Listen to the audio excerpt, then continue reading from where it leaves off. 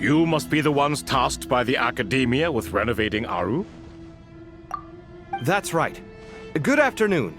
I'm Kaveh, and these two are Termezi and Naisaburi. Hey, I'll hate them! Come and introduce yourself! We've met before. This is Thoth, the Ibis King, and everyone knows these two. Afternoon, gentlemen. I've only ever seen these two in murals! Ah, the paintings in the temple. They show us chatting, playing cards, playing chess. Precisely the activities we most enjoy, funnily enough. No, only you enjoy playing chess. We were just humoring you. I wouldn't go that far. Back to the matter at hand. A preliminary assessment by the Academia indicates that this project requires expertise in various disciplines, including the deciphering of ancient texts, mechanical engineering, the restoration of ancient ruins, and elemental theory. The most capable minds in their respective fields are here before you. If there are no objections, we'd like to begin our work.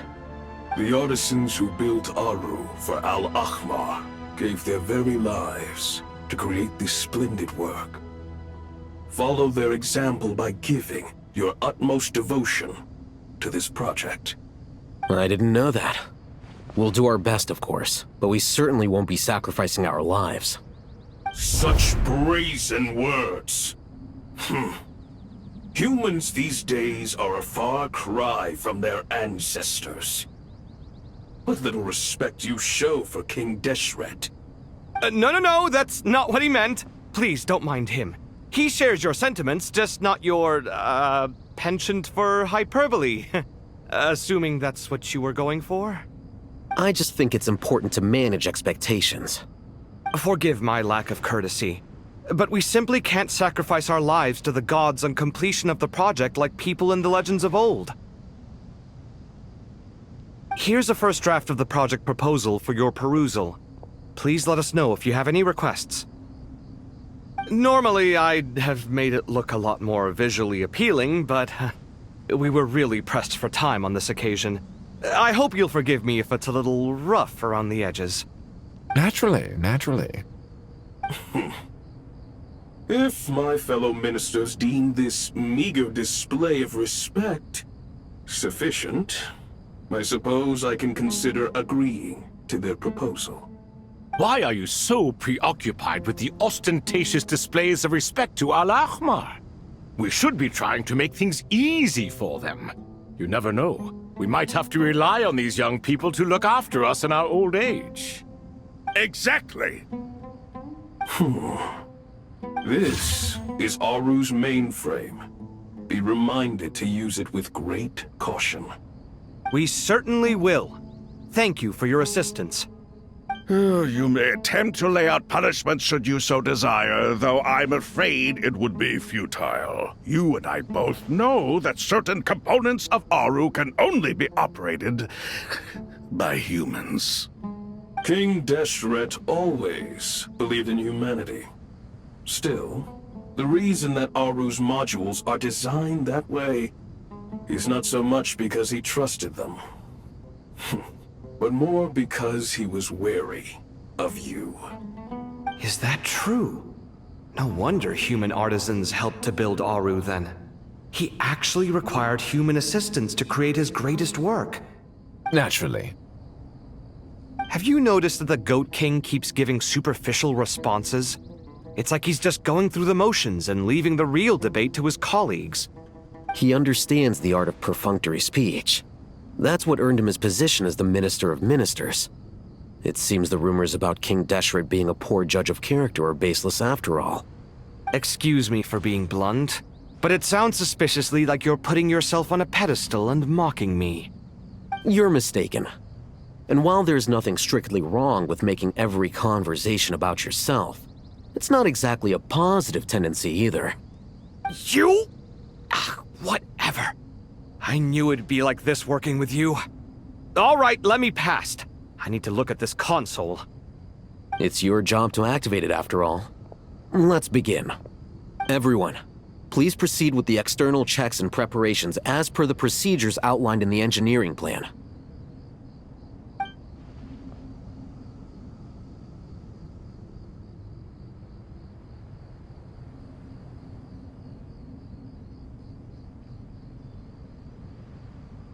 Hello there, youngsters.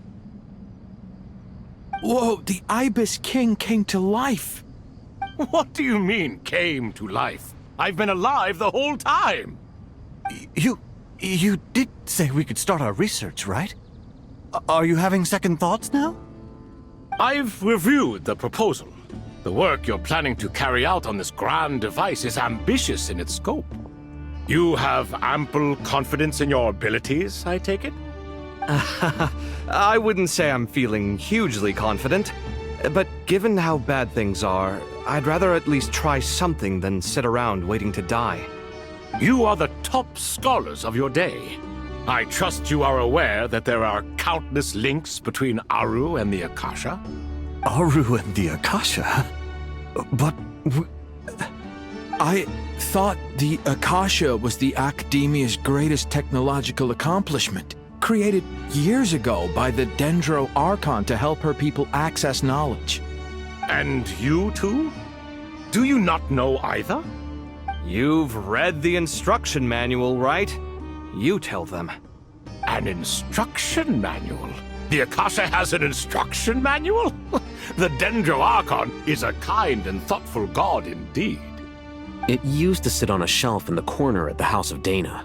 Not the most popular read. If the manual is to be believed, Aru was in fact the original inspiration for the Akasha System. what? But there are so few records about Aru anywhere. And practically none of the scientific expeditions into the desert had anything to do with it. Ah, but this is something you could not possibly have known. You may have heard many stories about the desert, but what is the most important aspect of history? Consider this a quiz. Anyone from Vahumana present? I'm from Vahumana. It's, well, veracity. Precisely. And a large part of veracity is the chronological order in which events occur. I may as well tell you. In the beginning, Nabu Malikata, the goddess of flowers, descended upon Sumeru. The glory of the heaven was within her. She brought life, oases, and knowledge to this land. Then she created the Jinn, enlightened them, and ordered them to serve her. Two other gods also walked upon this land where wisdom flowed in abundance, and the three met beneath the great green trees. It was the first and greatest alliance. We should speak with reverence of this covenant between the three, which transcended both time and life. For they promised that in Sumeru, wisdom would be shared with all. All the great changes in Sumeru's history began with the goddess of flowers.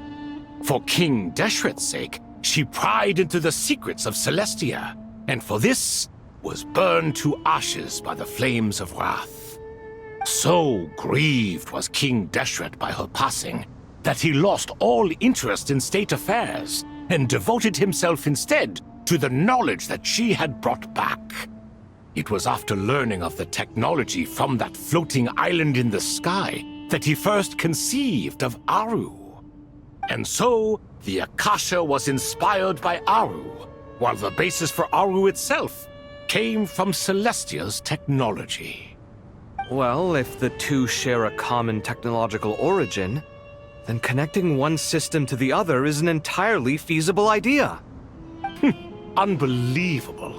Have you no reverence at all for celestial technology? No, I do, but there's no time for that. The schedule is too tight. Blame it on the deadline. Perhaps you could try coming up with our cutoff dates. You know what it's like having to turn around 5 different drafts in one day? I wouldn't wish it on my worst enemy. Yeah, also, Sir Ibis King, you don't plan on getting directly involved at all, do you? Yes, well, you strike us more as having come to give a popular science lecture. Or, wait, does this count as more of a first-hand witness statement?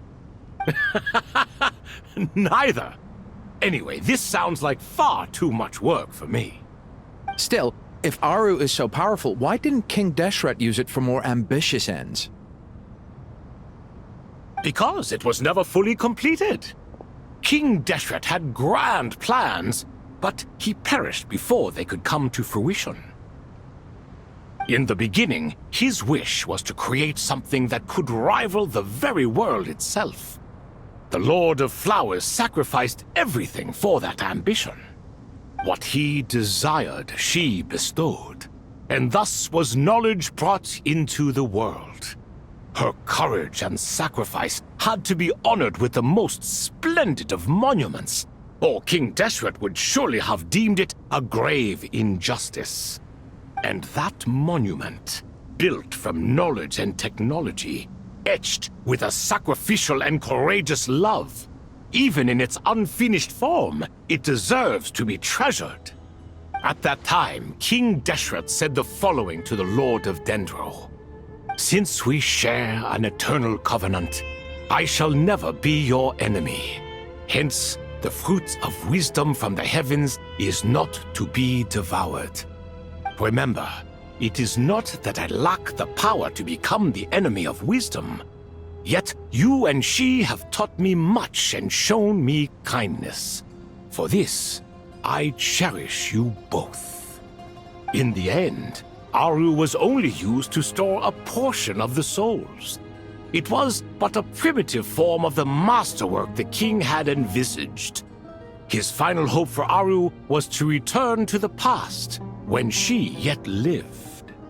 So the point you're making is, King Deshret was both powerful and ambitious, and he only ceased his imperious ways out of affection for the Goddess of Flowers and the Dendro Archon. You could see this as an act of mercy, but you could also see it as the sentiments that lay between these three gods placing constraints on him. This was, after all, the foundation of the alliance between them. This explains why Aru was both a prison and a monument, and why the answer to the three questions was time.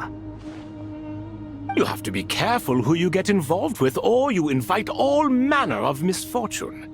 This is as true for gods as it is for humans. Love is the same. It is both a prison and a monument. All right, let us pause the story here for now. Seeing as you've been so diligent, I'll offer a little help. Who's in charge again? Is it you two? Ah, yes, me and him. Now then, close your eyes. Wisdom hides in the space between the tangible and the intangible. It is to convey the incommunicable through the simplest of mediums. By the power of King Deshret, I shall grant you a glimpse into the unseen secrets that lie at the threshold of existence.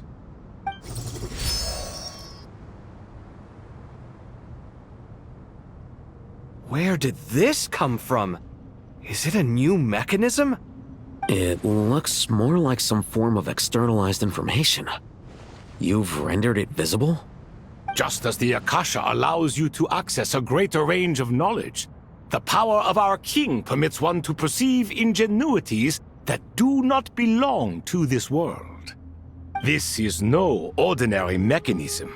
It reflects the internal structure of Aru. Whether you choose to increase or decrease, keep or discard. Come, use these to achieve the outcome you desire. Looks mechanical to me. Better let me handle it, just in case. But wait, how do I get up there? Turn around. So that's where the elevator is!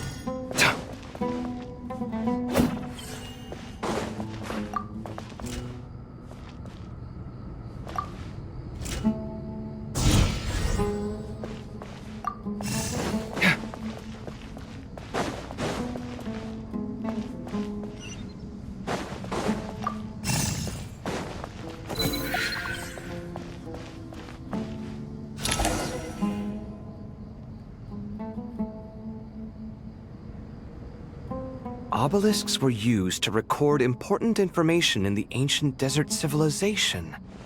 Hey, Alhaitham, there's some writing here I'll need you to decipher. I've sent it to your screen. Do you see it? Got it. It's a little blurry, but I should manage. Take a look and tell me what it says. Oh, and I'll send any other similar text directly to you from now on. Let's start with this one. It's a variant of an older script. Herein lie verses written for the Yellow Sands. Looks like cultural information from the age of King Deshret.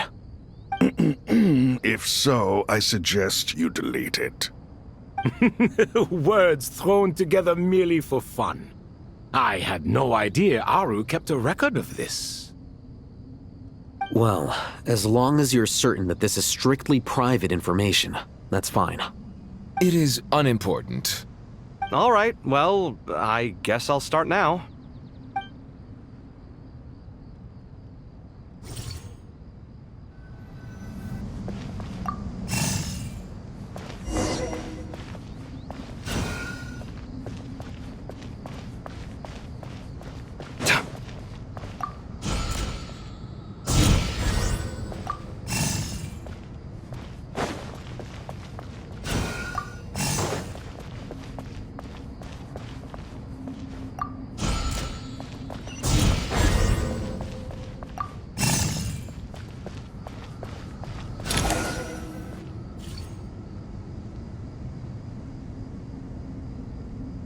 Found some more. Sending them over to you now.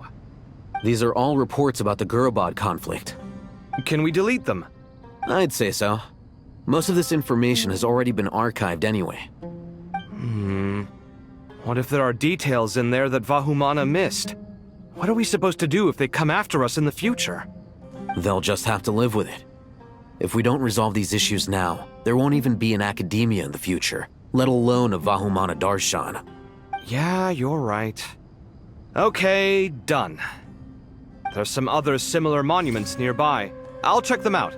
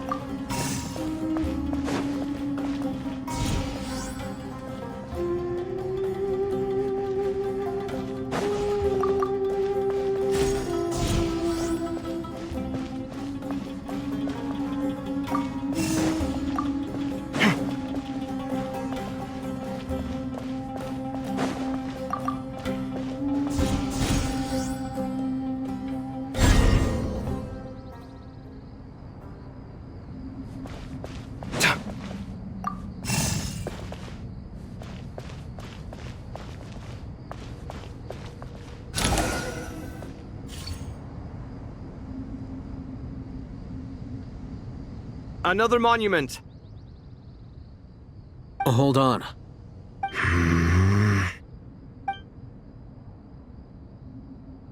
You're still reading it? How long is it? It records the development and governance of the Oasis civilization. Most of it concerns the Jinn, but it also contains records left by the artisans who built Aru. Is it important? Some of it. There was no way for me to read the whole thing in its entirety, so I had to rely on my intuition to pick the parts worth keeping. What about the artisans' records? What do they mention? They're speculations, mostly.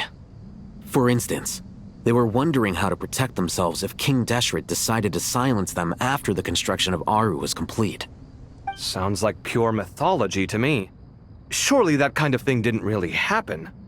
The records do emphasize that this was merely their conjecture based on various myths. Still, the artisans did leave details of their plans to survive, including blueprints for their escape route. Even that got recorded? Okay, well, I'll make a copy of this first before I delete it. Is that truly necessary? You won't be needing those. No, the blueprints are important. I want to keep them as a memento.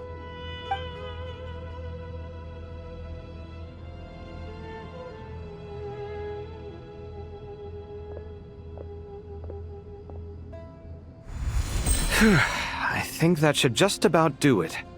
It meets the requirements of the contingency plans, so we should be good. I gotta say, it's the strangest feeling, this cross between reality and the intangible. It's like drifting between life and death, or in and out of a dream, using my own hands to manipulate illusions that are forever out of reach. Chasing dreams in the most literal sense. Definitely a novel experience. What happens if my spirit just floats away? That won't happen. Anyway, I wouldn't celebrate just yet if I were you. There's likely to be a phase 2 of this project. All right. I'd better keep my wits about me then.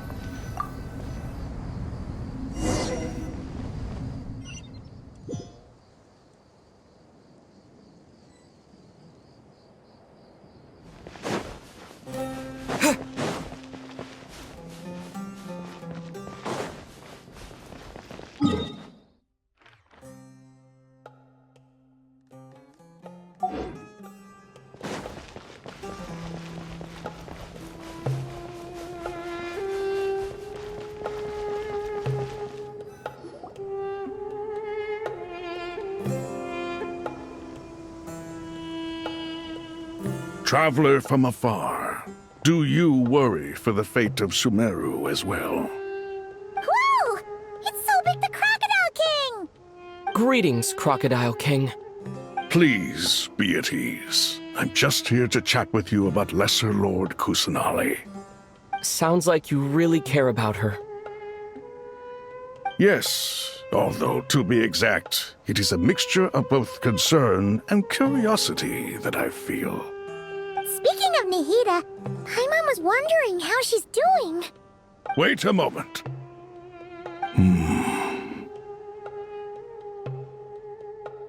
What is it? I tried calling out to a pep, but there was no response. This can only mean that she is focusing all her energy on taking care of Lesser Lord Kusanali. All the gods who served King Deshret seemed super surprised to hear that a pep agreed to help Nahida. Guessing she made a bad impression on you or something. Are you aware of the history between her and our king? Then you are learned indeed. I'm glad to know that Sumeru has the support of someone like you. At the end of his life, King Deshret tricked the Dendro Dragon into swallowing him whole, leaving her to bear the torment of his sins. The Dendro Dragon despised King Deshret, yet he outwitted her.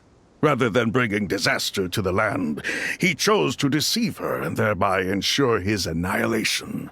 An act that surely displays his love for humanity. The Dendro Dragon stands for the glory of a bygone era. She hated Al-Ahmar and what he represented. All the gods, all the power they wielded. And so, her willingness to help the Dendro Archon through this crisis comes as a great surprise indeed. It makes one wonder whether, perhaps, the Dendro Archon assisted her in the past. Yep, Nahida did her a huge favor.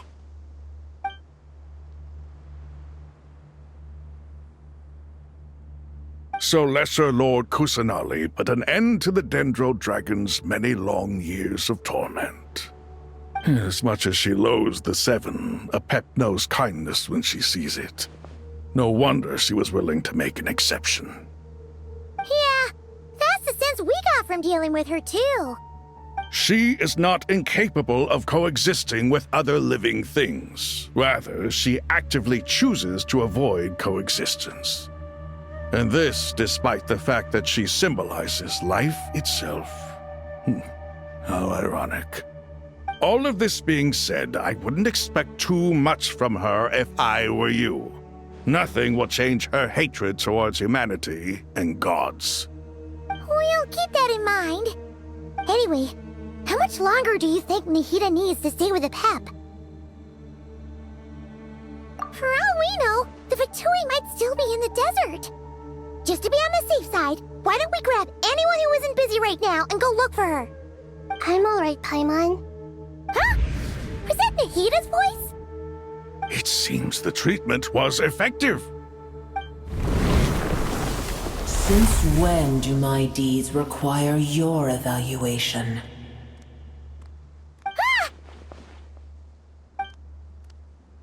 Here will do just fine. I had no intention of taking you any further. One ought not expect greater generosity than they have earned. You always hide your kindness away like an oasis within a sandstorm. Only those who make it through the swirling winds can know just how beautiful that oasis is, and how much hope it brings. You dare appraise my being? No, I'm expressing my gratitude. I want to thank you for sharing your precious life force with me.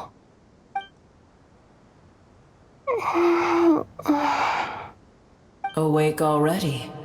You are more resilient than I thought. Pep. I feel much better. Thank you. Gods and their gratitude mean little to me. I would rather you give me your assurance that the situation with Irminsul and Sumeru's ley lines will be competently managed. If I suffer any ill effects from the ley lines, you, as the god of this land, will be held responsible. And you would not enjoy being held to account by me. I understand what you require, but I would assume this task even if you did not demand it. Sumeru is my responsibility. I must resume my duties as soon as possible. A farcical notion. God of Sumeru, I hope you realize how unextraordinary your strength is. And yet, maybe it is precisely what defines me. A god of wisdom is not meant to rule by force. Then hold steady. We go forth. Well, I'll be. Is that a pep? Do my eyes deceive me? Of all places, the Dendro Dragon has decided to visit the mausoleum of King Deshret? I see that after all this time, El Ahmar's menagerie of ministers remain as vile as ever. It's a pleasure, Dendro Dragon. Had you arrived but a little sooner, you might have attended a meeting of the Seven Pillars. What a nauseating thought. You are not the first insects I have had the displeasure of dealing with today. A swarm of them tugged on my tail on my way over. Goodness knows what hovels they crawled from. Why do all the creatures of this world remain so lowly after all this time? What did you do with them? I cast them away. What would you have me do? Keep them as trinkets? Boer, this is where we shall part ways. To be clear, I do not wish to see you or anyone else here ever again, unless absolutely necessary.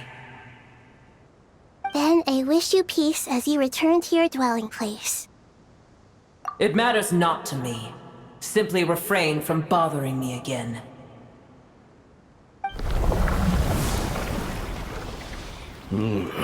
A force to be reckoned with.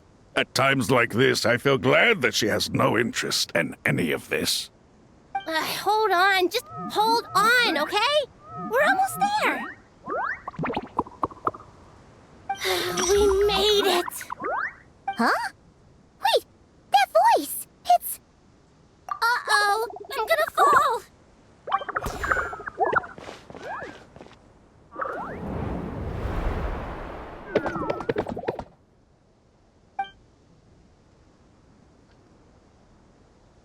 Well, that's a relief. A pair of safe hands indeed. The Dendro Archon's familiars. They are the last thing I expected to see here. Huh? Wait, what are the Aranara doing here? Don't you guys hate the desert? Obviously I was worried about the Dendro Archon. I've been supporting them with my Pari powers the whole way here. Oh, you seem pretty nervous. Is it because there are too many people around? Not just people. It's all these non-human beings, too. It's hard on them. I can't believe you made such a long and dangerous journey just for my sake. I appreciate your support so much. Thank you all. I'll have to ask everyone to wait while I help our new arrival settle in. Once I'm done, I'll gather everyone to discuss our next steps. Traveler, Paimon, shall we find a place for our friends to stay? Awesome! Let's go! Well, first I have some questions.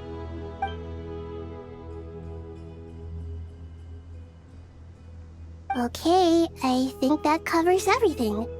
Thank you. We can get going now.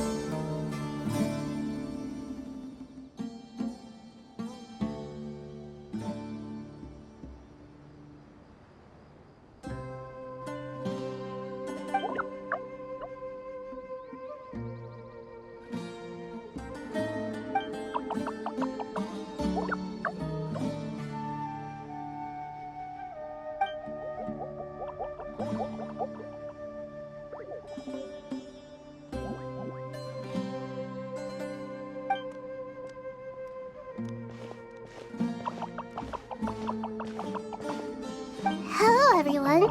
It's only us.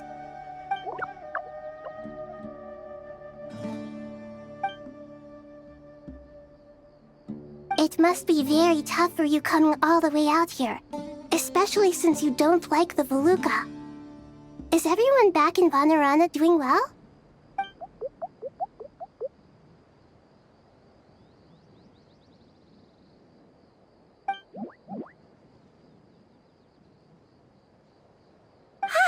Everyone's here.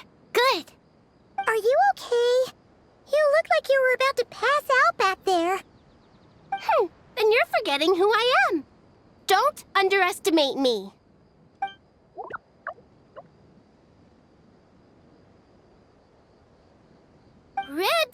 Oh, excuse me! Are you comparing me to Paimon?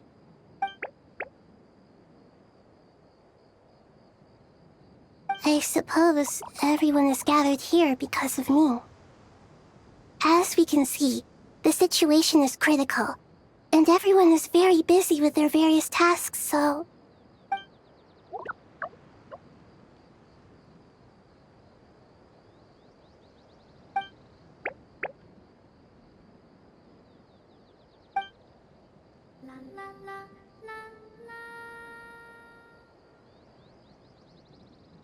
I can't thank you enough. Right now, we're focused on restructuring Aru, processing excess information, and helping restore everyone's confidence. I'm sure you'll find it all very straightforward. I can help too. Just let me know where I'm needed.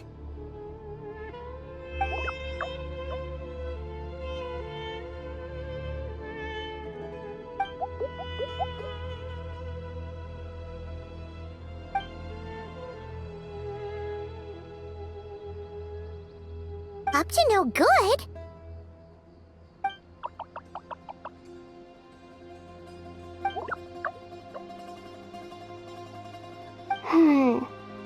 That definitely sounds suspicious. Traveler, Paimon. I have other work to attend to here that needs to take priority. Could I trouble you to investigate the situation Arabalika spoke of? No problem. Leave it to us. Thank you. I'm counting on you.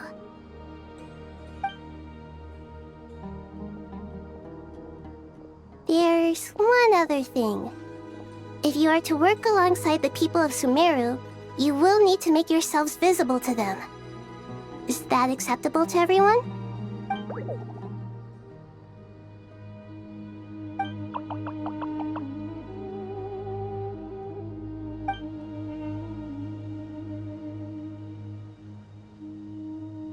There's nothing to fear. No one here will hurt you. But if you do feel afraid, don't worry. Just call my name and I'll be there. Very well. Now, I shall bestow a small blessing upon you all. Whenever people see you and interact with you, from the moment their gaze meets yours, they will experience the most beautiful of dreams.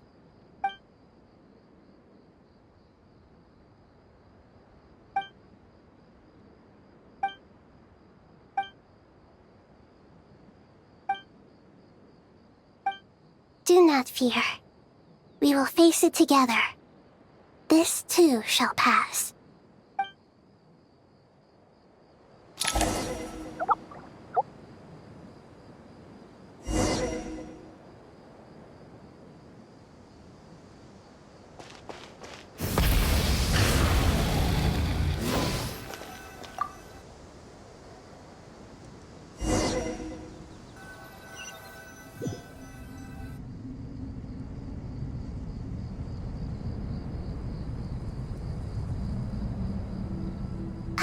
Everyone's here. Wonderful. Dendro Archon, you're back. Are you recovering all right? You mustn't push yourself too hard. I'm doing very well. Thank you for your concern.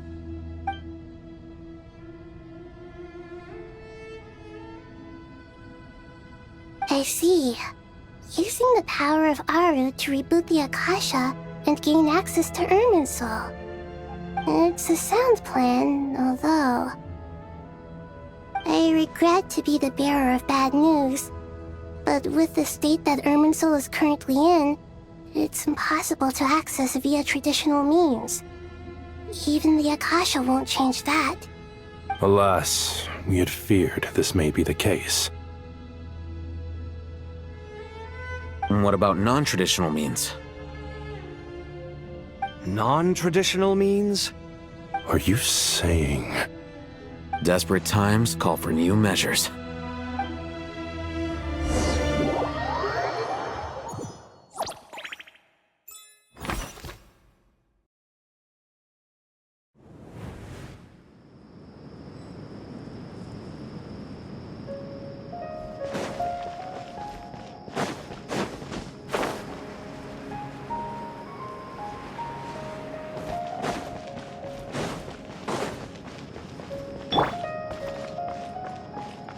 Rises.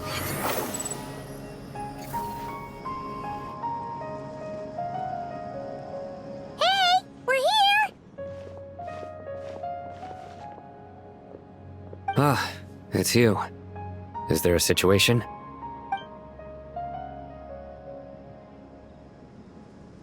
The Aranara have good intuition when it comes to people. In other words, there may well be a traitor among us. Given everything that's going on, I'd be more surprised if there wasn't. Miss Nefer, as a professional intelligence broker, I trust you have a solution? Not one that I'm willing to volunteer. What's in it for me? Let's say I'll treat this as a pilot project aimed at expanding your intelligence operations. Whatever business you're in, an avenue to demonstrate your abilities could never hurt. I like the sound of that. Glad we're on the same page. Given that you rarely set foot in Sumeru, practically no one at Caravan Rebot knows who you are. I take it you've read the files on everyone in the area? Yes. I also skimmed the list of evacuees. and are more or less up to date on where everyone stands. Any initial suspects? Limiting the scopes to males whose recent activity could be viewed as suspicious. I've identified 3 names. The Aranara saw 2 people talking, but currently we only have 1 suspect. The other person was probably just a messenger, and in all likelihood has already left Caravan Rebot. Everyone is heading for the desert per the evacuation order. Anyone willing to turn back at this stage is almost certainly with the Fatui. There's no way it was a spur-of-the-moment decision to act at a time like this. This spy must have been planted long ago. We need to smoke him out from wherever he's hiding. Sounds like you have the beginnings of a plan.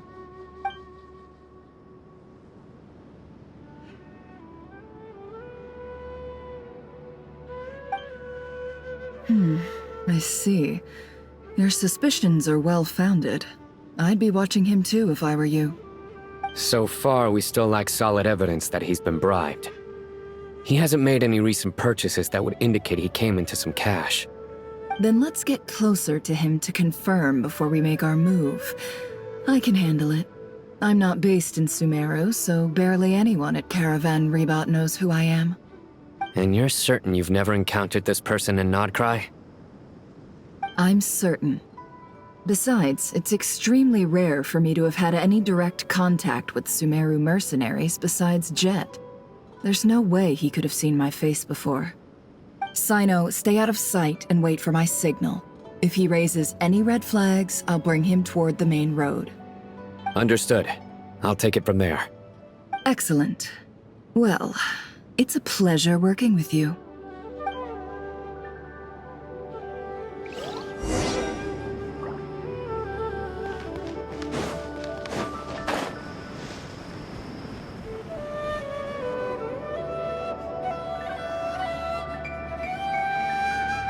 Darker skin, scars, frequents the desert and has ample combat experience.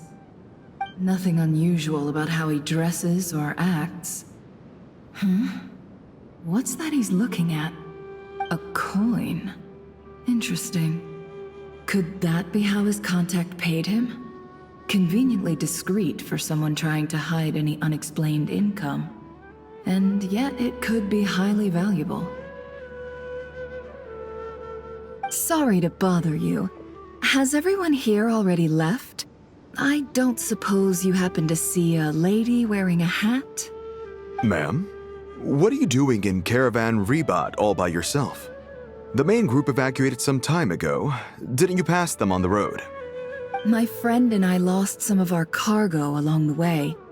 I didn't want to miss out on potential business, so I told her to go on ahead and meet the client while I retraced our steps. I didn't think it would be so late by the time I found it. And then there was a terrible sandstorm. I guess I must have taken a wrong turn, because I didn't see any large groups on my way here. Forgive me for asking, but just to be on the safe side, could you describe this friend of yours? Sure. She has blonde hair, and she was wearing a hat and a white dress. You'd definitely know if you'd seen her. Yes, I think that does ring a bell. Ah, my apologies.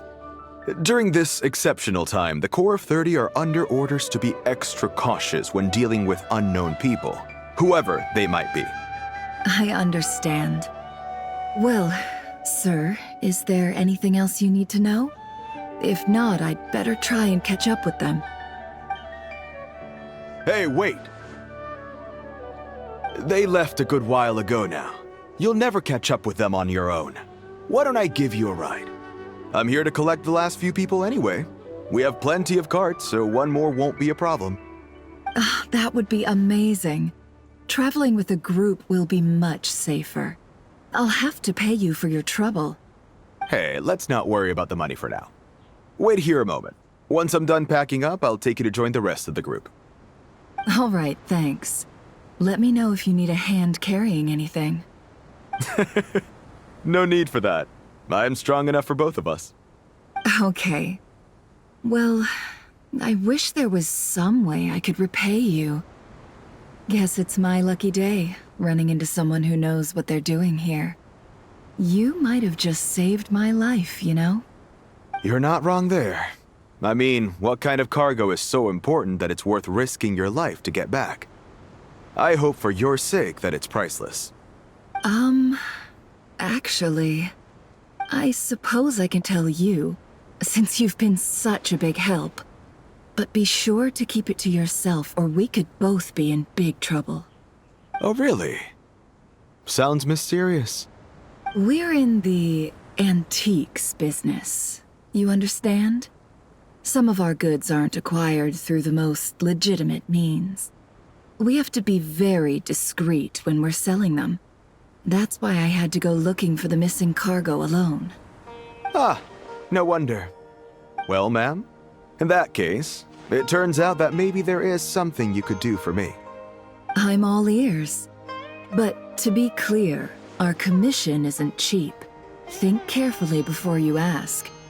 We don't want to ruin our relationship before we even hit the road. I'm sure that won't be a problem.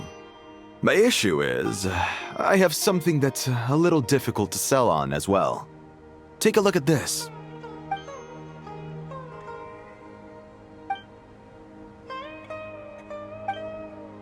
Pure gold. That's quite something. How'd you come across it? Dig it out of some ancient tomb? If you look hard enough, there are many treasures to be found in the mausoleum of King Deshret. It has no distinct Snezhnayan markings. That'll be why he's going with that story. And he clearly doesn't want to arouse suspicion, so he's on the lookout for an opportunity to make a quiet trade. Surely you have an existing business partner. Won't they take it off your hands? I hope I won't be attracting the wrath of my competitors by helping you sell this. The shop I used to work with is having cash flow issues at the moment after losing some money. I'm under enough pressure as it is without having to deal with them. On the off chance anything went wrong, I'd never get my money back. I understand. Gold is the last thing that traders with cash flow problems want to see. Well, in that case, I think we can work something out. As it happens, I'm just about done packing. Shall we make a move? Sure. Let's walk and talk. This evacuation was a huge operation. They needed a few people to stay behind and tie up loose ends. And I ended up being one of them. You're lucky you ran into us in time. I certainly am. I don't know how this happened. One thing led to another, and look how it ended up. I just hope our client doesn't get spooked and cancel their order. Fingers crossed. But either way, life goes on, and we all have to make a living somehow.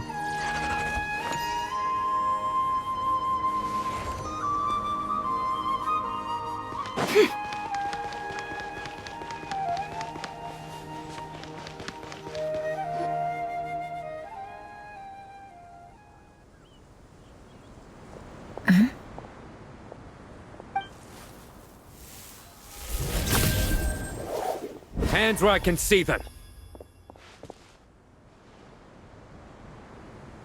General Mahamatra! No, wait! What are you doing?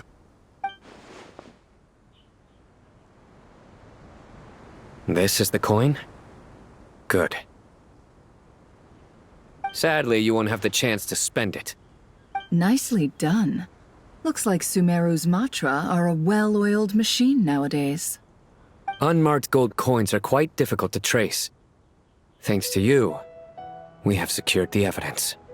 Here's what's gonna happen.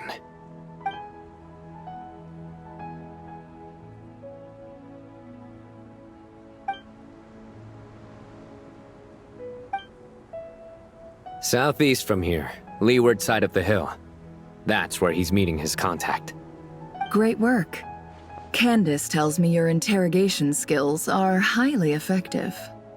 Hers are quickly catching up. She's improved a lot in recent years. Looks like it's over to you for the next step. Because I'm quickest on my feet? Because you know how to trail a target. Plus, it'll be easier to monitor their activity from the air. Fine. I'll be quick. One more thing. The Traveler just brought a message from the Dendro Archon. Once you're done with this, we're to meet up at the mausoleum of King Deshret. Got it. Will do. Are you sure you'll be okay on your own? Gee, I don't know. Maybe you should come with me. Okay. Then Paimon's coming with you. Really? You do know this is a stealth operation, right? Meaning, you have to be quiet? Paimon, are you sure about this? Well, Paimon at least wants to give it a shot. Like everyone says, if you never try, you'll never know. Besides, being the best guide in Teyvat has to count for something. This should be a piece of cake. Fine. Join me if you want. But be warned. If anything goes wrong, I'll have to gag you and shove you into a bush. No need! Paimon will be super careful. Promise! Good. Then what are we waiting for? Let's go. Ah! Coming! Coming!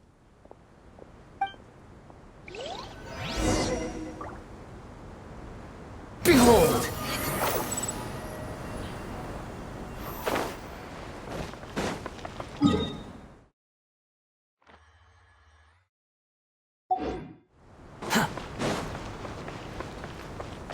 Squall Fury!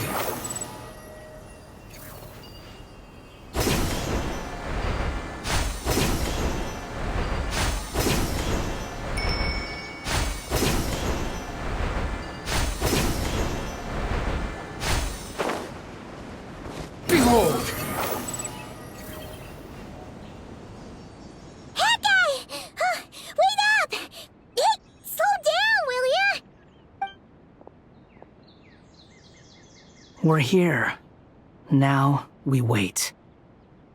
Okay, yeah, cool. Cool. What's on your mind, Paimon? Huh? Nothing? I thought all you cared about besides being a guide was food and sleep. Why the sudden urge to go on a dangerous mission? What's that supposed to mean? Paimon's been on plenty of dangerous missions before. But never on your own. You hardly ever leave the Traveler's side.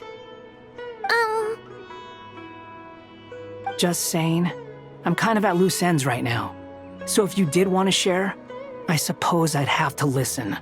If not, suit yourself. Makes no difference to me. Hat guy?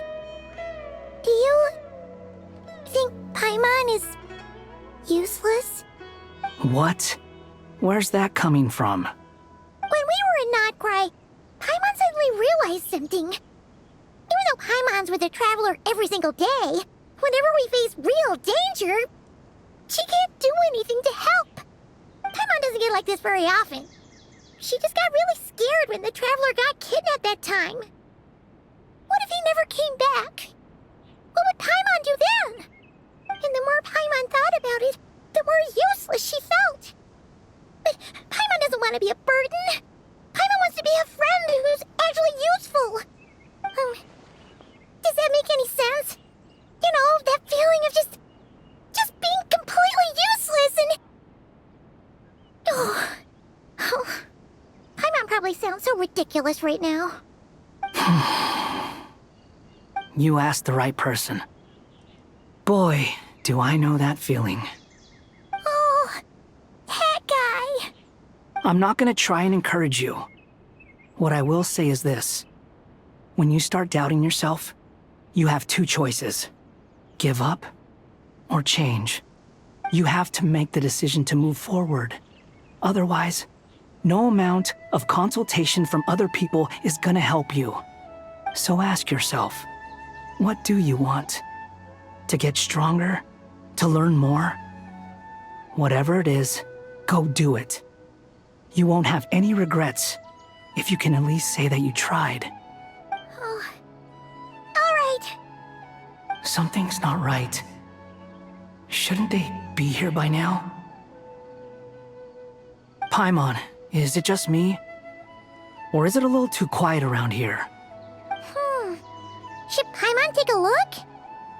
We'll give it another hour. If nothing happens, we head back. Okay.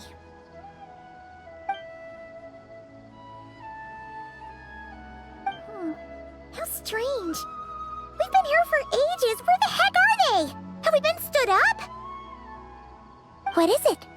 Did you think of something?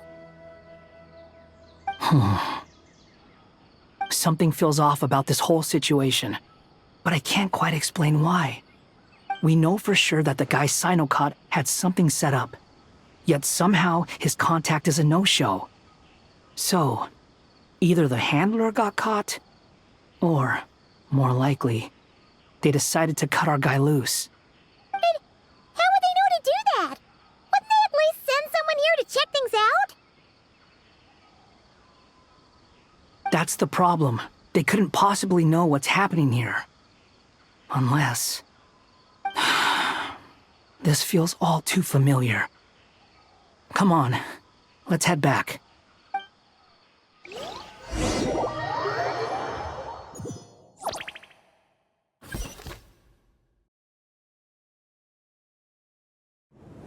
Even though this isn't a formal meeting, I'd still like to start by saying how grateful I am to each and every one of you. Thank you all for coming here and standing by our side. Shesipank and Bennu are currently assisting the scholars with the maintenance of Aru. Please forgive their absence. As for Hermanubis, may he rest in peace. We remember him with great fondness. There have been times when I imagined what it might be like to meet you all. Now that it's really happening, I feel quite emotional. Time has taken many things away, but that which remains is all the more resilient. I must say, there is one thing that rather surprises me. You appear to be in good spirits, Lesser Lord Kusanali. But even so, I can sense that the life force given to you by the Dendral Dragon has far from fully resolved the problem of your vitality. Oh no! So even Apep's power didn't work? Don't worry, Paimon. It worked very well indeed. The issue is how closely I am tied to Irminsul. Until the problem with it is resolved, there is no way I can fully recover. Sumeru has undergone tremendous changes during your absence. When gods pass away, inevitably, people's faith in them grows weaker. You must have sensed it already. Your power is not what it once was. Regrettably, this is true. I too have grown weaker due to the effects of Irminsul. Right now, we're all in quite a sorry state. Then what do you suggest? We take all the help we can get. Sumeru is our shared home. You and I, gods and humans alike. We must unite all our strength in this moment. Though Al-Ahmar is no longer with us, the alliance between the three gods remains in force. Regardless, as subjects of our king, we have a responsibility to support Sumeru through this catastrophe. Not to mention that it was the people of Sumeru who released us from this prison of Aru. Times have changed, and the people of today possess greater wisdom than those of the past. You really know how to give a rousing speech, Goti. Now then, let us learn more about your plan. The brightest minds of the Sumeru Academia are busy opening and renovating Aru. They claim it has something to do with Irminsul? Correct. Irminsul has existed in Teyvat since the very beginning. But during the Age of the Dragons, it did not possess the significance it holds today. After the heavenly principles arrived, the power of the Light Realm was divided into elemental energy, and Irminsul was refashioned as a device that records and preserves all information. Since then, everything in this world has been inextricably linked to it. As the Dendral Archon, I have a duty to protect Irminsul. To Sumeru, it is both a national treasure and undeniably a major threat. Teyvat has seen many upheavals in the last few years. The most recent of these was a major crisis in Notcry, which forced Sumeru to be even more vigilant than usual. I made sure to monitor all the pathways through which an outsider could potentially transmit themselves into Irminsul. But despite my efforts, a major problem still arose within. I still believe that someone has actively invaded Irminsul. But rather than taking any of the pathways I referred to, the intruder chose instead to utilize the most direct route, and the only one that cannot be protected against, by entering Irminsul through death. I see what you mean. You cannot simply stop all deceased souls from returning to the ley lines because of a potential invasion that could occur at any time. That's right.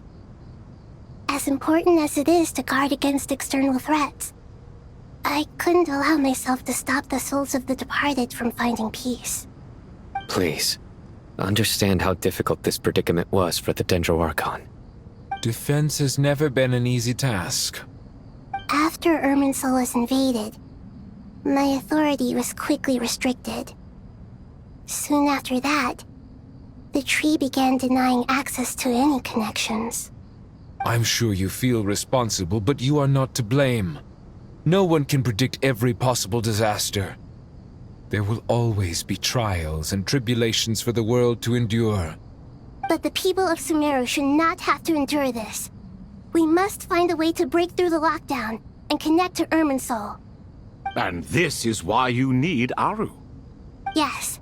The only thing in Sumeru capable of rivaling Irminsul in terms of overall function and performance is Al-Akhmar's legacy, Aru.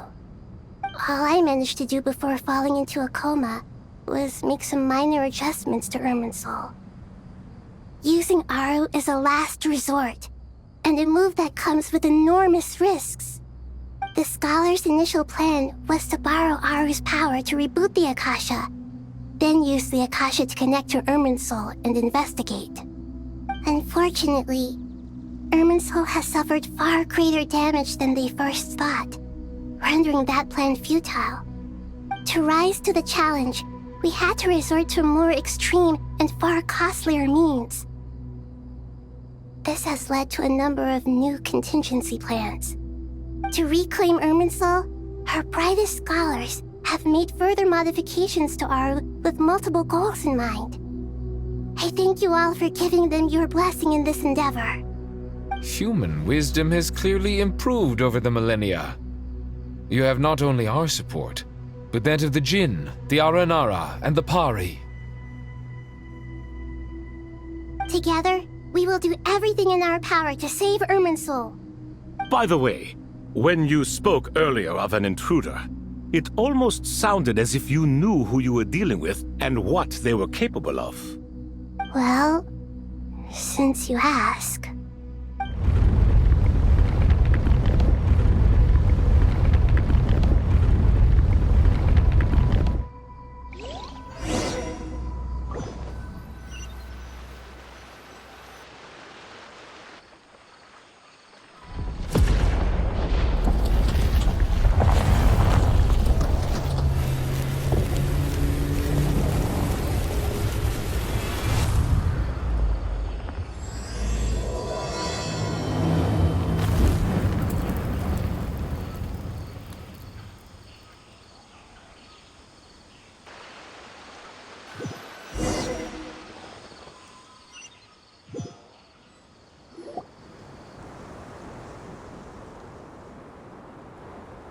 Master Tainari! What is that? Is this Irminsul? How did this happen? What's going on inside? Luckily, we managed to evacuate everyone. What in the world was that? That was terrifying! Oh my. I understand now, Dendro Archon. You make yourself quite clear indeed. Not once over the millennia has Irminsul been so terribly afflicted as this. Please continue, Dendro Archon. Irminsul's root system is what comprises the ley lines. In the past, it has always been hidden away, going unseen by the general populace. But now, an evil intruder is making it reveal itself. It has become a tree of unbridled greed. A clear sign that a deranged experiment has advanced to a new stage. Blasphemy. From where I stand, an experiment in the name of blasphemy sounds rather improper. But if we are to honor Dottore's will, this is what we must do. The birth of this tree proves to me beyond doubt that this incident is connected to him. But to explain the situation in full, there is someone I need to tell you about.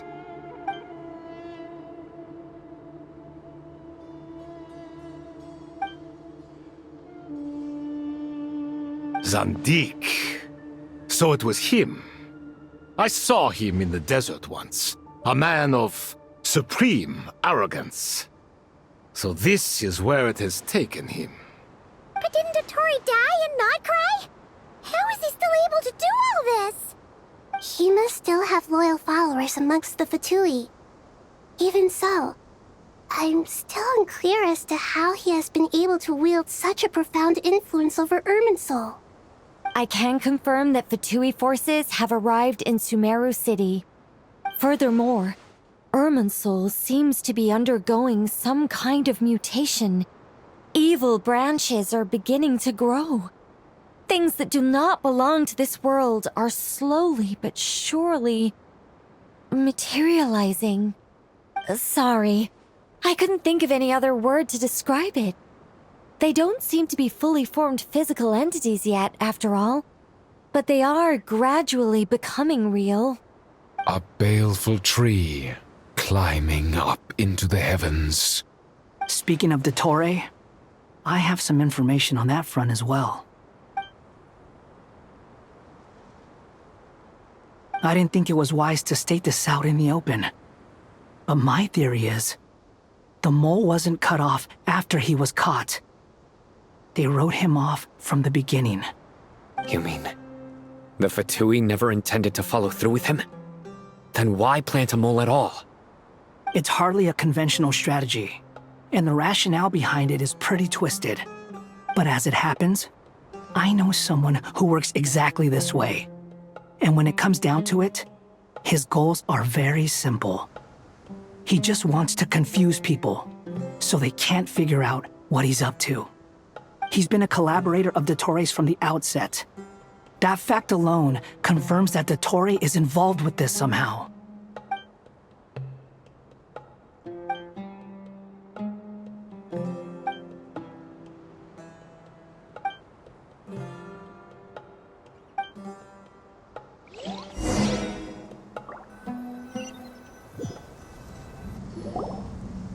There is still much to be done. Everyone, please remember our core strategy. As per the discussions, the following groups must act immediately. Mr. Alhaitham and Mr. Kave, the next phase of the Aru renovation project must begin right away. Godspeed to you both. We'll give it everything we've got. The plan looks feasible, but the implementation will require certain resources. General Mahamatra Sino and his team will help to procure the materials required for modifying the terminal. No problem. I've already spoken with Sethos and Hat Guy, and they've agreed to assist me. This kind of thing is best left to the fleet-footed, right, Hat Guy? If it's efficiency you're after, we're the right people for the job. Following up on the elemental energy amplifier we discussed, Ms. Dory, I assume you're the one most familiar with the status of this project. Aside from the Dendro Archon, of course. Yep, that's right. Leave it to Lord Sangama Bay. Got it. Well, I'd like Madame Farazan, Kale, and Nicole to support Dory on the technical side. You can count on us. Will do. Rest assured, I'll take good care of Kale. Dia, Candace, and Nefer, you'll be in charge of negotiating between the various parties. I trust you remember our goal. You bet. We can handle it. Good. I believe that covers everything. Tainari will provide ad hoc support as needed, if that's okay. Poor Tighnari. Must be tough being Nephis' student. Getting bossed around all day, every day. Hey, don't try and drive a wedge between us, you old rascal. All it says to me is that Master Nephis has faith in everyone's abilities. While I'm nominally here as backup, I doubt there will be many situations where my help is needed. Exactly. Finally, Traveler, you and I will head to the border between Sumeru and Natlan. Once that task is complete, I'll be asking some of you to accompany me to the Eternal Oasis. The Eternal Oasis? I thought that was just a legend. So it does exist after all. Regarding your trip to Natlan, under normal circumstances, a meeting between our two nations would be a far more formal affair. Unfortunately, Sumeru is all but completely cut off from the outside world at present. So regretfully, we won't be able to give the Pyro Archon Mawika the grand reception that she deserves. My apologies for the inconvenience. No point putting too much pressure on yourselves. That goes for everyone. Right. Especially you, Dendro Archon. I'm sure you're still feeling quite weak. Don't worry about me. The Dendro Dragon's life force will sustain me. Plus, we'll be there every step of the way. Nahida will be just fine. Yes, I believe in myself. And I believe in every one of you. Well, time to get going.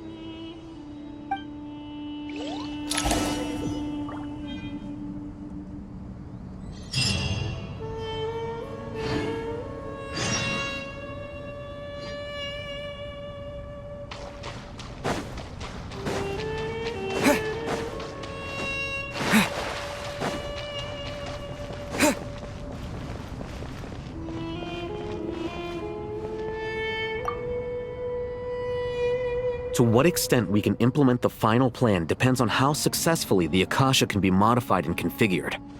And to make sure the configuration works, Aru will also need some further optimization. Yeah, no surprises there. Once we roll this out, any Sumeru citizens who already have Akasha terminals can simply continue to use their existing devices. This still leaves us with a significant equipment shortage, though. Many groups of people were never issued Akasha terminals, including mercenaries, the desert folk, and many others. We'll need a supply of rare materials for the renovation of Aru and the production of new terminals. Right now, the best place to source these locally is from the primal constructs within King Deshret's mausoleum. Time is not on our side here. It's gonna be a race against the clock. The Aru merge and renovation project will have to be carried out by you two. Everything's riding on this, so failure is not an option.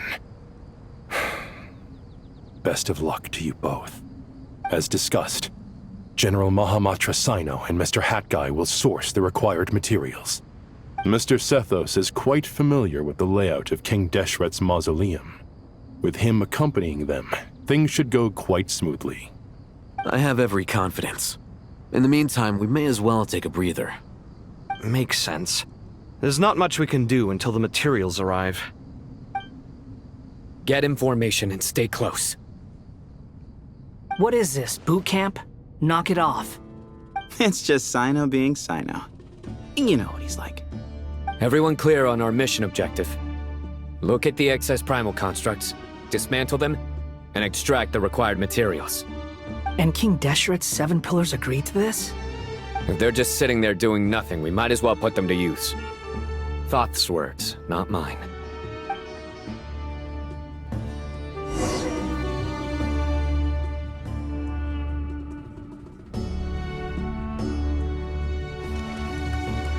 Your sins weigh upon your soul. Their penance is due. Squall Fury. Unsightly insects. Move or be moved. Give me some space.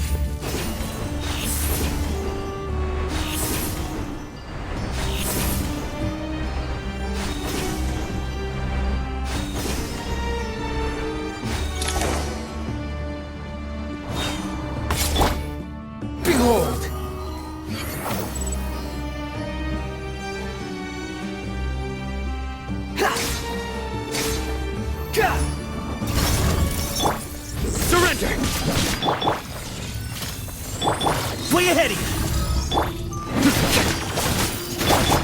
Squall Fury!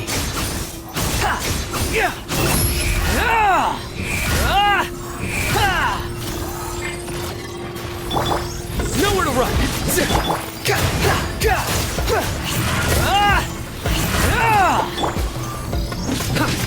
Futile! Excuse me?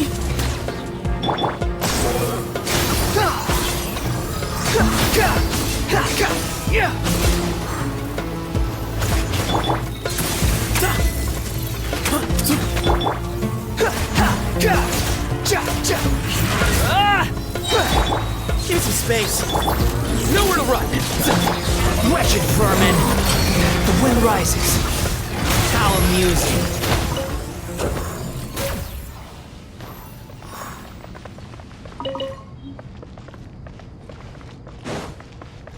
Behold!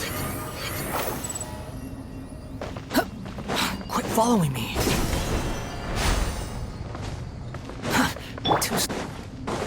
Futile!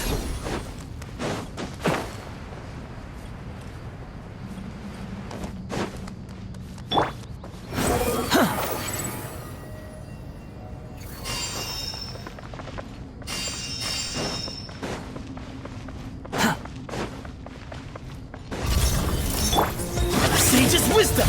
Excuse me? Surrender! The wind rises.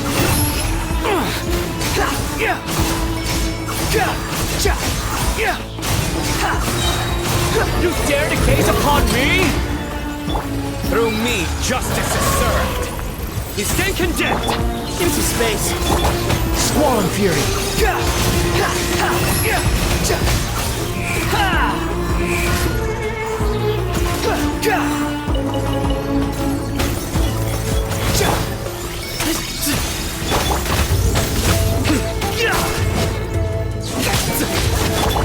Move or be moved. The wind rises.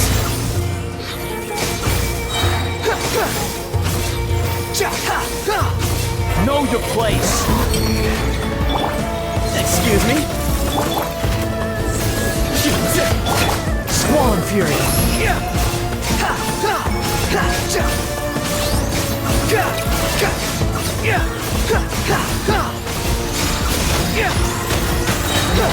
Unsightly insects! Your sins weigh upon your soul. Your penance is due. These devices should still be usable even though they're broken down. Let's take them back for the others to review.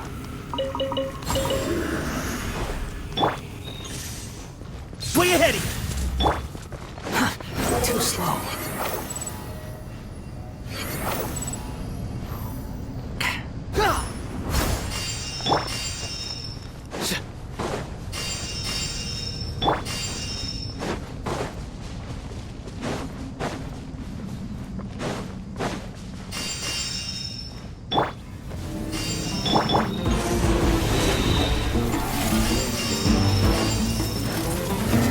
Excuse me? Nowhere to run! Behold!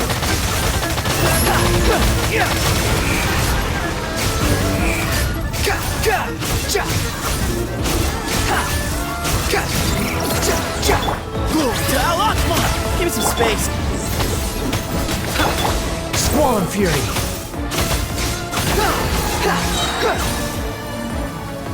You dare to gaze upon me? Excuse me? Futile! Move or be moved! Through me, justice is served! Behold!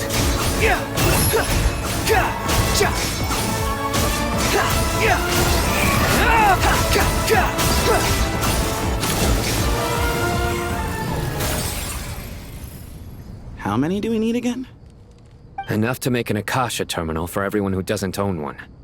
I remember you telling me how revolutionary these Akasha terminals were. You've used one before, right? The Academia declared the Akasha to be the most powerful and comprehensive wisdom dissemination system in history. That should give you an idea of how powerful it is. Certainly sounds impressive. Neither Hat Guy nor I have ever had an Akasha terminal.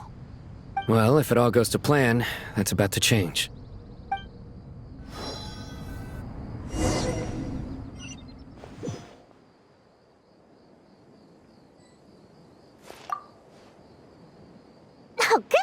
Thank you so much for handling the delivery. What a long way it was.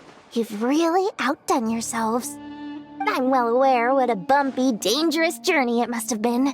Now, I would have loved to oversee the process myself, but of course, those of us who know the plan can't leave the mausoleum. Oh, trust me, I'm patting myself on the back for my assembly work here. Simply flawless work. But will you really be needing all of this? According to our plan, yes, this is the quantity required. I have no complaints about the quality either. Only the price. So expensive. I heard you covered a lot of the funding out of your own pocket. Oh, that's an exaggeration. The academia provided most of the funds. I just offered a small token of my goodwill. Of course, the real tragedy is how little profit I'm making on this.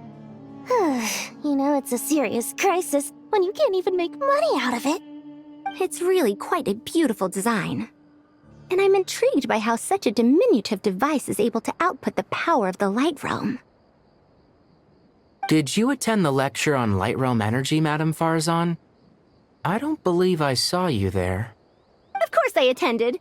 I was just a little late, so I had to listen to the whole thing from outside the back door. Anyway, I have a perfectly good understanding of Light Realm, elemental and abyssal energy, as well as the relationship between the three. Good to know. Master told me in private that the conversion process between Light Realm energy and elemental energy involves highly classified knowledge that shouldn't be disseminated too widely. But even so, the scholars still shared said information. Well, you can't enforce a rule that everyone breaks. Is that the idea? At first, the Dendro Archon was reluctant to explain it in great depth for safety reasons. Later, she came to terms with it, and simply informed my master that we would all have to face the question of survival together. To protect someone from such dangers means keeping them in the dark, but for someone to know and embody the wisdom within, they must understand its very essence. It's an information hazard. We're exposed to danger just by knowing the facts, and just like bait, it lures us in by offering us the solution to our problems. But if you're not careful, you'll end up pursuing it down a dark path. A tricky problem. But today, this big problem has been broken down into many smaller, more trivial ones. What do you mean? I get it.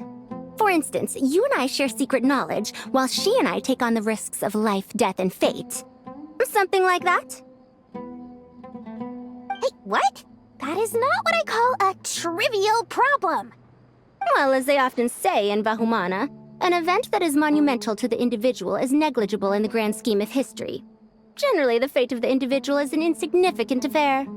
Being from Amorta, where the subject of our research tends to be a lot more personal, I have to disagree. It's hard to dismiss the individual as insignificant. In other words, the big problem of survival has been broken down into many small, interconnected factors, and each one of us represents one of those factors. When the same secret is shared with a group of people, the same fate binds them together. Most people would find this unimaginable, but to us scholars, this is the path that has always beckoned to us. Sharing knowledge is a good way to fight against fate. I will always believe in that. All right, I think that's everything. Thanks a lot. But don't go anywhere just yet. I'll still be needing you to calibrate the equipment.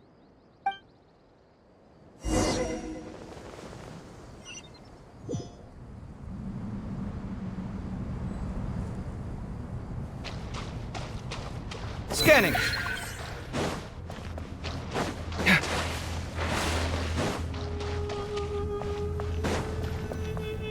Come at me.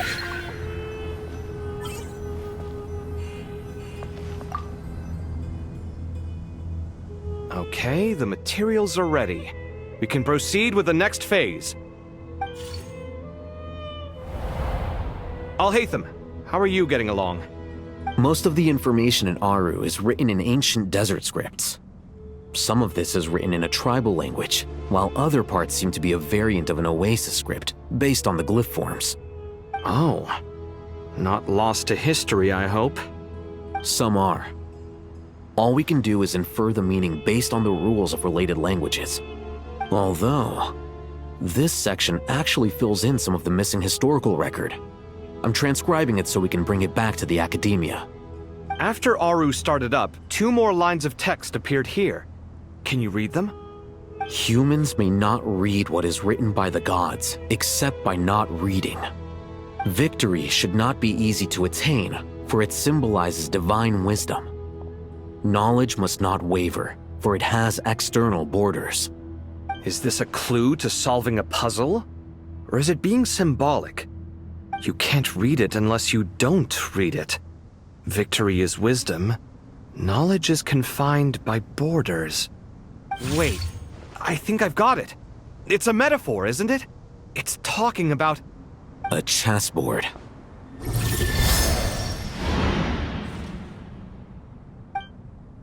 You were right. The youth of today are skilled at solving riddles. Have the secrets buried in the desert not been unearthed over the years all the same? Since Aru is a place reachable through wisdom, this day was bound to come sooner or later. Oh, I've always been against overly cryptic sentences. Don't you get tired of reading and writing all that? Ah, it's you 3. Just in time. We've been delving deep into Aru, and now this board has appeared. I've heard this was how you'd while away your free hours. You must be quite the experts by now in that case. It is true. King Deshret's chess games are some of the most well-loved of all his wonderful creations. If you have ever been to Safhe Shatranj, you may well be familiar with the chess pieces you see here. Is this chessboard supposed to be another visualization of the interior of Aru, then? Naturally. Visitors, everything is ready. Only by completing the challenge on the board in accordance with the rules will you be permitted to overwrite Aru. 1 second. It's not dangerous, is it? Dangerous? Why, yes, of course. I should be the one to go, then. Wait for me here. Sounds like the self-confidence of our present company has rubbed off on you. Don't be ridiculous. I'm your upperclassman, and that means I have to look out for you.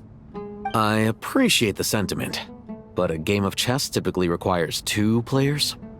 Besides, I'm sure they won't let things get out of hand. Keeping things relatively safe is in your best interest too, isn't it? Fair enough. I mean, you guys are controlling the difficulty, so please don't go too hard on us, all right? Ah, but Bennu said he wanted to put some respect into these whippersnappers. All right, all right. Thank you. Obviously, we'll still try to be careful. This doesn't seem like ordinary chess. Is the goal to defeat the opponent? No, you must enter the board and pass the trials we have placed there. Ready? Let's do it.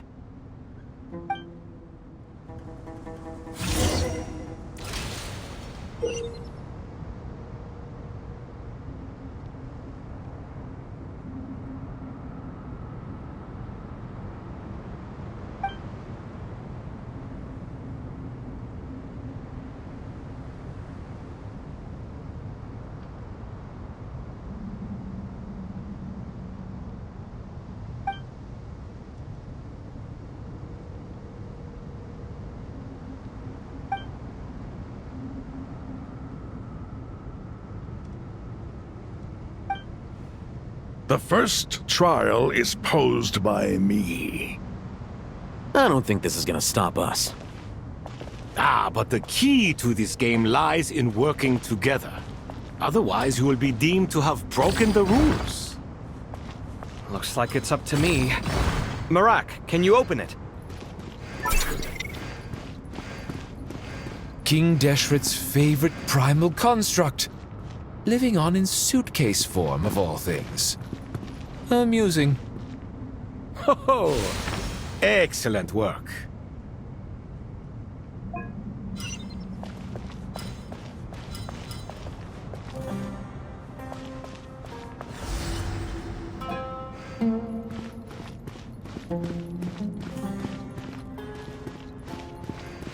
Now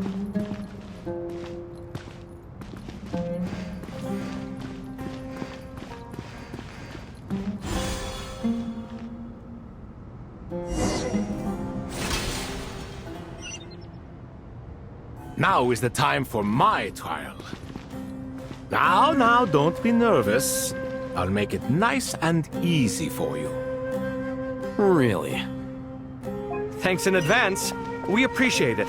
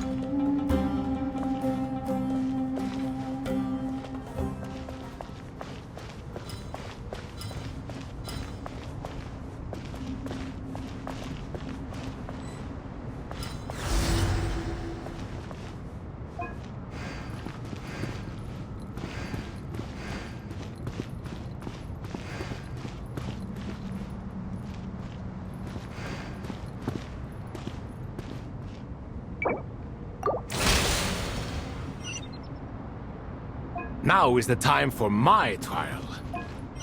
Now, don't be nervous. I'll make it nice and easy for you. Really? Thanks in advance. We appreciate it.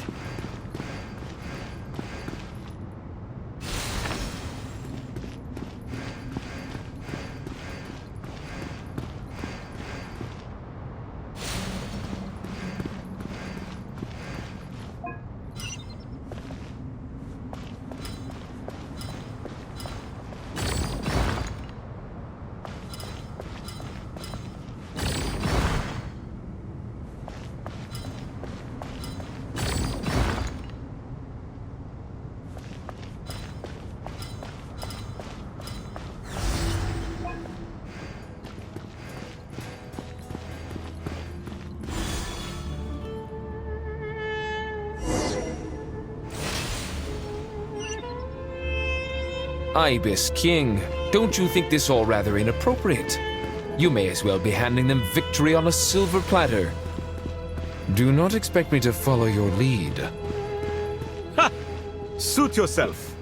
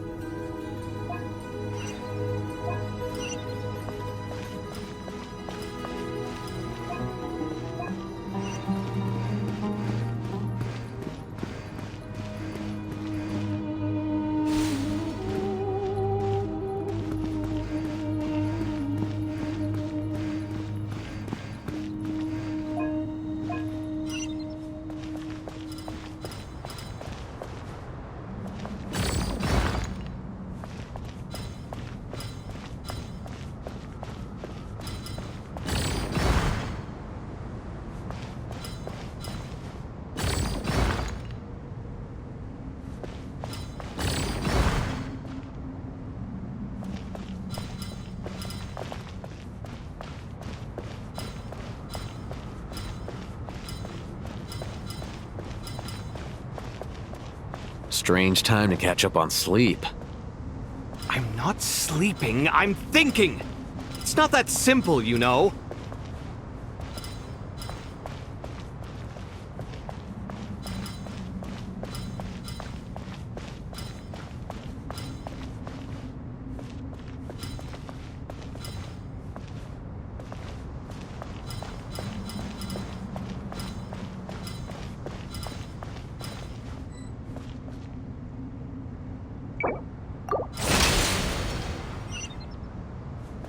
Ibis King, don't you think this all rather inappropriate?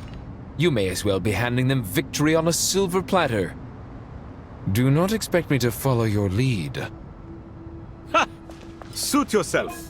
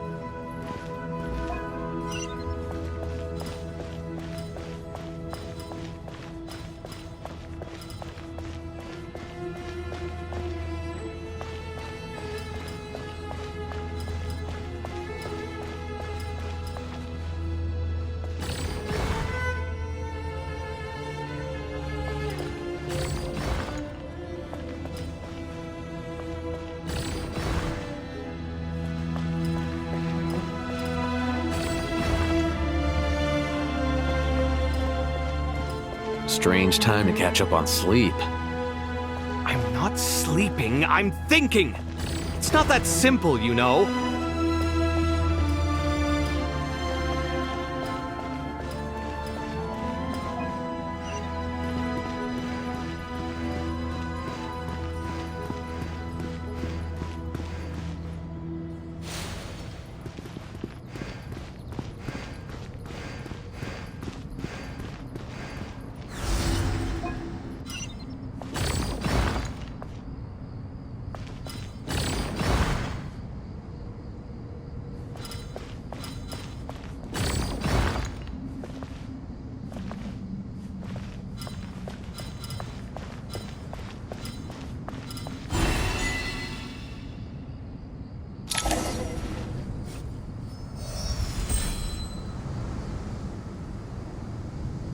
Done.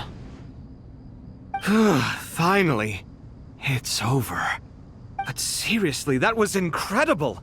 Standing on the chessboard felt completely different from standing on solid ground. And also... Oh, sorry. I'll save my thoughts for later. Thanks to the three of you for helping us out with this. Is it just me, or were you giving us quite a lot of guidance along the way? We made but a humble contribution. You lived up to our expectations. Bravo! Our aid was not given for naught. In addition to the existing functions, I'd like to ask you for another favor. Since Aru's interference shield can cover the entirety of the mausoleum, it should be possible to extend its range even further. Perhaps you can find a way. So, building upon the existing functions to... Ah! I'm with you! Imagine for a moment. What would the ideal outcome look like if this function were compatible with the devices? I agree. This is the best solution possible. Please, everyone, we beg you to help us. Me, oh my! Well, since you ask so very nicely, I suppose... Goti? Croco? What do you say? Naturally.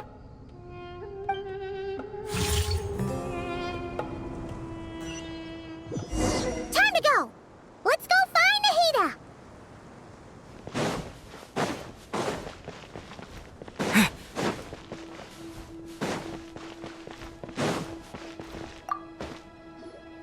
There you are. Miss Nicole truly is an angel. She shows great wisdom in guiding others, and she has already sent word to Natlan on our behalf.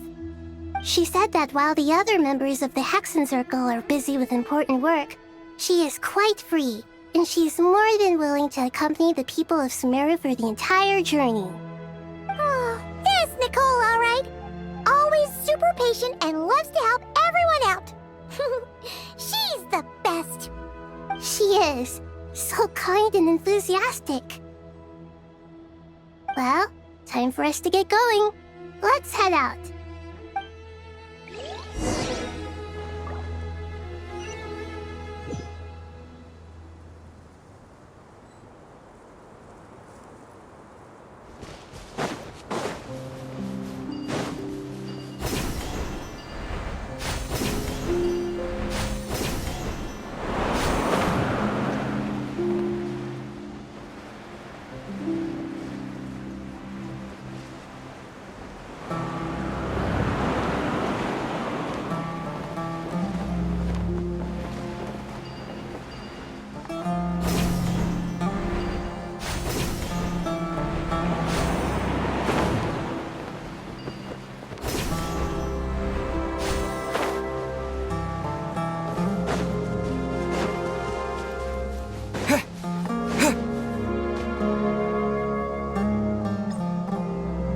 This should be one of the closest places to Natlan in all of Sumeru.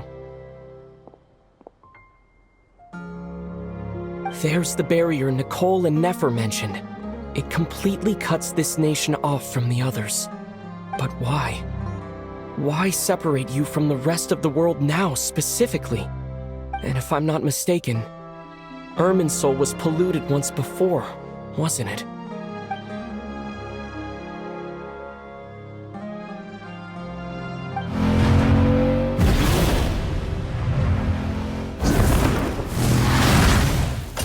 Good question. I'm wondering the same thing myself. That voice. Mawika! You got here pretty quickly. Hello, traveler. It's been a while.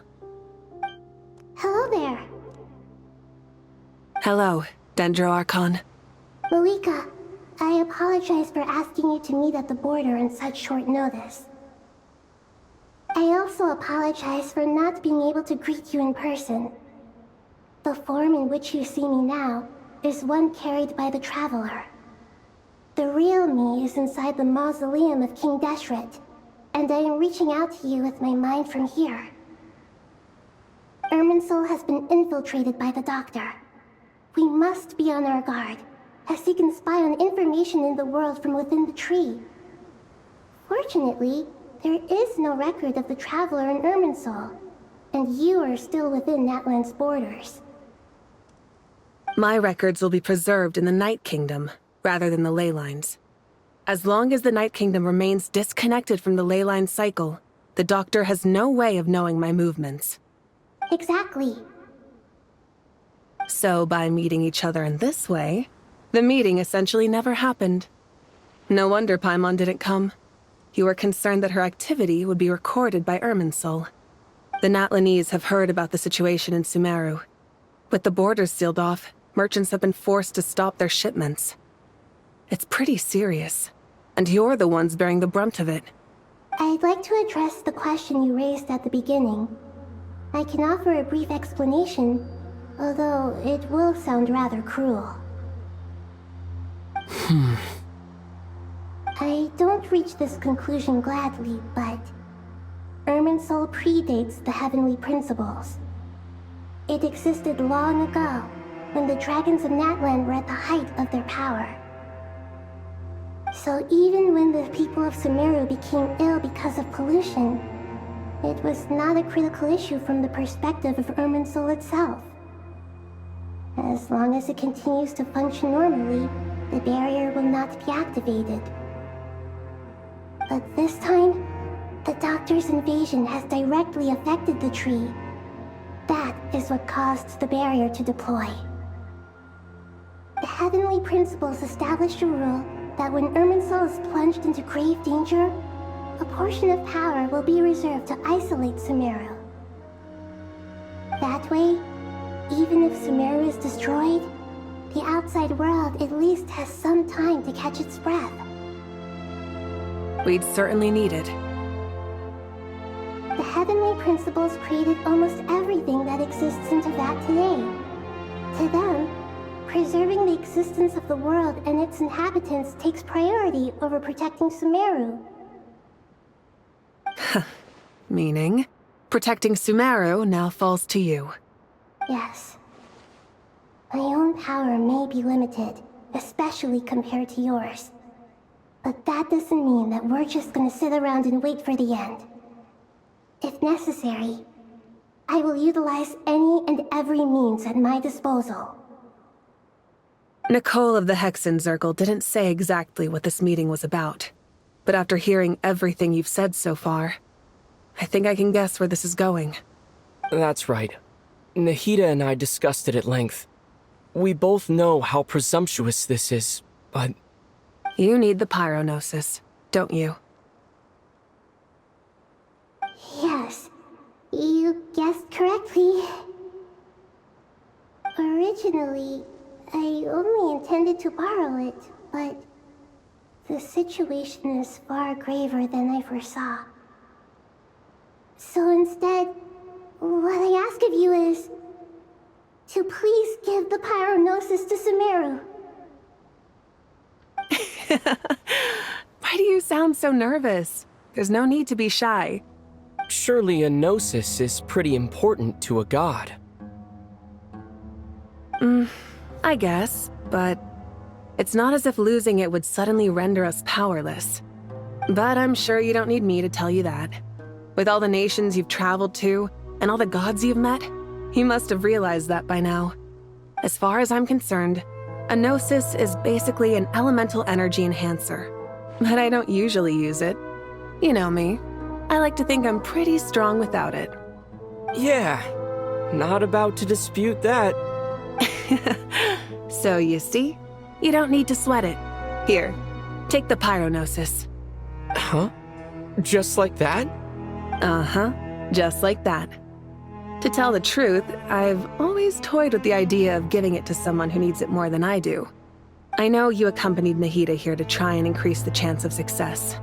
It's a good thing you did, because your involvement is one of the main reasons you've managed to persuade me. Are you sure about this? Handing over your gnosis just because of me? I won't try to quantify it, but trust me. Handing over the gnosis to Tumaini is far from the craziest idea I could think of.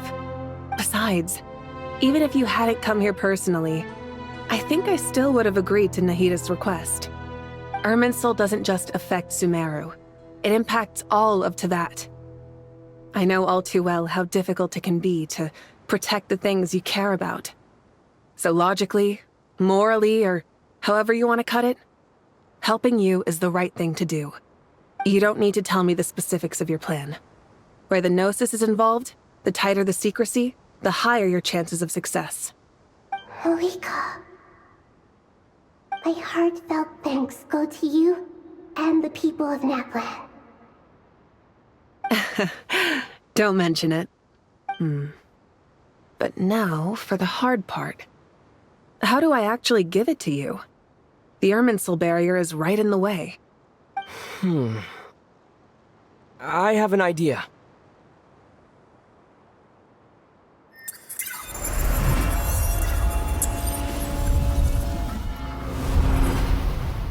Just as I thought. Incredible. What did you do? Just made a lucky guess. This seems to happen quite a lot. Things that apply to everyone else don't seem to apply to me. I figured the same might be true here. Irminsul usually produces effects based on the records it holds. Since the Traveler is a Descender, Irminsul contains no records of him, and thus has no way to impede him. Is that right? You really are full of surprises. Catch.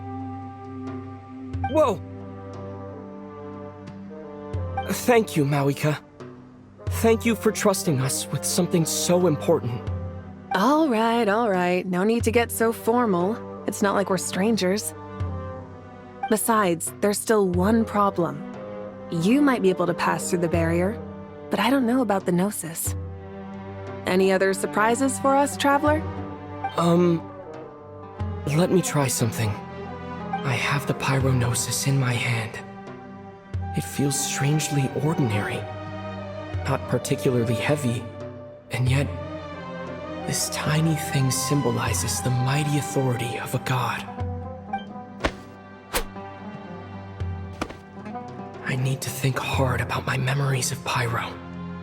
My memories of journeying through Natlan. All those important experiences I've had. The Gnosis disappeared. Traveler, are you alright? I'm fine. The Pyronosis disappeared into my body. Just like phlogiston. Maybe it resonates with you because you've mastered the power of phlogiston. You might not be recorded in the ley lines, but you're still our Tumaini. Whew.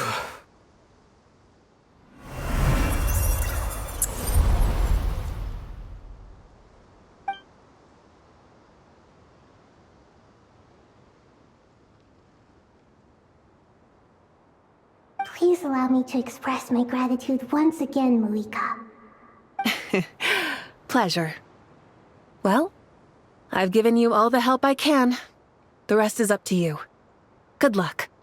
We won't let you down. Yeah, we aren't about to lose.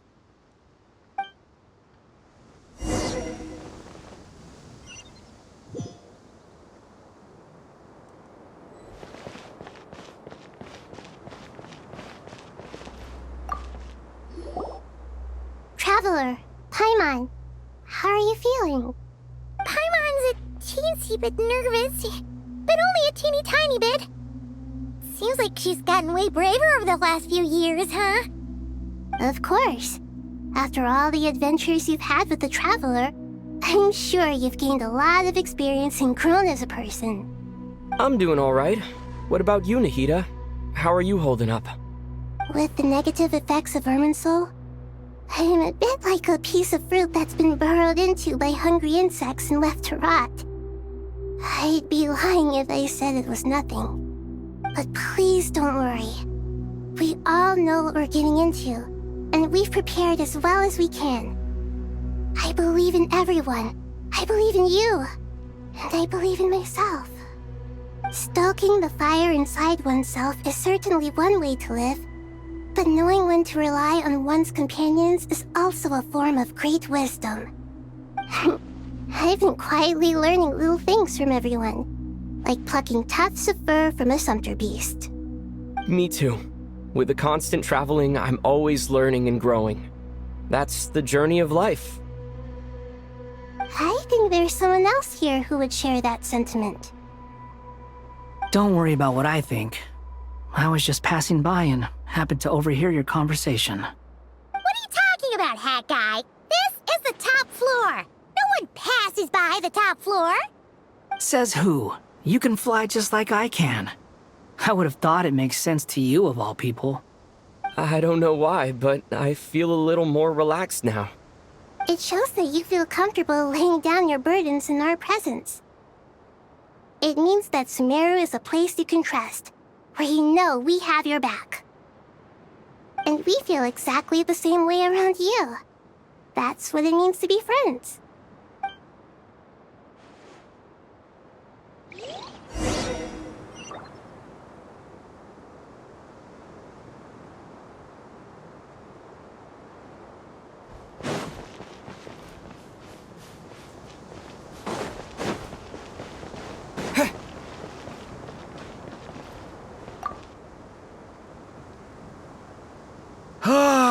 It's finally done. Ugh, but I have a nagging feeling that there's something I've forgotten. Oh, there you are. Everything wrapped up on your end?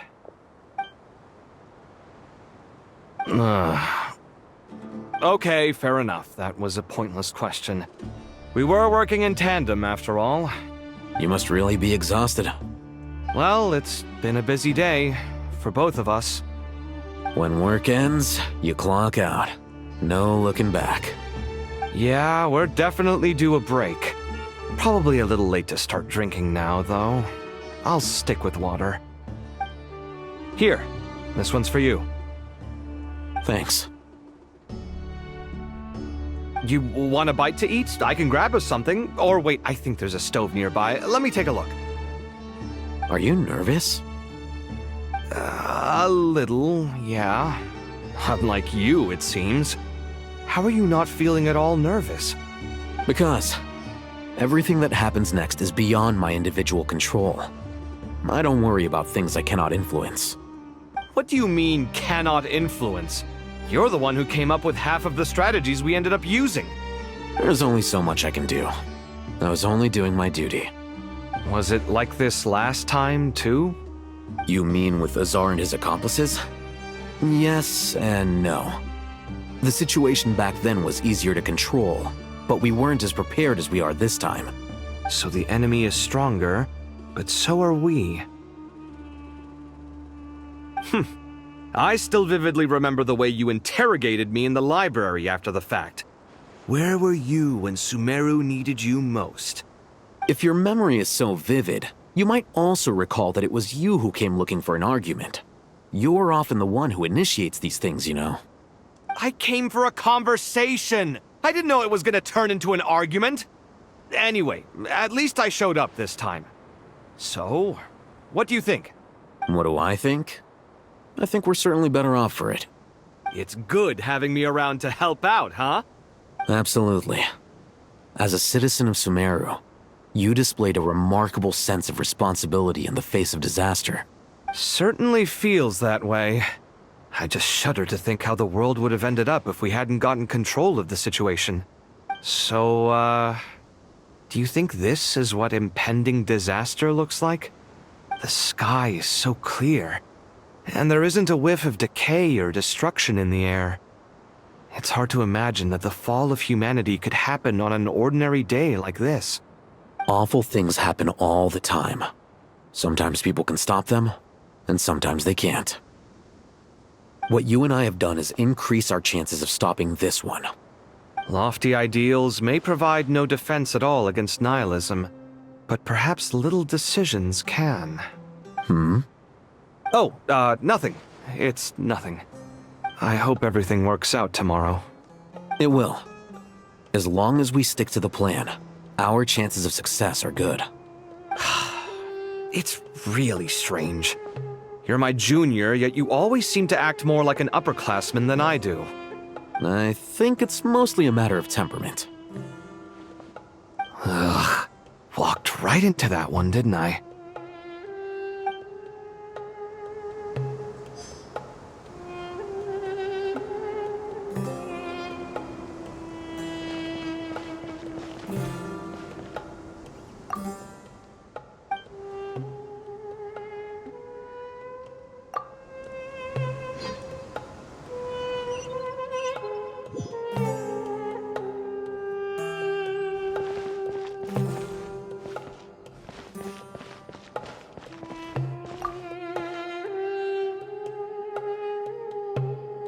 We'll make our move after sunrise tomorrow. Good. Is everything ready? As much as possible. That'll be enough. Don't let the pressure get to you. We'll take things one step at a time. That's how we've always done it. Master Tainari! Mr. Sino! So this is where you were. I brought some juice and some water. Would you like some? I know how easily you get dehydrated in the desert, so you should definitely have some water. In which case, I'll have the juice. I gotta ask, though. Who's on juice-making duty at a time like this? Madame Farazan said she was feeling a little nervous, so I told her about the automatic juicer my friend invented. She took it right off me and started making carton after carton of juice. A juicer? Did Sucro send that to you? Yeah. I hadn't had the chance to try it out before this incident occurred, but I couldn't bear to leave it behind in Gandharvaville. The juice is very sweet. I think so too. Kale, how are you feeling? Physically, I'm okay, but it just still feels strange to me. Why would a great power like this come to someone like me? I know the feeling well. That same question ran through my mind every day as a kid. At least now, you have someone who can relate to you. All the more reason that you should apply for Spontamod. Tainari fiercely opposes the idea, though. Those two things are completely unrelated. What are we all chatting about, Would anyone like any juice? Oh, you have some already. I had some earlier, ma'am. Maybe give the extra to someone else? Very well, very well. I shall be off then. There's this enormous power, and then there's little old you. You feel like there's no connection between the two. And that sense of dissonance is difficult to get used to. Yeah. But after all this time, I can't believe this stuff still gets to me sometimes. Makes me feel a little childish. Kale, just because we normally keep the conversation light doesn't mean we can't discuss deeper issues. I don't think it's childish at all. You were the victim of a terrible crime. It's normal to struggle with the fallout from it. You have absolutely nothing to be ashamed of. My professor once told me that no incident can be considered truly resolved until the victim says it's over. Your rage and your pain are completely justified. Thanks. Miss Nicole said that the same god remains which were once used to inflict so much pain upon me have now become a weapon with which I can protect everyone. It's like my own personal kind of evolution. Every innocent person who's been hurt needs time to realize that it wasn't their fault. I was the same. But it's all about to be over. Tomorrow, it ends for good. I don't know if you've noticed, but you rarely stumble over your words anymore, and your outlook has become much more positive. It's a big change from how you used to be. And since this isn't over, you can settle the matter on your own terms. It's time you seized back control. I believe in you. Yeah. Sumeru is my home. And it's so important to me. I have to protect it. No. I will protect it. And once you're done, how about you come back and apply for Spantamod? Stop it with the sales pitch, would you? Hey, excuse me. There are still 3 unclaimed cups of juice here. Why don't you take one each? Ugh, my arms are getting sore from carrying them around everywhere. Madame Farazan, why are you... Here, let me take them off your hands. Thank you, Madame Farazan. Drink up and enjoy my handiwork. I think I'm going to make something else now instead. Please, try to relax, Madame Farazan. Your nerves are starting to get the better of you. I know, I know.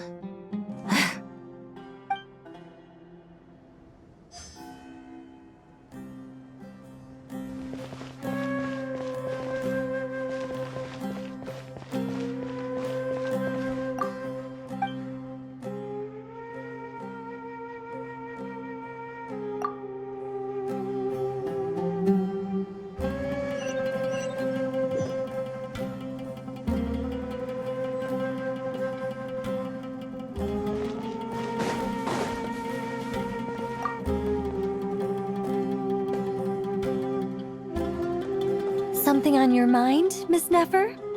Nothing in particular. It's just... right now, the future feels strange and unfamiliar. But the future has not yet arrived. How can you say how it feels?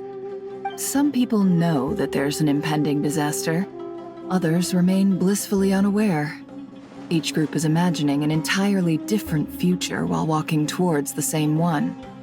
But when they get there, they'll still find they feel differently about it. People are shaped by their circumstances. Different circumstances create people with different perspectives. I've always found the perspective of the Vahumana Darshan to be a particularly incisive one. Even at the height of the crisis in Nodcry, people held diverging opinions. But things are different this time. Indeed. Regardless of faith, gender, wealth, skin color, or eye color, everyone in Sumeru knows what will happen tomorrow. The world has never been an especially fair place. Yet now, against all odds, a moment of unprecedented unity and equality is about to take place. It's fascinating.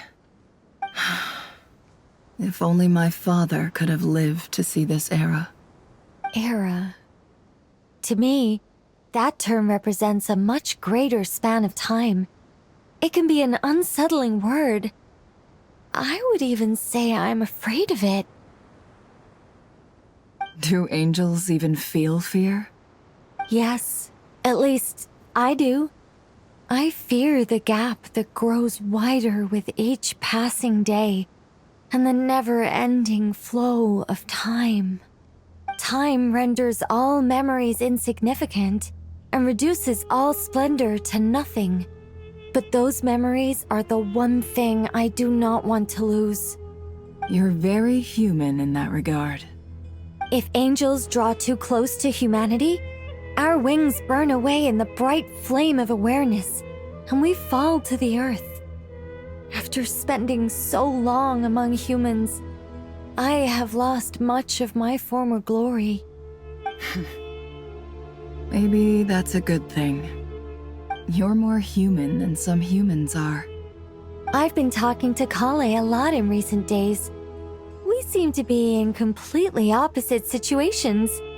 I suppose that makes us good case studies for comparison. Case studies for who? Myself, I suppose. After comparing the two of us, I suddenly discovered that I desired more than before. It was a gentle, pleasant sensation. Just as most people pursue glory and miracles, I too am pursuing miracles of my own. Guiding humans to make the miracles in their hearts a reality. That is my miracle. It doesn't sound so bad, does it?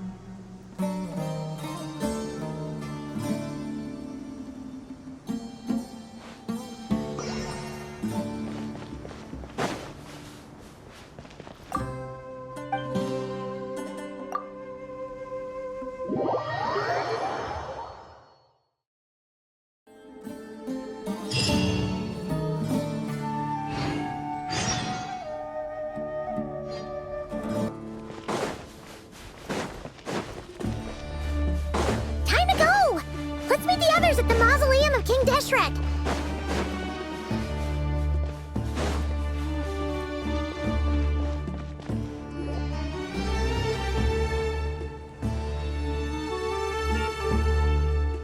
I have not felt this way in a long time. Standing up high, gazing out at the rolling dunes. One cannot know what freedom truly means without first losing it.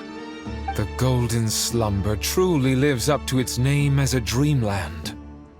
Though desert sands exist there too, no mirage, no matter how glorious, can compare to true beauty. Dendro Archon, what is on your mind? I was wondering whose counsel I should seek on the questions in my heart. What kind of questions? So many. More than can be put into words. As I once said to a friend, we look, we see, and we comprehend. But the question still troubles us. What are the many disasters that this world faces, but the sum of all irresolvable questions? The biggest question you should be asking is how to seize victory. Yes. Although, I would express it differently. I must not fail. And so the question I am most curious about now is whether the path to victory will be an arduous one. What we declare to be a young sapling, we may, in fact, find to be a towering tree, if we would only cast aside our ignorance and look beyond the veil of time to see her true form. Nahida! We're here! Just in time. My preparations are almost complete. Ready when you are. We're here too. Miss Nicole! Miss Nicole! You run so fast!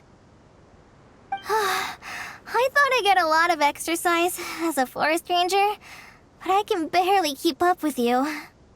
Sorry, I got a little carried away.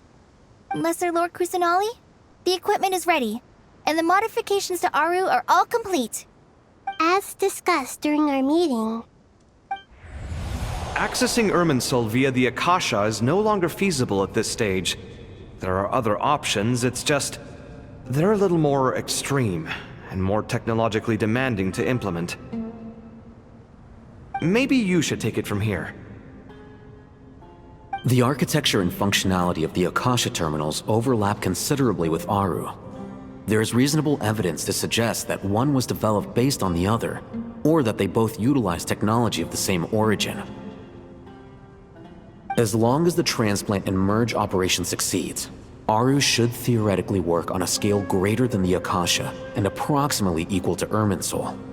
It will become the largest active computing device in all of Teyvat.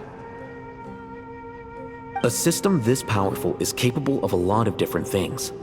In the past, the Akasha was primarily used for one-way information transmission, but I suspect it could also serve as a central bridging hub. In the pursuit of greater knowledge, some scholars have attempted to connect their consciousness to Irminsul through the use of terminals, incense, and meditation. Correct. In academic language, scholars who reach that stage are said to have entered Satyavata life. Hypatia has performed this practice many times in the past, and she was once under my care for a period of time. Right. And this at least proves that there is a zone within Irminsul that can be connected to. that's right. Providing wisdom to the people is one of the very reasons for Irminsul's existence. I think I understand where you're going. Please, continue. In that case, I'll skip to the conclusion then. We need to further modify Aru, merge it with the Akasha, manufacture terminals, and distribute them to every single person we can reach. Every person? Even the desert folk? Yes, everyone.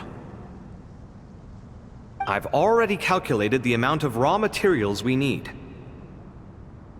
So you mean we're going to get new Akasha terminals? Yes, but this time the people of Sumeru won't be using them to acquire knowledge, just to connect to Irminsul. That's the key.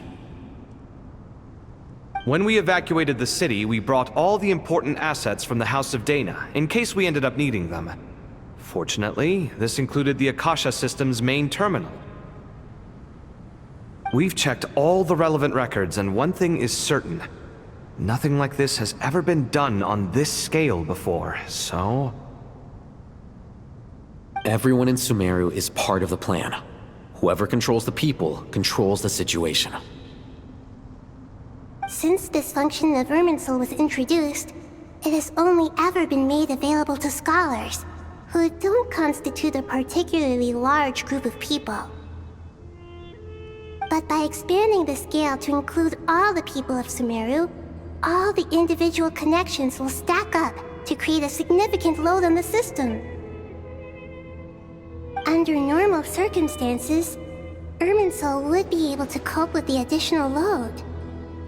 But with it already being under strain from other activities, its remaining capacity is limited. Thus, it might be possible to shut it down completely by overloading it.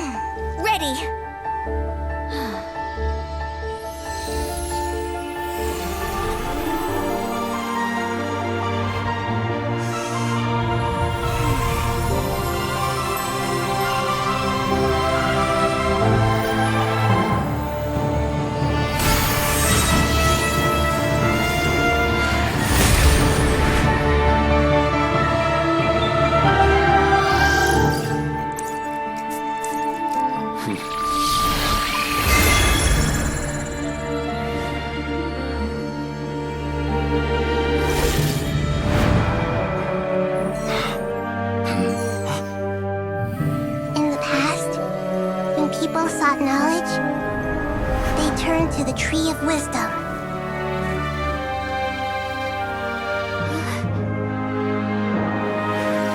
Today, we use it to save Sumeru and the whole world. These boughs that nurtured learning must not become tools for destroying the world.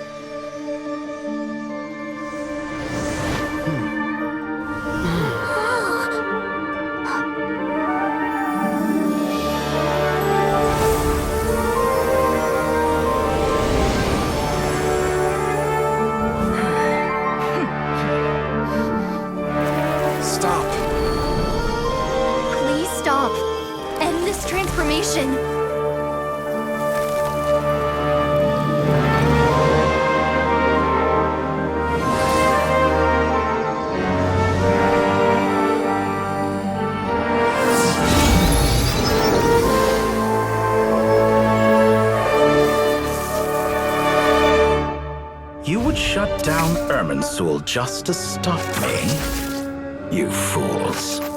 I have all the time in the world.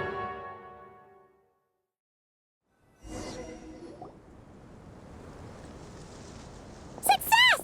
The evil Irminsul tree has stopped growing! Great!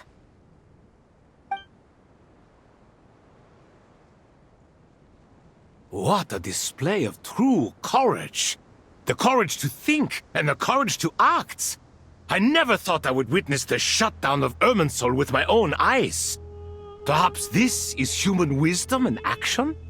Indeed, only humans could do such a thing. Gods are few and far between. What was once created for spreading knowledge is now used for another purpose. A rather ingenious plan. I am grateful to you three for your help. Only thanks to you were we able to extend Aru's interference capabilities to cover all terminals. Now, nobody who wears a terminal will have their activity accurately tracked by Irminsul. No matter how many eyes Dottore possesses, he will not be able to see us clearly. Now for the next step. I will need the help of your supreme powers once again. How might we be of service, Lord of Dendro? I need to reach the Eternal Oasis immediately. Right now? In that case, Ibis King, would you agree that this is a fine opportunity to dust off our old tricks? Never. I assume you have that chess set with you? You mean the one you gave to me as a gift? Asking for it back, are you? How could I? You misjudge me. I just wanted to show you another way you can use it. Connect to Safhe Shatranj.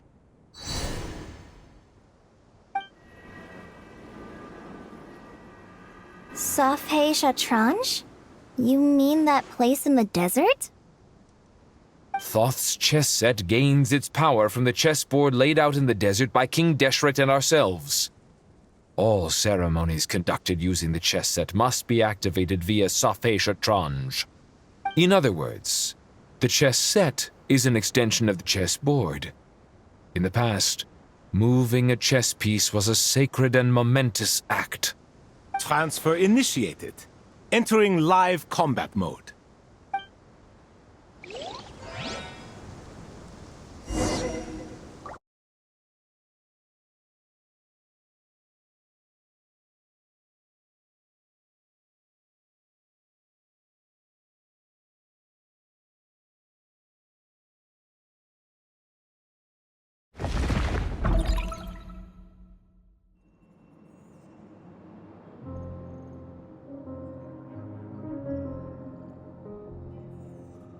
We haven't heard a single word from our spy in the desert. I'm afraid he might have been captured. Never mind. But we spent years turning him. And a lot of Mora.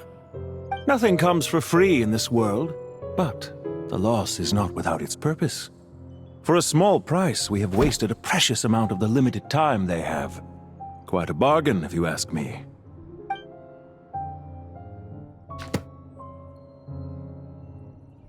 Understood.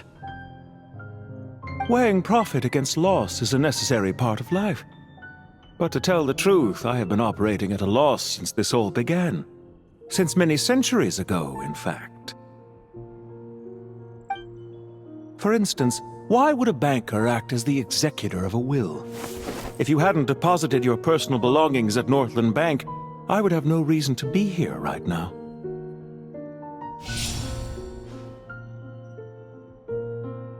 Dottore, I've placed your final data backup into the ley lines as per our contract.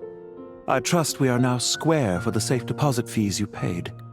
Is it not a little petty to split hairs like this, given our amicable relationship? I consider sound bookkeeping a matter of principle. Do not forget that you only live to see this day thanks to me. In fact, every day of your life since you met me, you've been living on borrowed time. Why, that's hardly a fair assessment. I will concede that my survival was perhaps at your whim, but I became a harbinger on my own merits. Managing money is not like other professions. Mine is not a role I could have acquired based on your recommendation alone, and certainly not one I could have lasted so long in without genuine ability. The information stored in the ley lines is quite comprehensive.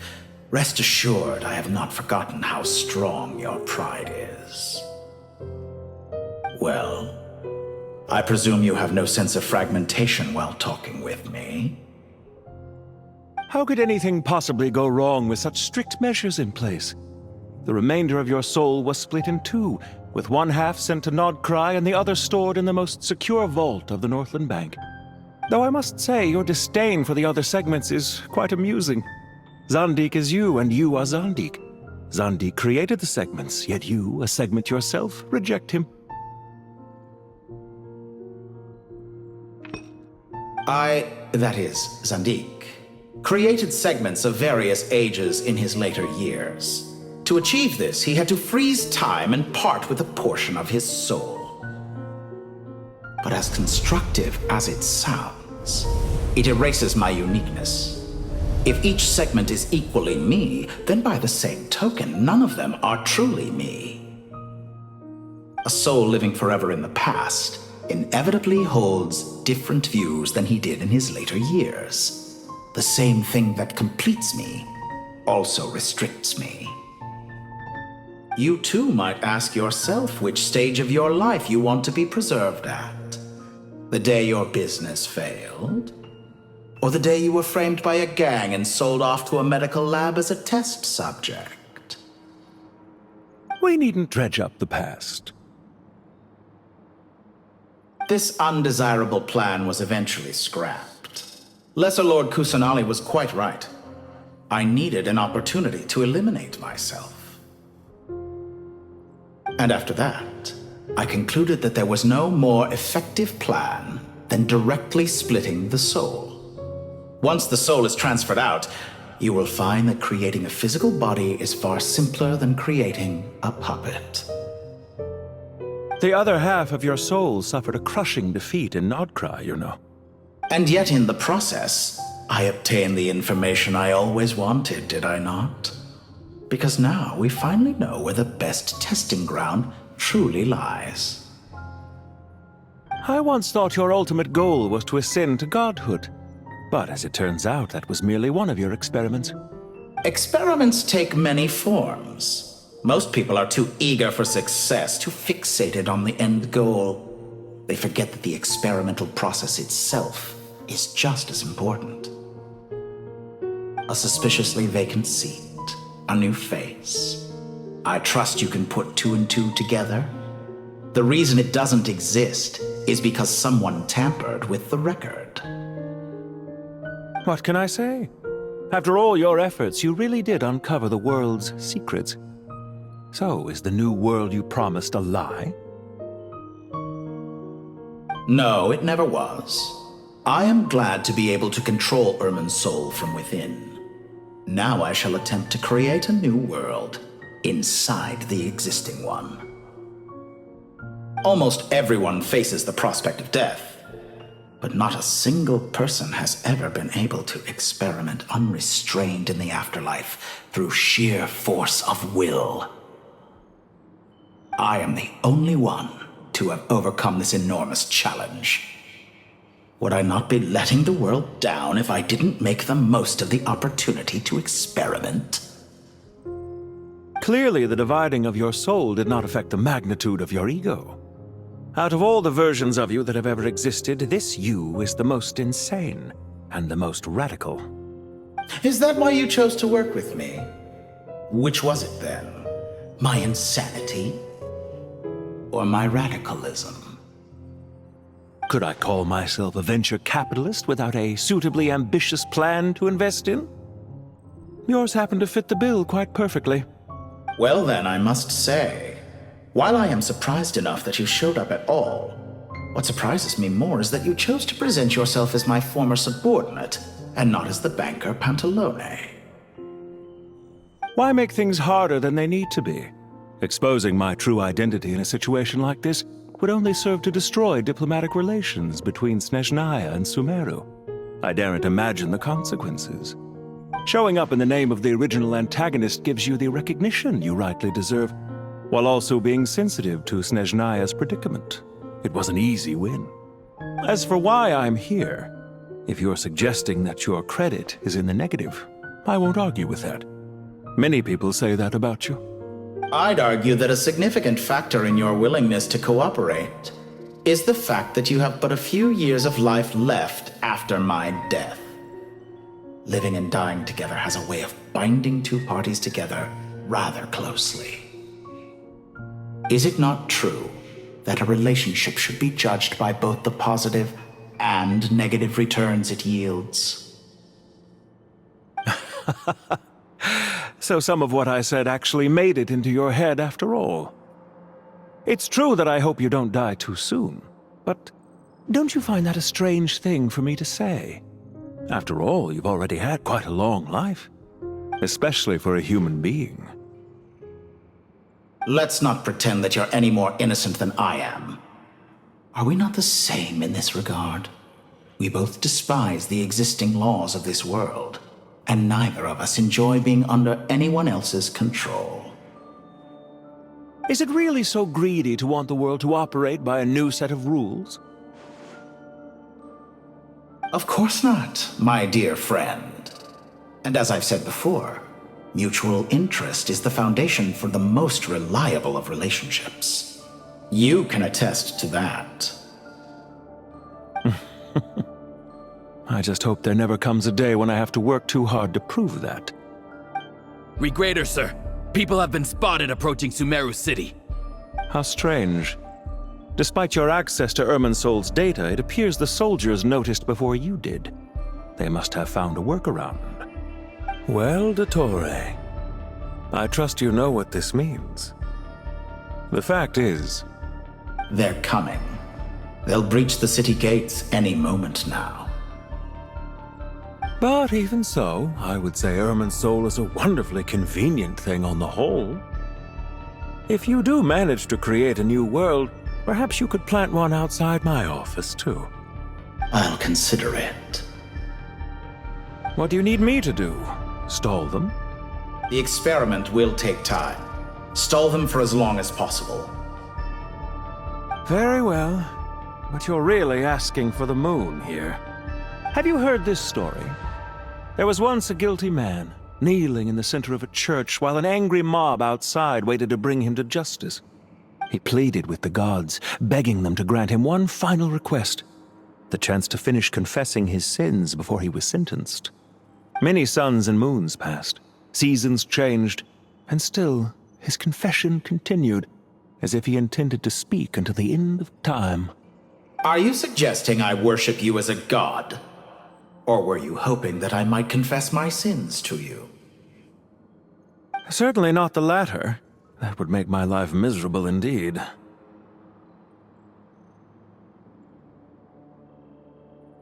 For someone who despises them so, you never seem to have any objections to me creating or becoming one. At first, I thought you'd be furious. Concerned I would terminate our partnership, were you?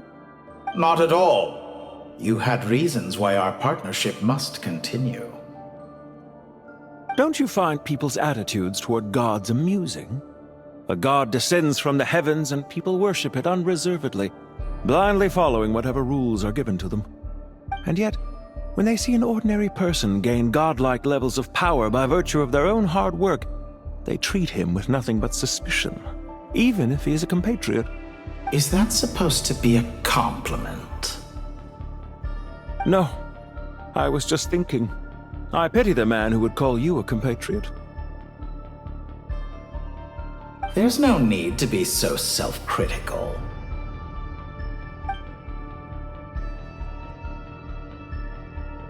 I know it's a little late in the day to be asking this, but how have you been keeping? I'm flattered that you would take the time out of your busy schedule to consider my well-being, Doctor. The part of your soul that went to Nodcry caused quite a stir, sending our organization back to the drawing board on numerous fronts. It was quite a headache for everyone involved. Dear me, I must have caused you no end of trouble. You certainly did. I had the rare honor of being summoned before the Tsaritsa with Pulcinella to answer for myself. A terrifying ordeal. Don't worry, I pulled through. At most, it's a public relations nightmare. I made sure of that. Now I'm curious. How did you explain yourself? Oh, it was quite simple. I just pinned the blame on someone who wasn't there to defend himself. I could hardly be expected to defy the demands of someone as insistent as the Second Harbinger, now could I? How you slander me. You know full well that I am perfectly amenable to reason. There's no question that you are partly to blame for the ruin of my reputation over the years.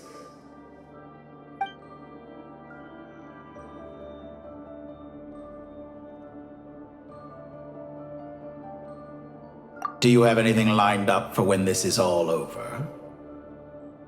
Hard to say. Fieldwork always takes quite a toll on me, as you know. Once I'm back at Snezhnaya, I'll start with a well-earned cigarette. Why are you so eager to ruin your lungs after I went to the trouble of replacing them for you? If you have an issue with it, feel free to try to stop me.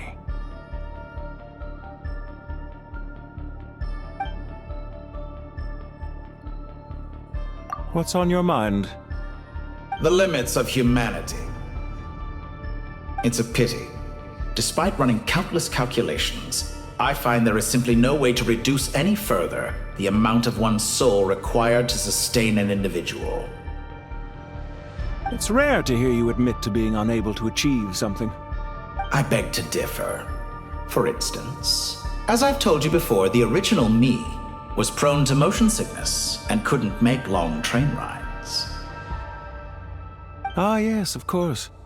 One of the reasons you often sent yourself out on errands. What are you thinking about now?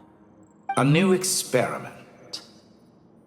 In the event that my soul was depleted, say we extracted my data from someone else's memories, yours for instance, and then combined it with your intact soul as the base material, what would we create?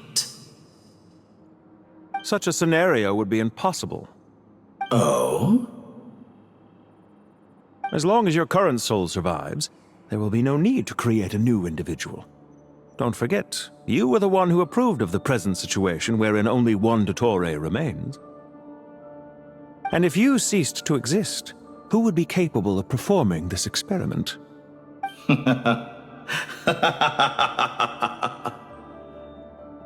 Since the day I met you, you've always excelled at talking your way out of a quandary.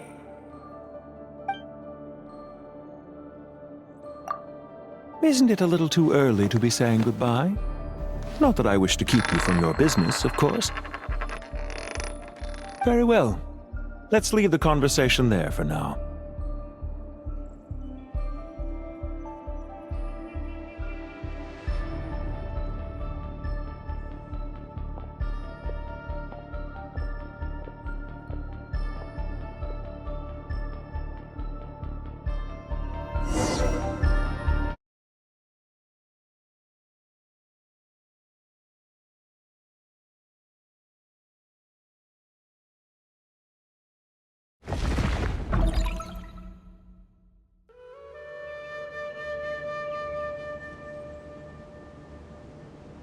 The power of King Deshret's 7 pillars is truly remarkable. With just a chessboard, you can move an entire unit across the material plane. Yeah, sets us up for a much easier fight. Really makes my day. The last time we stormed the city, it involved a lot more running around. I wonder how many people can say they stormed a city twice in their lifetime. I was just thinking that. I've definitely had more than my fair share of unusual experiences in my life. This is my first time here, actually. We never usually leave Gandharvaville. I hope this will be my last time. Does everyone have to chime in? Can't we just fight? What an amusing comment, my dear lady. Yet humans often alleviate tension via small talk, do they not? Whoa! Why is Candace's shield talking? Because the image on her shield is one of me. And I, of course, can appear wherever I wish to. Huh. Well, la-dee-da. Isn't that fancy? Could I get in on this? You wish for your gauntlet to speak? Why, certainly. Ahem. I think you'll find that it is I whose image is carved hereupon. Thanks. Definitely feel stronger now. You're welcome, my lady. I am glad to lend you my power. Sino, what's the situation? There are troops stationed at every entrance. As we expected. A frontal assault will suffice. Everyone, stick to the plan. We'll take the main entrance. You head for the House of Dana's side door. Move out.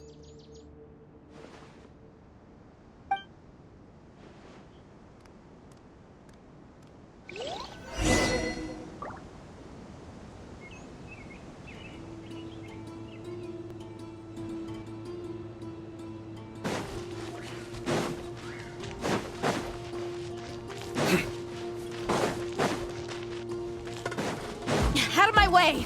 Take this! Watch out! Get lost! Whew. Thank you, Jet.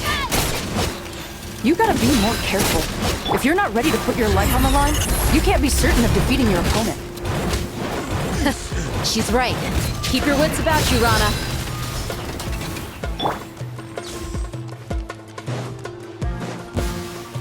Nowhere to run!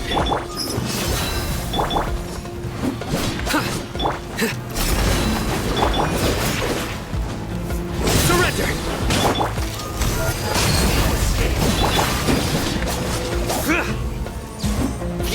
Prepare yourself!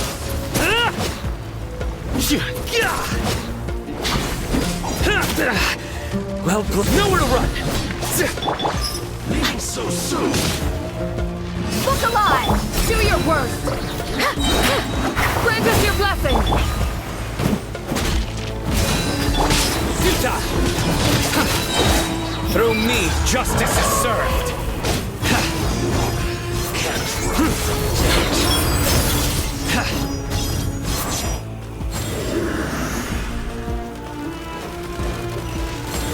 He's staying condemned! Take them out and secure the harbor. Reinforcements will arrive by water. Consider it done. Show no mercy!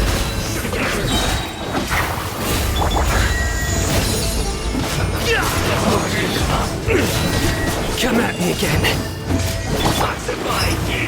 I must collect myself. Nowhere to run!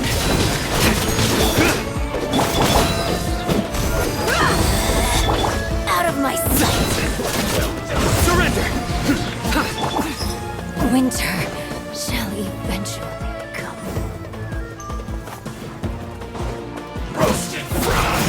Buckle up! Yield! You need to hurry up! Do your worst! Look.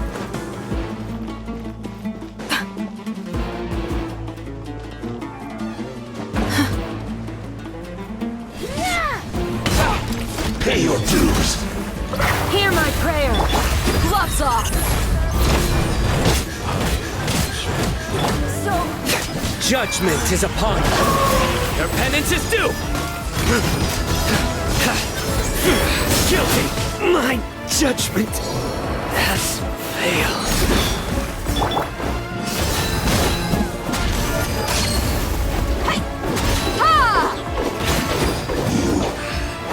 You not this time.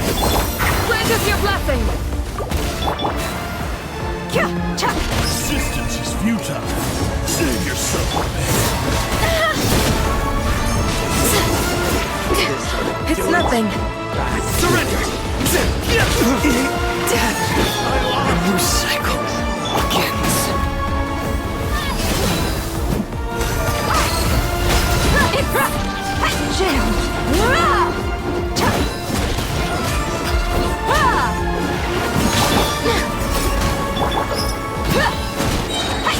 You're dead meat! Resistance is futile.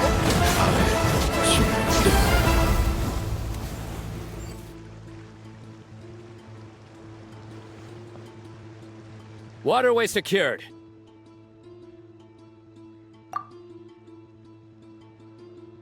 Brothers! Sisters! Perfect. Just in time. Welcome. Once we've linked up, we'll continue the advance. The team has arrived at the north entrance, as planned. Good. Press on.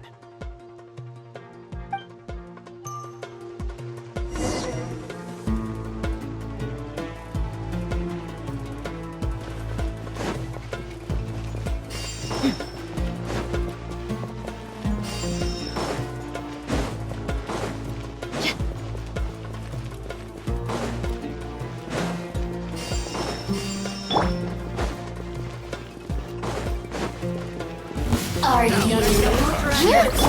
Buckle up! Let me amuse you. Wait! We shall prevail!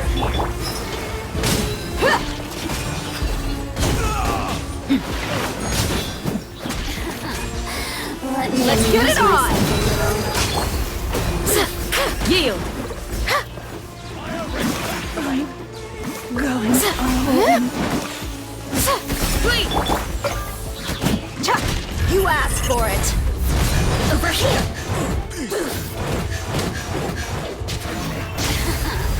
Buckle up!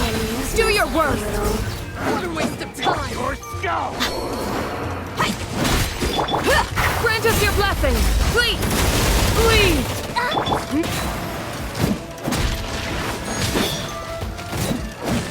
Time!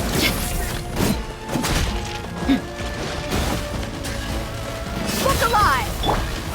Do your worst!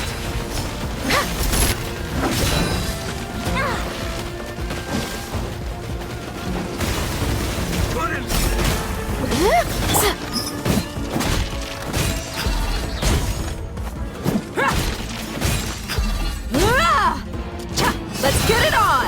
Hi! Hi! Yield!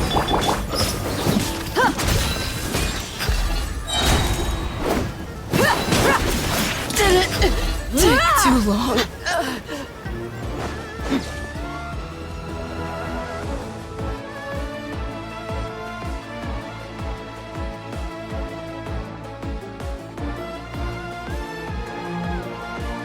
Look out!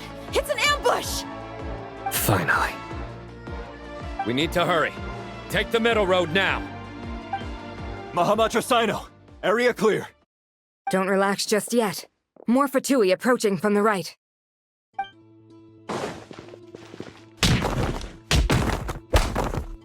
Irminsul cannot track our movements. If necessary, we could split up. Don't worry. We'll wipe them all out. As you can see, our people came raring to go. Good, good.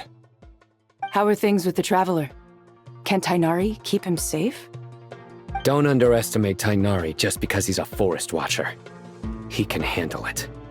All right. You know that's not what I meant.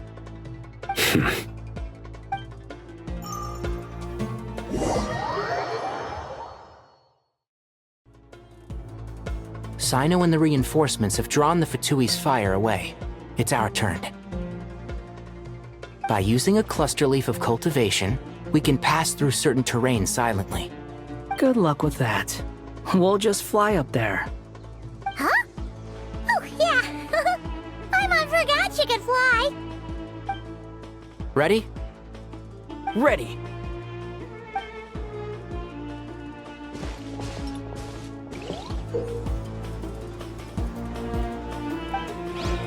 One with the forest.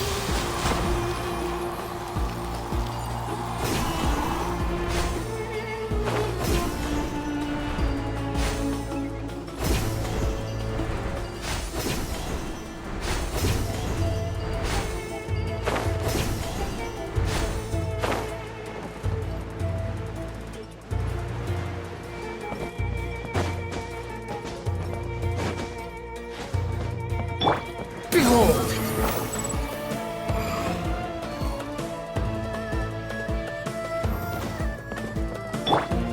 Enshroud!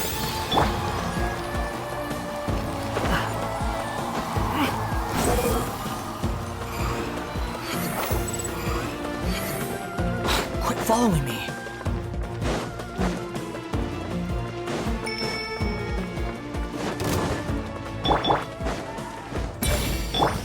Squall and Fury. I hit a big one! I lost! One with the force. Couldn't! Time to ignite! Behold!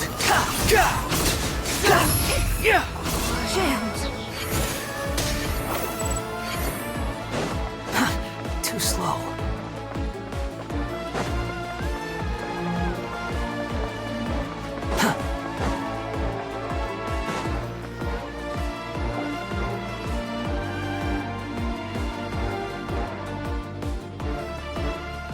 Fatui soldiers up ahead.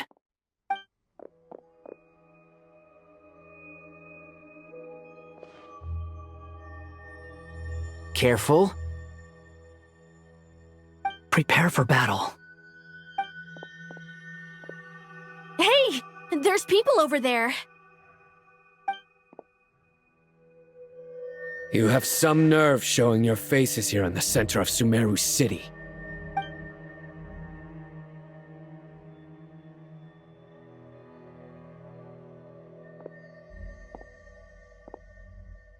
You're right on schedule.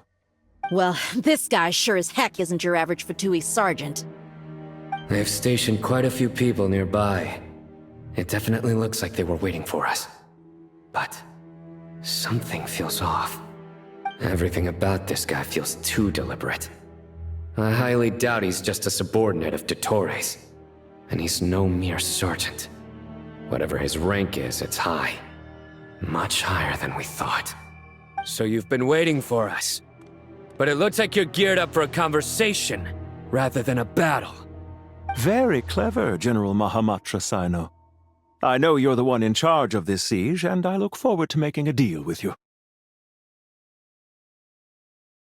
A siege? Sumeru City belongs to us! Historically, yes. But things can always change. We have quite a sizable force with us, you know. For instance... There's a Fatui ambush at the north gate. Can you handle him? We can for now. Yes, I'm quite sure both sides can hold their ground for the time being. The battle has not yet reached its climax. But what happens next? Do you enjoy watching bloodshed? Surely some of those here are people you count as friends. Once a war begins, some people must die. I doubt you wish that fate upon anyone you know. Wait a second. It's a trick. He's not even there. Silence! He disappeared. What was that? A ghost? Curses! He was never there to begin with. That was just a shadow projected there to lure us in. Enough talk! Attack! I apologize for being unable to accompany you at this crucial moment, but I am compelled to leave for reasons beyond my control. Please excuse me. Sumeru's General Mahamatra is quite ruthless. It's a good thing I wasn't there in person. Your illusion held them up for a time just fine. But now that they have seen through it, they will realize you were just a decoy. Decoy or not, what matters now is that they will be heading your way imminently. Not imminently. They are already here.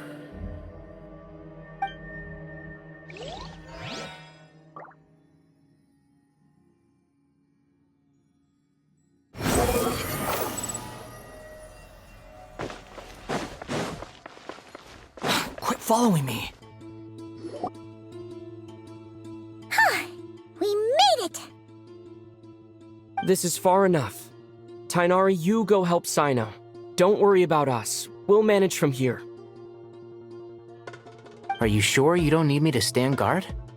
No need. Once the connection is established, we'll disappear from the sanctuary of Surasthana.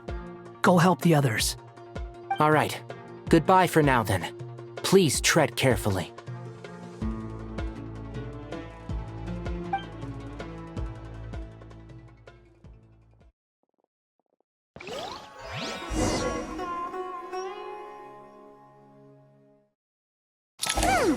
Now where's the interface Nahida mentioned?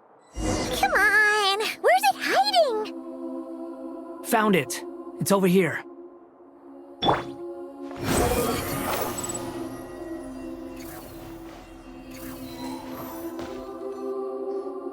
We can connect to the inside of Irminsul through the Sanctuary of Surasthana's built-in security system. You should be pretty familiar with the process. Is it the same route as last time? For the most part. We don't need to adjust any of the parameters. Then I should be fine.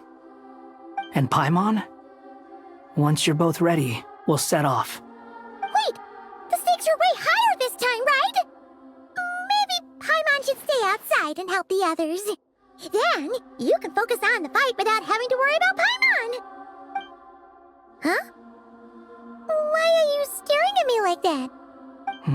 It's nothing. I just suddenly realized how much you've grown. Hey, you've grown quite a lot yourself. Don't you two start getting into it again.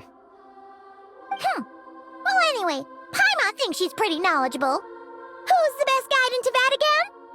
And don't forget, Paimon's a college student now. If we say Alhatham's not a weirdo, it's hard to explain how he came up with the idea of you applying to the academia. But for all that he counts, you're doing surprisingly well in your studies. Just goes to show how important it is to have someone supporting you. And Paimon's not the only one. Let's not forget that you only became a student because of Nahida's personal recommendation. That's fair. I have learned a lot in Sumeru. Oh yeah. Did you ever come up with that ugly nickname you promised me? What? No way! We're friends now! Paimon gave up on giving you one ages ago. Anyway, isn't Hat Guy enough of a nickname for you? Fine. Suit yourself. We need to go. Paimon, if you're staying, look after yourself. Will do. Paimon's gonna link up with Tighnari and Cyno. You guys are the ones who need to be careful. We will be. Bye for now.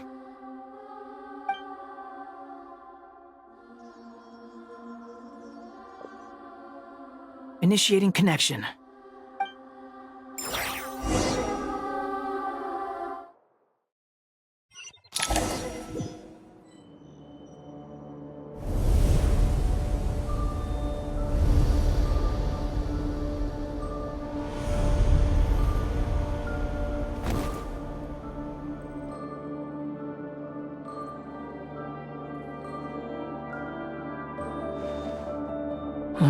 Well, here we are again.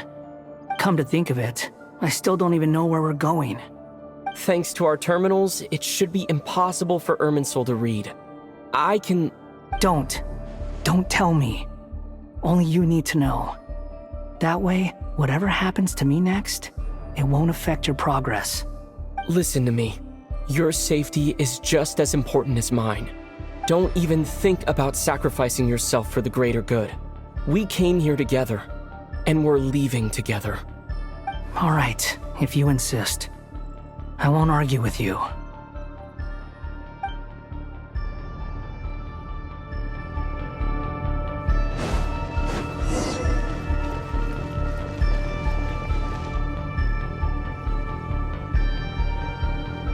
This place looks so different from how I remember.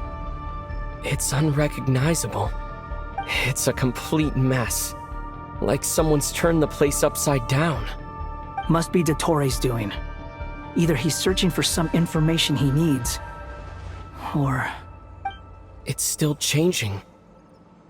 He has to know we've entered Irminsul. But luckily for us, he can't pinpoint our location. Be on your guard. Don't let him find us. The red parts have probably been corrupted by Dottore's power. Don't touch them, or you might alert him.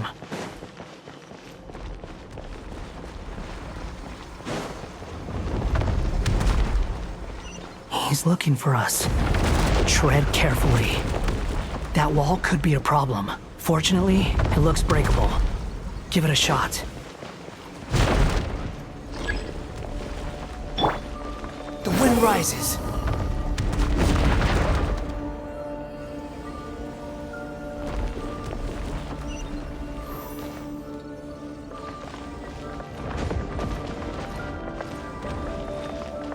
Behold!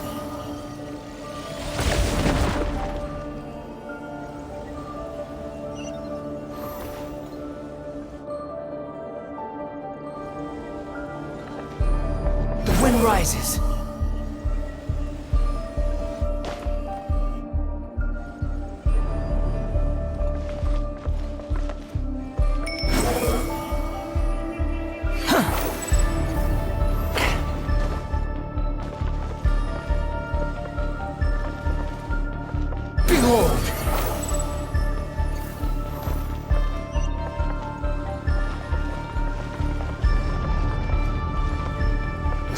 Fury. The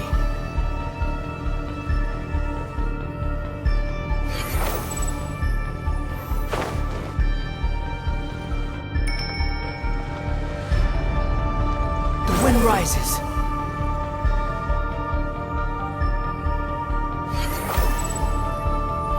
The same old trick again? Are you kidding me? Let's handle it just like we did before.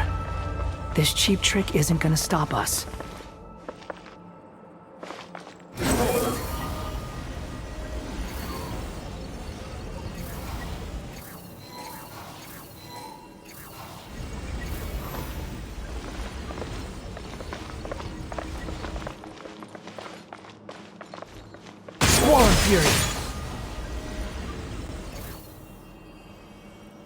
Oh no, it's a trap. Is that why he was using the same trick over and over? To get us to lower our guard?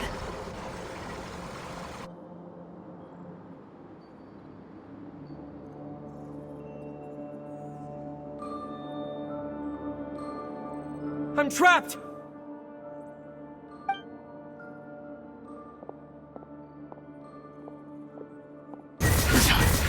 Why won't this thing budge? Hello? Hello? Can you hear me? Nicole, is that you? Yes, it's me. I'm monitoring your progress from inside the Eternal Oasis, and I have to say, this terminal is simply marvelous. It makes tracking you so much easier. I couldn't see anything at first, but now that you two are inside, I can use your location with support from the terminals to get a partial view of the situation inside Irminsul. It's not the clearest image, but it's better than not being able to help at all. So, here I am. I can't intervene directly, but I can help to guide you out of the jam you're currently in. So please, just follow my lead.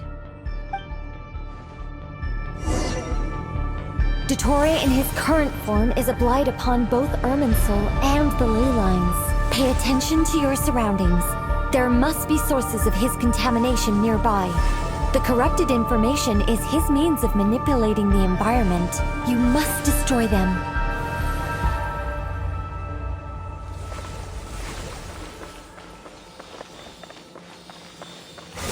That's far enough! Is that one of them? Precisely. Take it out. Good work. But we're not done yet. Stay close. And let's see if we can find any others like it nearby.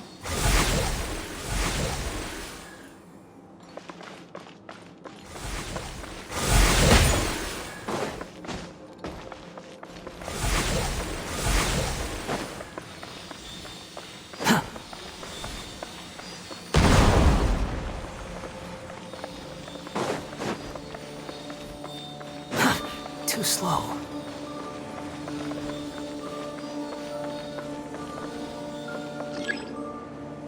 Behold! This must be another one. Agreed. Now... Wait! Watch out!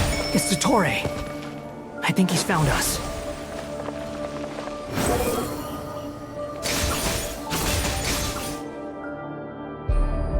The seal is broken. Quick! Get out of there!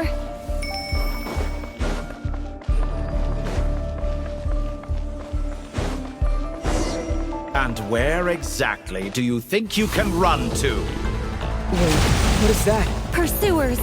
That's gotta be it! Run! Don't let that thing touch you. Dodge that attack!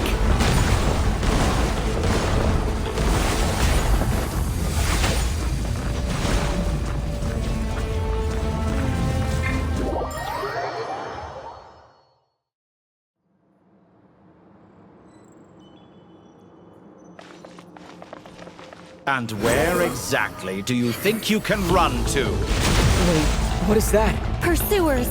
That's gotta be it! Run! Don't let that thing touch you. Dodge that attack!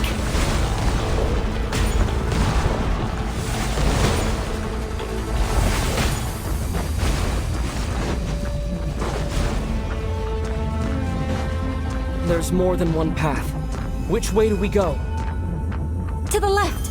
Trust me!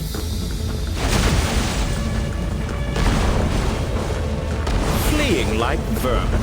What a pathetic sight. Hey! Watch yourselves! Stay focused! There's a cliff ahead. Jump! More of those corruption sources. Destroy them as you did before, and open the exit as quickly as possible. They're relentless. Is he trying to wear us down? You'll just have to destroy these too. Upon the gale. Upon the gale. I think the pursuit is over. Hard to say. Stay alert.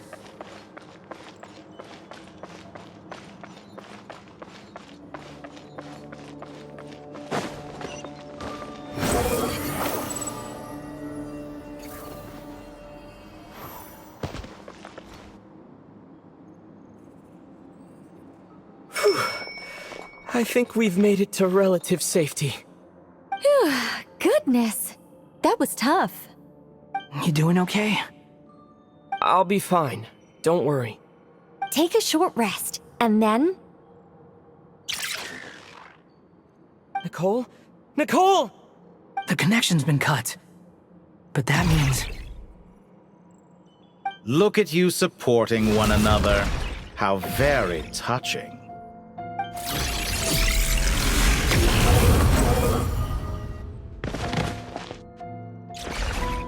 Dottore! Took you long enough to find us. You're more useless than I thought. Oh, really?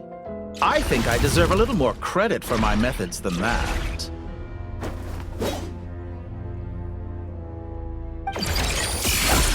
Rather than hunting you down, I chose to let you roam free. I indulged your presumption that I was unable to track your movements, played along with your clever little plan. Fleeing is for animals, but I rather enjoy watching you flee. Some things lose the will to run altogether as soon as you put them in a cage. If that's true, then why did you come looking for us? Because I wanted to observe you up close, of course. Don't misunderstand me, I'm not here for a fight. Is it so unusual that I wish to greet my old acquaintances in person? After all, it's been a while. Scaramouche.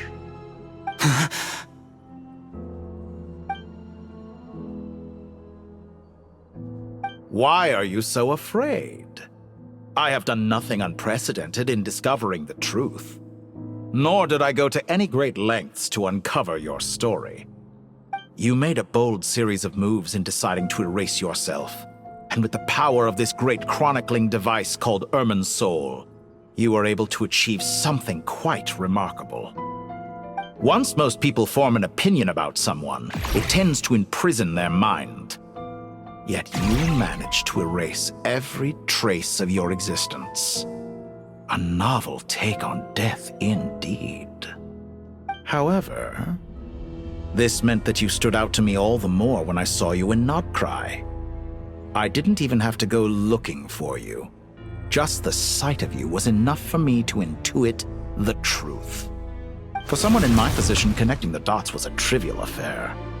It would have been more surprising if I hadn't managed to piece it together.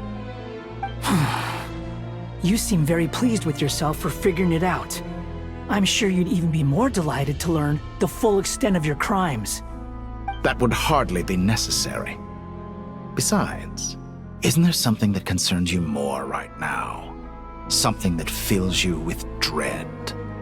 Let me put your mind at ease. I have no intention whatsoever of restoring any of the records you deleted. For one thing, it would be exceptionally difficult. But more to the point, I doubt that the prospect of losing your current life is all that frightening to you. Because in your case, the cruelest twist of fate is that you'll never again have the chance to make up for any of your mistakes. Isn't it? Dottore?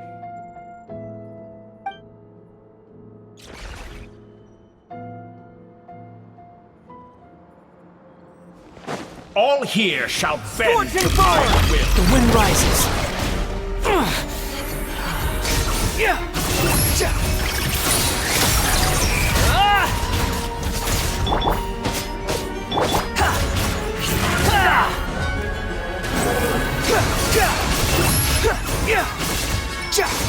I'm afraid you'll need to do better than that to take me down.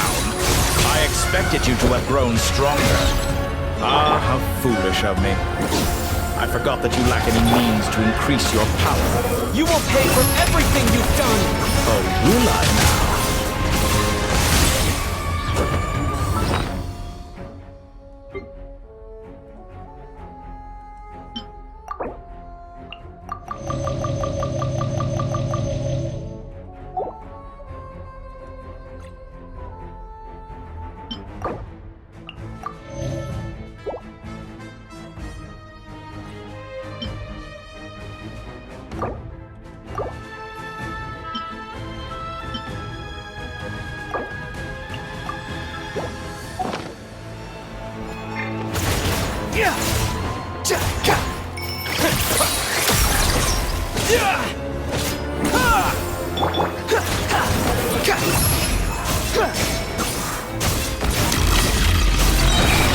Bow your head!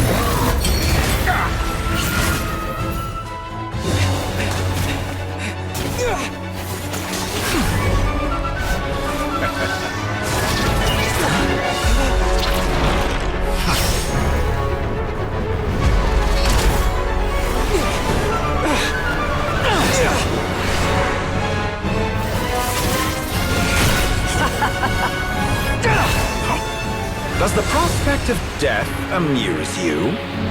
I can ask you the same question! I'll distract Dottore. You focus on the mission. Got it!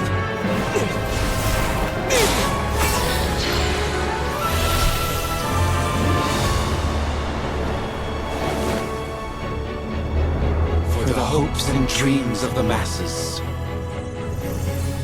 Open the secret door on this enchanting night. May wisdom's light eradicate ignorance and darkness, and hereby fulfill our ancient vow. Commence data extraction.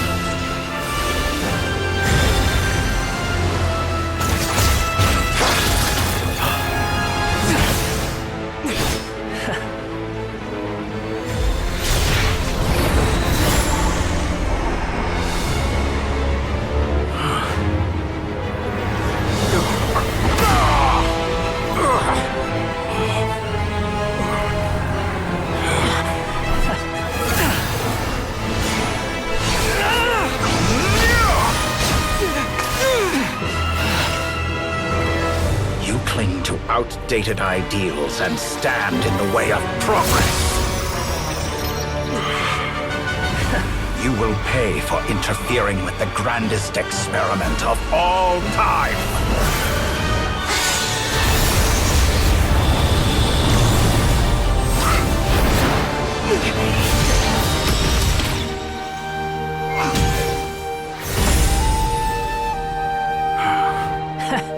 Good timing.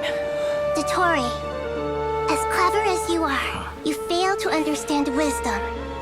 Wisdom takes many forms, but the path you have chosen eschews them all. Huh.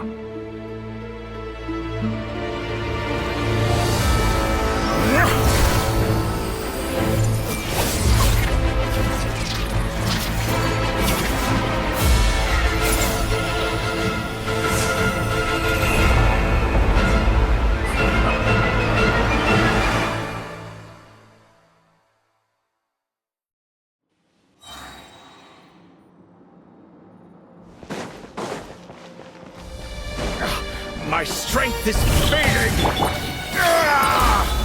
Since you are within Irminsul, it stands to reason that any power you wield comes from you. Extracting the information from Irminsul just to strip me of my power. I will find his weakness.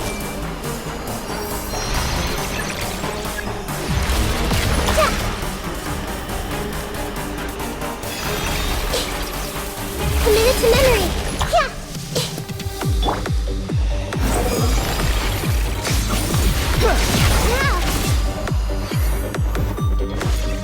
I admire your attempt to introduce a new variant, but it's nowhere near enough! Squall and Fury. Nothing worth mentioning. A petty trick!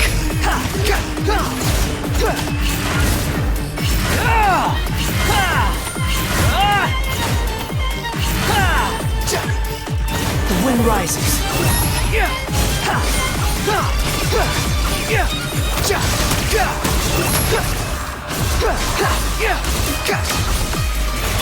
Commit it to memory!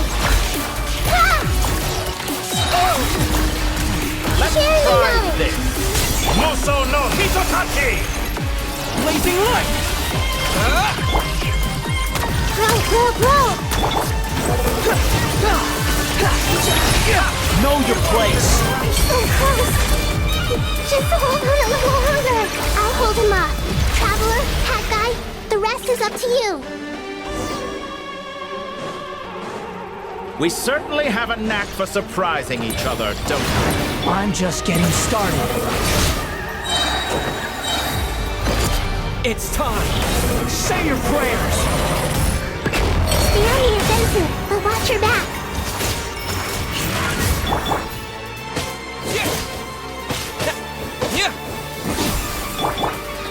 Squall and Fury.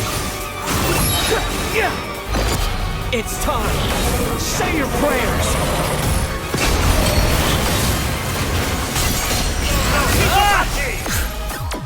Quit following.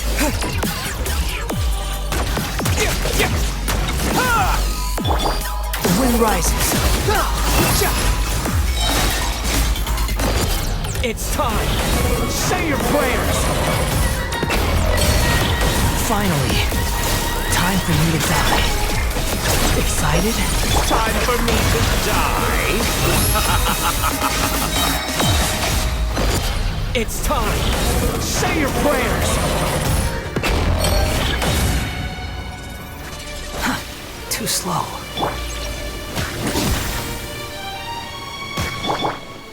Behold! Let's try this! Muso no Hitachi!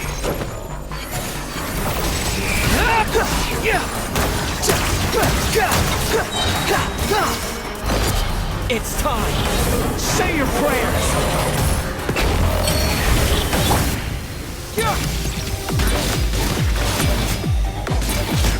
Burn Squall all of Fury. before you! Blade of That's the far primal enough. flame! That's enough!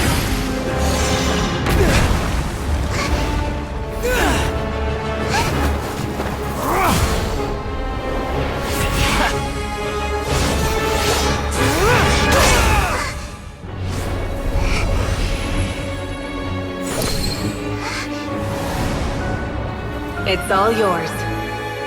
Do with it as you see fit.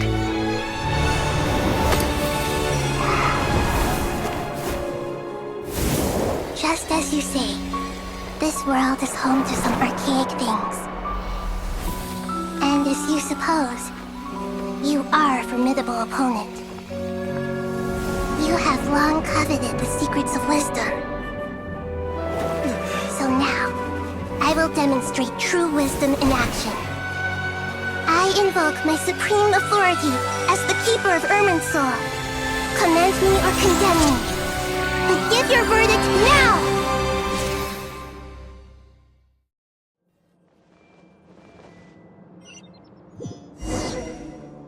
Blessed One of Wisdom, Mahakusaladhama, are you certain that you wish to exercise your authority to destroy Irminsul? It represents both your roots and your finest accomplishments. You truly intend to abandon the very thing you have always fought for? This is my decision. Irminsul has been corrupted beyond redemption. Irminsul is the original tree of Teyvat. It is the means by which the heavenly principles maintains fate itself. The 7 Archons should honor and revere it, for their authority was bestowed upon them by the heavenly principles. It is precisely because I honor and revere it that I fight for the humanity it exists to protect. Wisdom is knowing how to weigh the options and make the right decision. If you truly care about the fortunes of this world, then it is me you should seek to preserve. Planting a seed begins the chain of cause and effect. Since you have become a great tree yourself, why should the loss of another tree be anything to fear? Till we meet again, Lord of Dendro.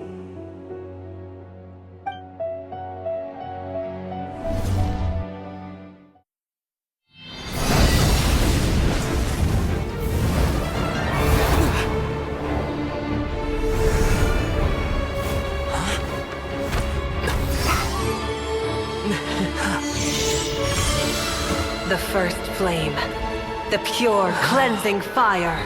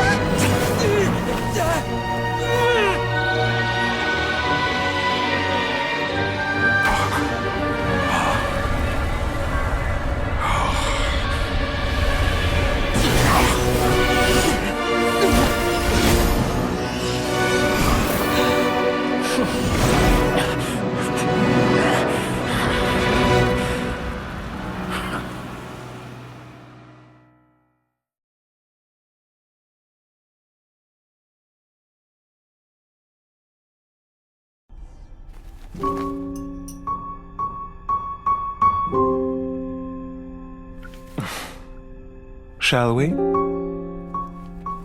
Where were we? I was suggesting that you needn't perform when signing a contract. You're only sitting here because your bank demanded an evaluation of the trustee. So you told a story about a young scholar from a merchant family in Sumeru? I told a compelling tale, didn't I? The post-expulsion story is far more captivating. The human experiments or the elixir of immortality? The part where you die. Ah, yes. My favorite part. The 35-year-old Segment thought of himself as Dottore, reserving the name Zandik for the original specimen. Of all the Segments, he was the most selfish. After his expulsion, Dottore searched for a new direction. He joined the Fatui, studied Elazar in great depth, secured resources. He was rather fortunate in his career. Zandik turned to Conrian technology and successfully created his segments. But this was not immortality. Even with backup segments, his body would still age. Still, thanks to Snezhnaya, Zandik found the ideal base for his experiments. Then a perfect partnership materialized at a crucial moment. The year that both parties realized they needed more time. Fortunately, Zandik succeeded. In a miraculous turn of events, he gained the extra time he needed. I seem to recall it differently. All right, it's true. No matter how much elixir he took, Zandik remained human and continued to age. Then, on the morning he turned 85... Help me up! Call for help! Surely he would be rescued, Zandik thought. But to his surprise, no one helped him. Zandik was too selfish for that. Don't forget, you're one of us. Yes, and we're all waiting. Waiting for me to die. Pantalone arrived for a meeting and happened to witness what followed. He found it unsettling. I never said that. But the Zandiks were unfazed. It was a rare opportunity for self-dissection.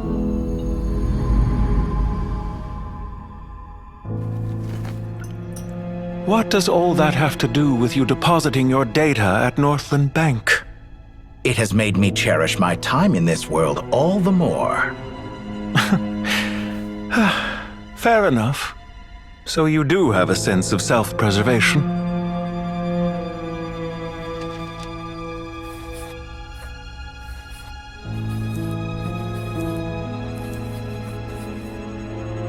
What do you mean? You're hardly normal, and you don't cherish life.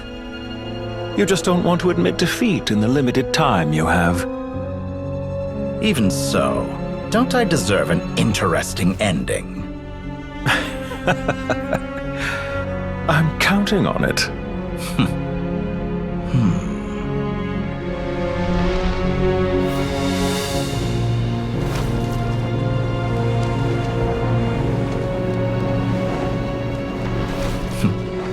If nothing else, I expect my funeral will be a grand affair indeed.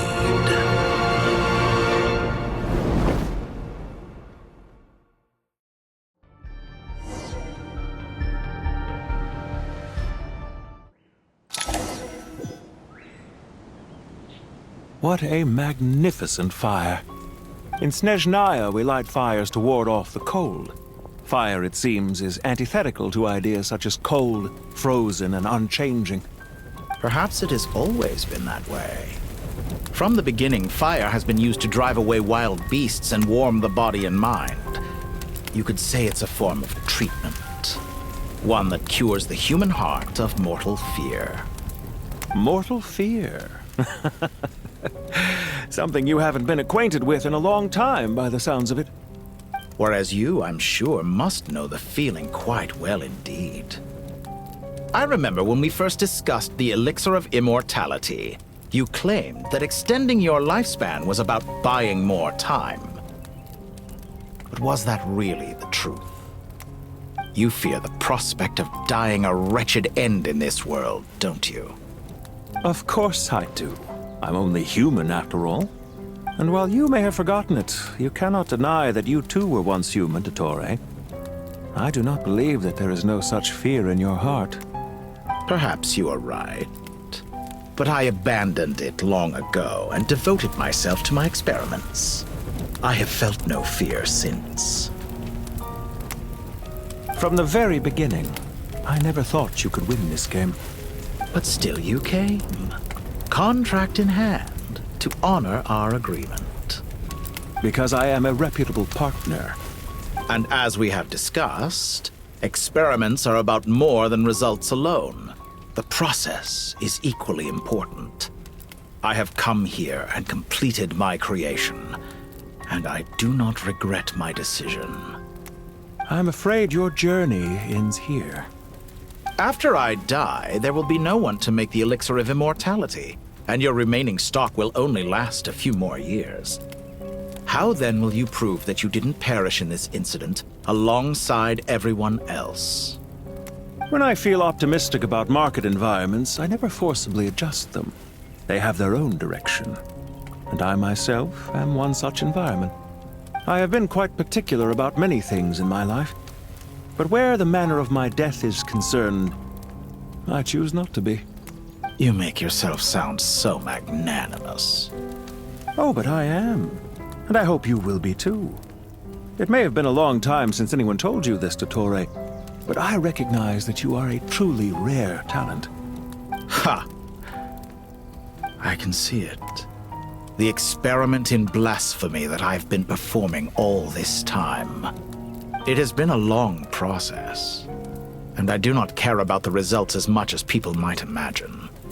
If the very goal of your experiment was to explore infinite possibilities, then there was never any reason for it to end. Indeed. Yet now, the experiment has officially drawn to a close. What should I call you? Zandik? Or do you prefer Dottore? Suit yourself. Goodbye, Feofan. This time, that's what it truly is. And don't I know it? Goodbye, Zandik.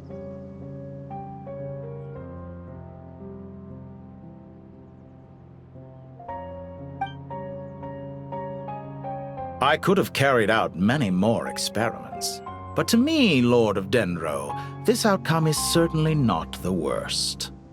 I believe you. But unfortunately, this is where it all ends for you. This experiment does not belong to you, nor do any of the results. Experiment? It sounds like you're trying to outdo me in my own field. Wisdom is conveying information in terms that people can clearly understand. You know exactly what I mean. Indeed. I can see no further outcomes. Ha! You have a formidable mind, and you are braver than I thought. Setting fire to the very thing your survival depends on. Your previous threat was empty, but this time, it is real. When necessary, wisdom can be as fierce as an inferno. Some of the flames that incinerate you come from within yourself. Perhaps you are right. You see what lies at the bottom of the human heart, and that is your wisdom. Here is where your journey comes to an end. All that is yet unknown belongs to those of us who will carry on living. It seems I have unwittingly been your arch-enemy all along.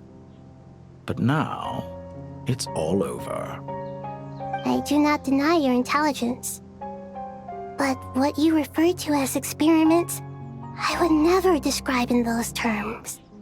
They are events that take place in the real world, and they are so much more than mere data. Goodbye. We will never meet again.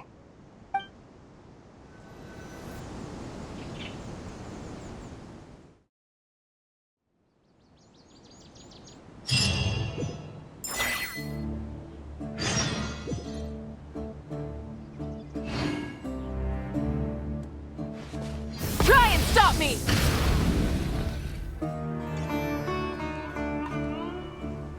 Well, that's the last of them. Everyone on the list is already back where they should be. It was a long, hard road, but we finally finished escorting everyone back. I just pray that we'll never need to leave again. I hope we can stay here forever in this peaceful paradise of our own choosing. Paradise. In the annals of the Temple of Silence, that word carries great significance. It represents the hopes and desires of the gods. Their longing for a place to rest. I wouldn't think gods need such a place. People always think they're the only ones who can lose their homes. They forget that gods too need a place to reside. As the Goat King once said, "A god without his people shall cease to exist." Gods need their believers every bit as much as their believers need them. Only we can truly understand how much the desert faith has faded over the centuries. But we still talk about the gods as though they're a part of our lives. Given the myriad ways in which gods and humans interact, I'd say they really are. How else could Dunyarzad consider the Dendro Archon a friend? Well, that sounds about right to me. Describing them as friends sure makes us feel a whole lot closer. If you told me a few years back that I'd have this many friends, I'd have called you a liar. Belief is a choice, just like friendship. We've made our choices through battle. The right ones, wouldn't you say? I'll be heading back to the Temple of Silence. I heard the Goat King and the Ibis King decided to pay us a visit. How about you? It's back to Aru Village for us. Still plenty of supplies to distribute and people to help. Until next time, old friend. As long as you can find the time, you're always welcome to visit us in Aru Village. Right back at you. Make sure to drop by the Temple of Silence the next time you're free. Word is that 2 of the other 7 pillars, Shezepang and Bennu, might also be dropping by. Since you're wearing the symbols of their power, it'd only be fitting if you came to see them for yourselves. Dropping by? That makes it sound like they're visiting a neighbor's home. Well, the temple was founded by Hermanubis, so I guess to them, that's exactly what it is. Guess that's true. All right. We'll make sure to find time to stop by. Stay safe on your journey home. I will.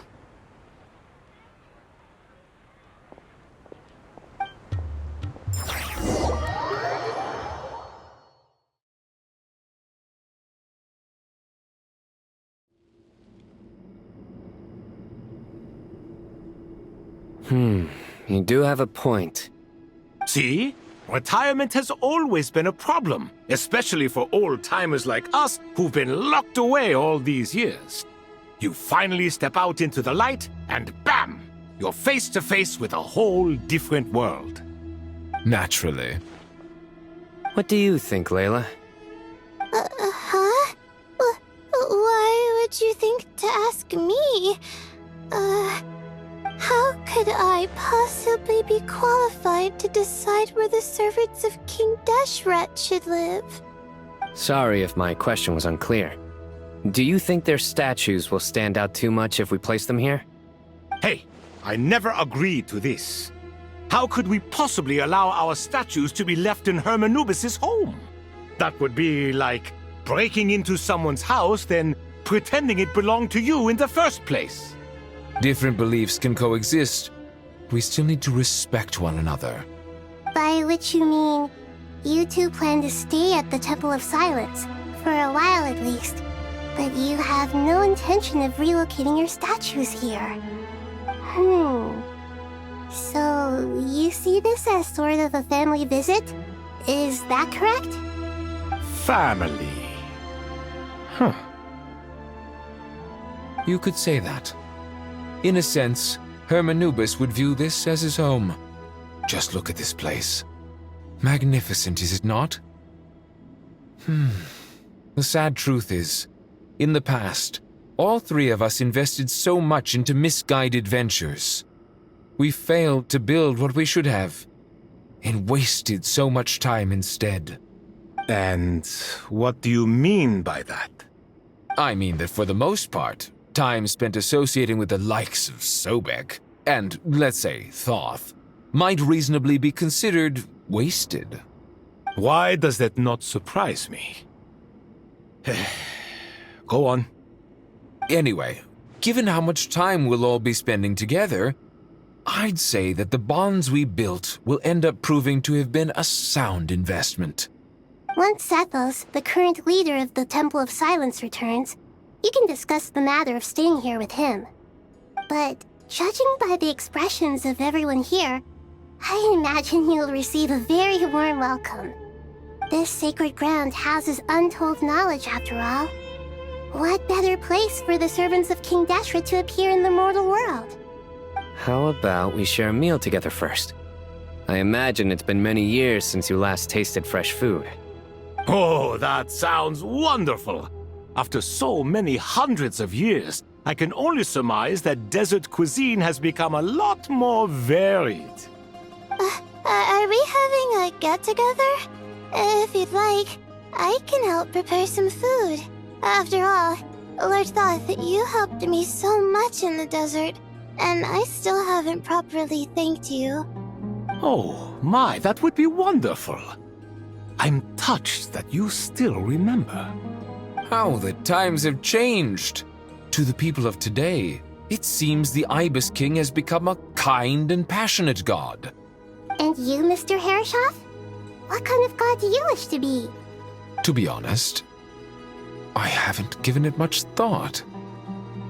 How about you, Dendro Archon? Do you have any hopes for your future? Me? I'm very happy with my current life. Forgive my bluntness, but you do not seem to derive your authority from majesty and might, like Lord Al-Ahmar. Clearly your approach has its advantages, but also its dangers, don't you think? I do, but projecting a majestic front doesn't really suit me. Besides, my relationship with others isn't simply one of a god and her people. Not putting on airs might earn you more adoration. Exactly. Besides, I really like parties where everyone brings their own food, and we all come together to share. You should join us. I'm sure you'll find it fun. Last time when we got together for a picnic near the Avidia Forest, it was quite the occasion. Seeing as you're already here, how about we hold the next one in the desert? Can we do that? Wouldn't Tainari have to transport a ton of drinking water? Don't worry, I can help out. Layla, would you like to join us next time? Me? Sure. The more the merrier. That way we... Don't take this the wrong way. I just think you should know. When it comes to passing the time, chess is more our thing. In that case, Dendro Archon, what do you say? If I were to compete against you, I can't say with certainty I'd win, but I certainly wouldn't mind giving it a shot. Where's Sobek? I'm sure he'd be good for a few rounds. Cards, cards, cards! I'll always prefer chess. I wonder what variant of chess we're talking here. Mr. Thoth, is there some sort of astrological significance to this game? Oh, I'm glad you brought that up. As long as the leader of the Temple of Silence agrees, we can search Hermanubis' place for books to teach you how to play.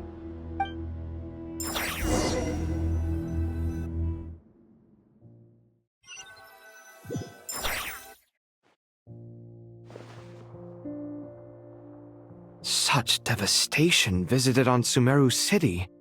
So many houses destroyed or damaged in the fighting. Who could have foreseen this? Look at all of this. It's going to take me forever to tidy up. I suppose living below the academia doesn't always work out to your advantage. I would have thought a little appreciation of my sincerity and effort in helping to clean up this mess might be in order. Helping? Effort? This is your house! Of course you should be putting in the effort! If anything, I'm the one who's helping! So you see yourself as just a helper in this situation. I must admit, I'm rather shocked. If you're trying to say that since I live here too, I have an obligation to tidy up, fine. I suppose I do. Wait a second, stop changing the subject! Nevertheless, in the wake of a great storm, a missing roof is a predictable inconvenience. Can you stop making it seem like I care more about this house than you do? Doesn't it upset you at all to see your home in this state? I won't pretend it's ideal, but that's no reason to be upset. This is the roof over your head, your shelter from the cold. The furniture is scattered, the paintings have fallen off the walls, the windows are shattered. Don't you feel even a little disheartened? The way I see it, these problems are easily solved. Ugh, this is precisely why I hate talking to you about sentimental things. It's like banging my head against a wall. You simply don't understand just how much work goes into making a proper home. It sounds like this is causing you a lot of anguish. You mean the house or the paintings? I mean your sentimentality. Oh, well, yes. But I'd rather not dwell on such things right now. Generally speaking, when anguish becomes the norm, people usually make an attempt to improve their situation. But there are so many people and things in life that are difficult to change. It's not like you can force them. Besides, anguish can be a source of inspiration, and I'm not sure I could break my reliance on it. I'm glad you're able to make yourself think like that. What kind of a response is that? I was stating a profound truth about the very nature of art. Suffering is the cradle of all creation. Even you can't deny that. And I wasn't trying to. I'm just happy for you. Pure and simple. Can't you tell? Happy about what? Happy that you can always find an answer that backs up your views. You... More often than not, life is a process of running into problems and then searching for answers. Yours more than most. Not everyone's so good at justifying things to themselves. It's something that you've been steadily mastering. Huh. What about you, then? What skills have you been mastering lately? Pass me that box. Huh? Okay. You may consider this my progress on the path to mastery. What? Wait a second. Isn't that box mine? Hey, it is! It must have fallen off that shelf! I'll hate them! Those are my paints and inks! Would you like me to put it in your bedroom for you? Huh? I mean, sure, if you don't mind. What kind of progress is this? Does he think he can bribe me? Not that giving me back my own things is much of a bribe. These books on the floor, they're a complete mess. And this one, didn't he say it was an out-of-print collectible? It's completely covered in dust, and some of its pages have even fallen out. Ugh, guess I should help him repair it. This one too. And this one.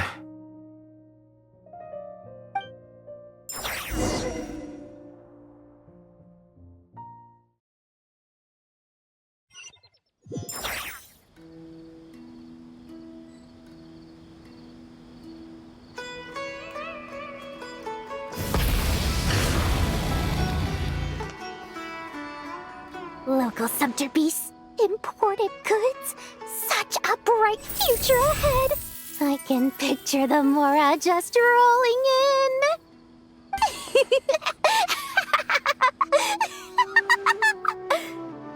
in. You do realize you sound like a choking cow? It's called being imposing. Can't you feel it? Are you not intimidated? Oh, I'm positively shaking in my sandals. What commands do you have for me, oh mighty Lord Sangamabe? You...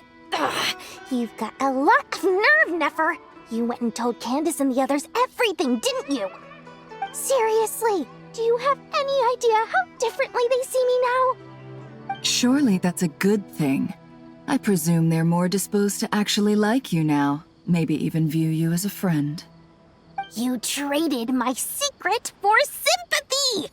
Thanks to you, I've lost every last shred of my mercantile majesty. How am I supposed to make anyone think I'm a big, scary investor now? The dark days of Lord Sangama Bay are behind you. Why not take this chance to make a few honest friends? Speaking of friends, since when did the notorious Lady Nefer gain such an admiration for holier-than-thou types? A moon chanter here, an angel there? Who'd have thought it? A coming together of fates, nothing more. No need to throw around accusations of admiration. Forget it. You're right about one thing at least. Making friends is never a bad thing for a merchant. So, I really took a loss this time.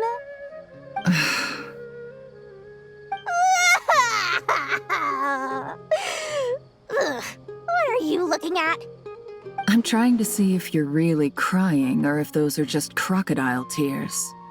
A little birdie told me that when Lord Sangama Bay makes money, the tears flow from the center of her eyes, but when she loses it, they flow from the corners. Which is it this time?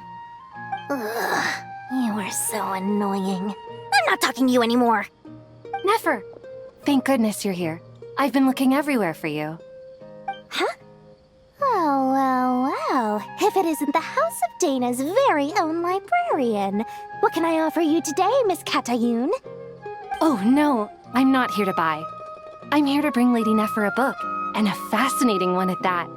We agreed to meet at the entrance to the mausoleum of King Deshret. One more thing. I bought this copy with my own money. It's not borrowed. Reasoning knows not time of day, but suspense always follows a blizzard. That's quite the mouthful. Huh? Isn't that the one that... It was all the rage for a while. People throughout the city were clamoring to get their hands on a copy. The names inside were all circled. Everyone thought it was a riddle. Don't bring up that book in my presence. I don't even want to hear its name. That thing was nothing but a scam.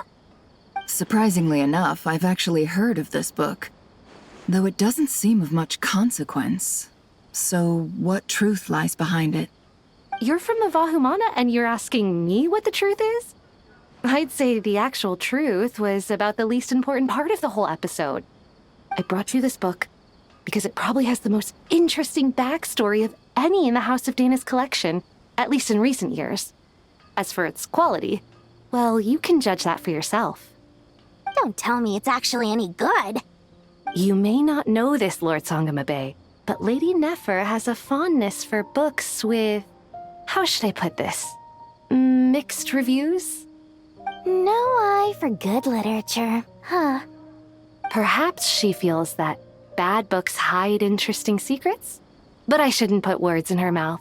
It's probably fair to say she prefers the conversations that books can spark over the substance of the books themselves. Suits my style as an intel broker, wouldn't you say? Very interesting, thank you. I'll return it to you once I'm done reading. And as it happens, I have something for you, too. Incense? I imagine you've already used up the incense I gave you last time. Here's some more. This batch is from Nodcry, so the scent won't be quite the same. Well, actually, I've been saving the incense you gave me. I couldn't bring myself to waste it without a special occasion. But I'll gladly accept this, too. And I promise I'll use it this time. Katayun, you haven't changed a bit.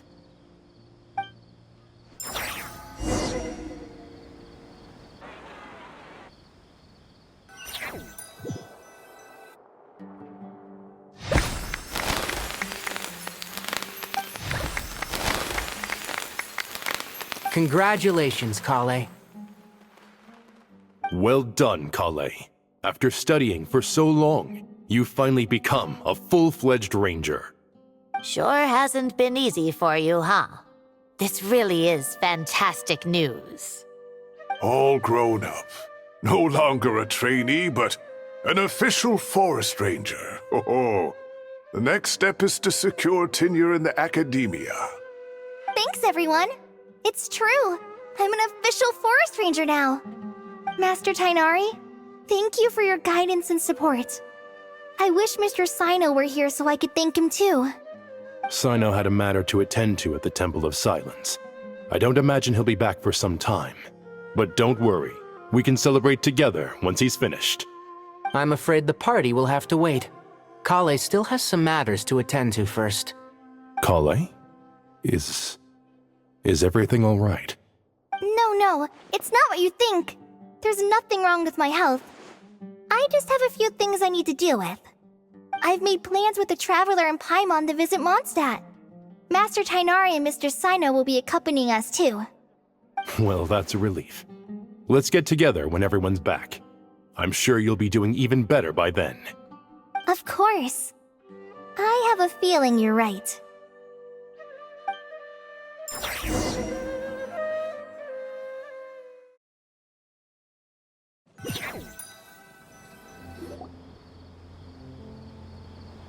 Phew! After all that catching up on sleep and food, Paimon's feeling full of vim and vigor again.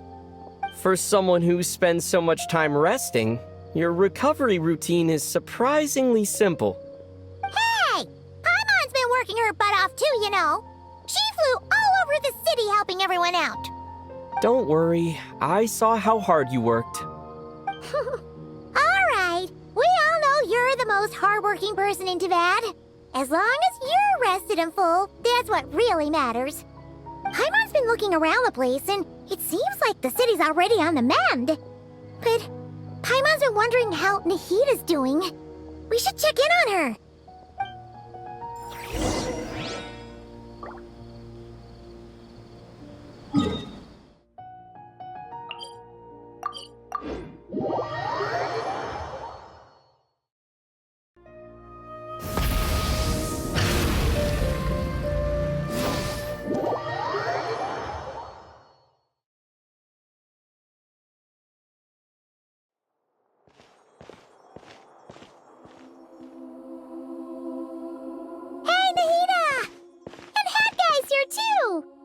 Traveler, Paimon!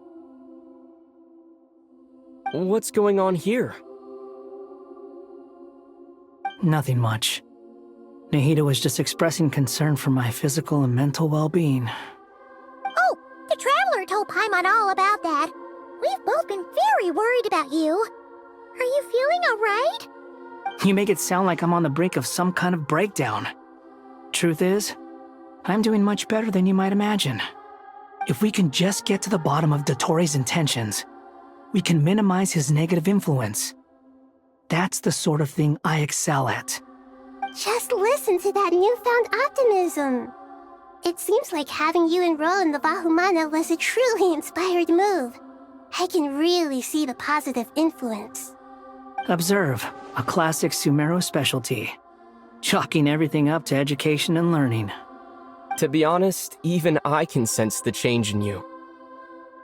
Everything Dottore said to you was a way to manipulate your mind. Fortunately, you're no longer under his sway. Can someone as old as me really continue to grow? If it helps, just think of yourself as a late bloomer. It's all a matter of phrasing, and it comes down to what standards you measure yourself by. For a puppet, developing at such an age is perfectly normal. But if you choose to call yourself a late bloomer, it sounds more like you consider yourself human. However you see yourself, well done. All right, I see what you mean. Anyway, what's your next step? What else can I do but complete my current courses? Everything else can wait. Anyway, that's enough chit-chat. There are still things in the city I need to help out with. I'll be heading there now.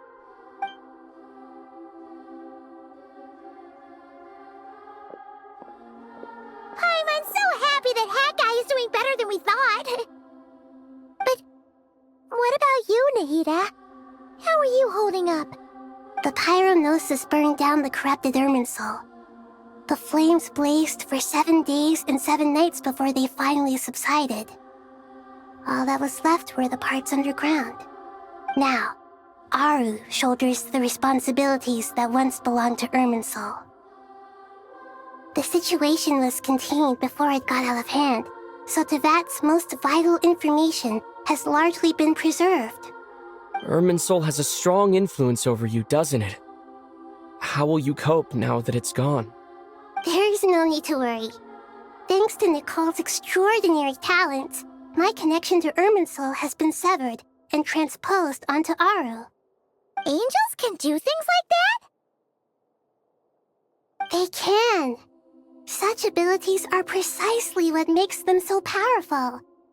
The goddess of flowers, Nabu Malikata, once claimed that she too could perform feats beyond the reach of mere mortals.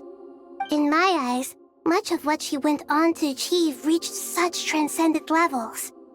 Her and Nicole really are both fascinating and magnificent. So, does that mean your situation is stable now? Correct. Just imagine that Aru has become the new Irminsul, and the essence of my existence has been bound to it. The wisdom of Sumeru has ultimately converged into a single, unified entity.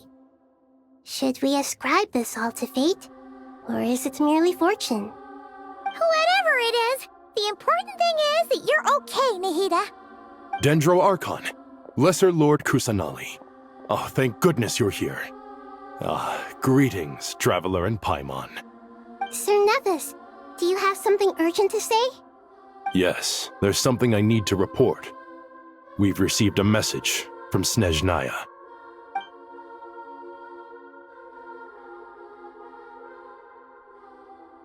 The Fatui Harbinger, the Rooster, sends us his sympathies, along with all the usual pleasantries.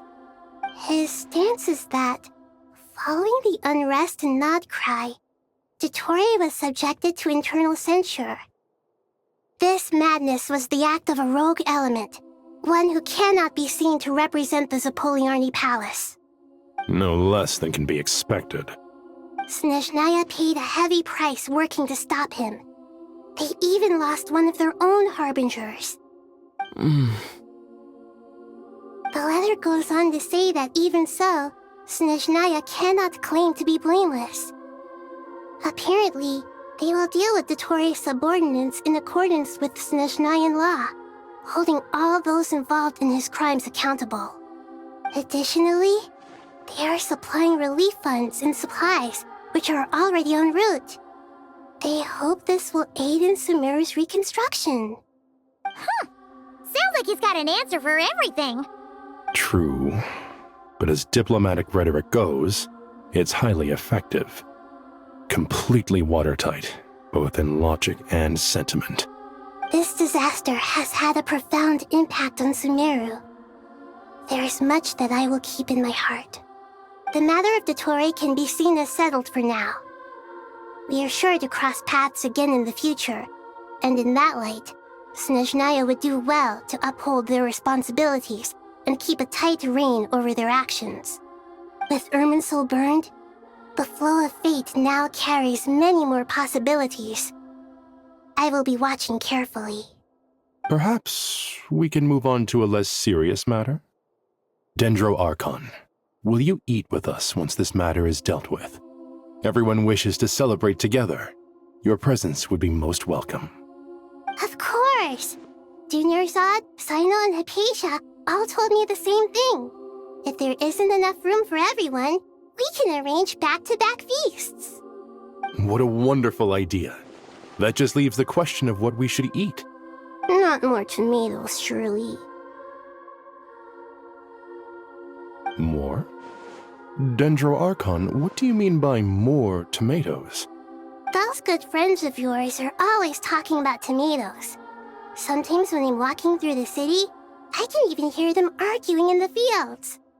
Since you see them so often, you must hear about tomatoes even more than I do. Tomatoes. Tomatoes. The word has a certain magic to it.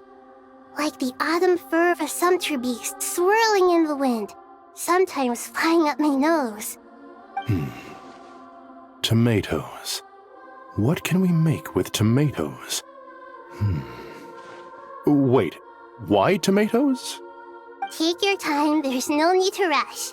The traveler, Paimon, and I still have somewhere we need to visit. You'll have plenty of time to think it over before I return. Does this mean you're going to Natlan? Meet them there in person.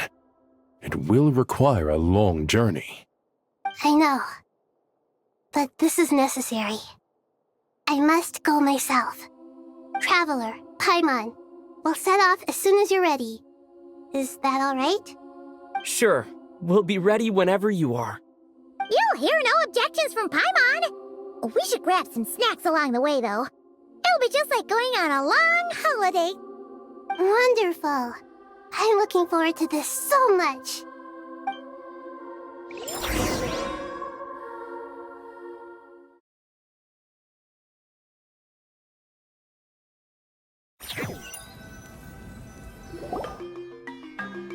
Natlan is such a lively place. It's super cheerful and positive, too. I can see that. There are people outside exercising at all hours. Such a healthy way of life. You came. Welcome, welcome. You must be hungry from your journey. Would you like something to eat? Oh, thanks, but no thanks. We've been eating the whole way here. We had a mushroom platter, Sab's meat stew, butter braised chicken, hot sour pudding.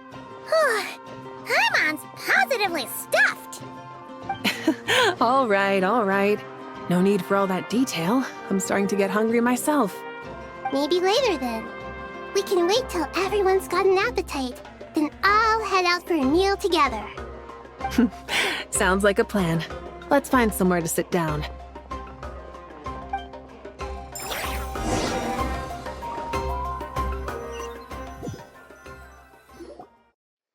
I should tell you, I already have some sense of why you've come. Why's that, Malika?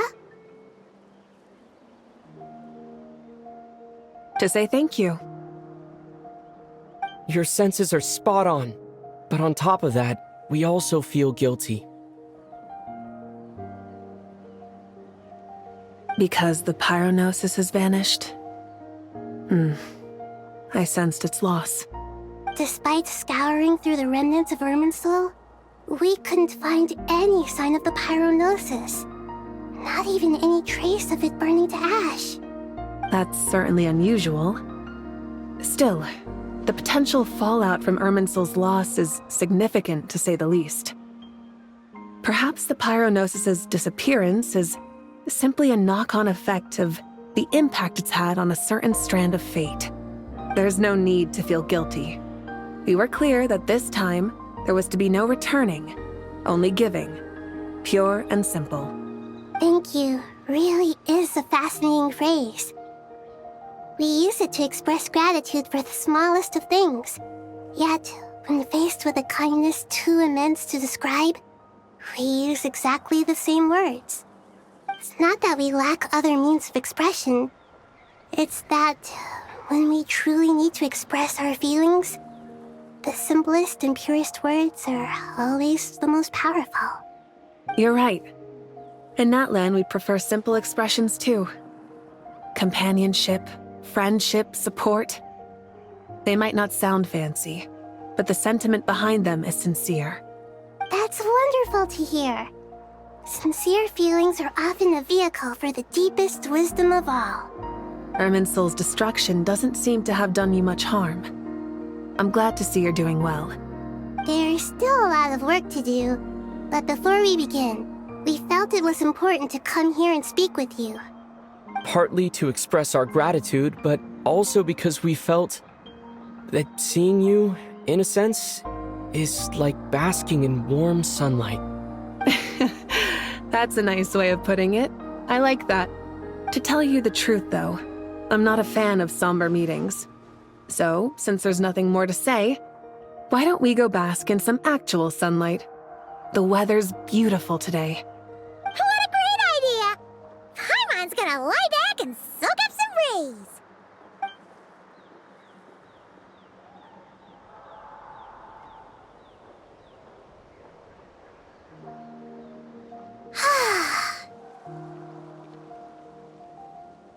In that case, I think I'll lie down for a bit too before we head to our next stop.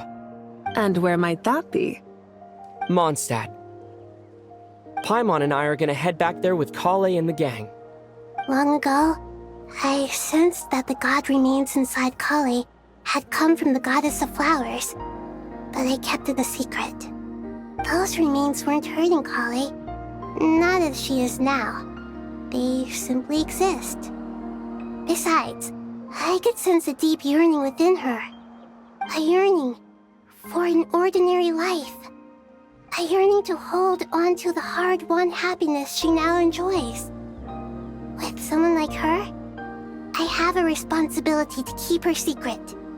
She should be ready to face the truth by now.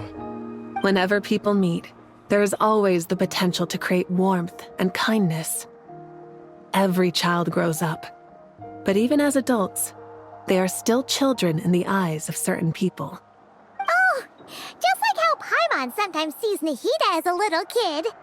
Is that so? Well, anyone who's friends with a kid is probably a kid themselves. Of course!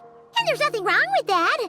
When we get back, we'll actually be hanging out with another of our friends who happens to be a kid. Or more like looking after, in her case. Anyway, we'll always be there to watch out for our friends.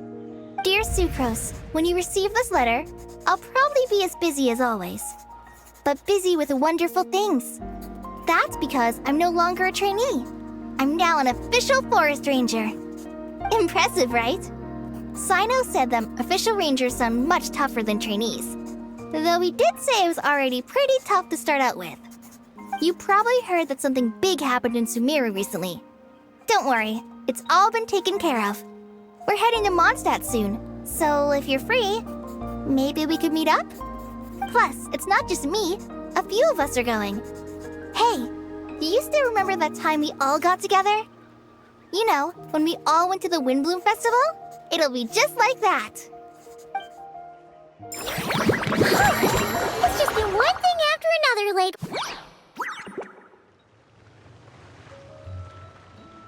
Dainari, is that... Don't you say it! Is that the great Vayu-Vyastra? Behold, the great Vayu-Vyastra, General Mahamatra.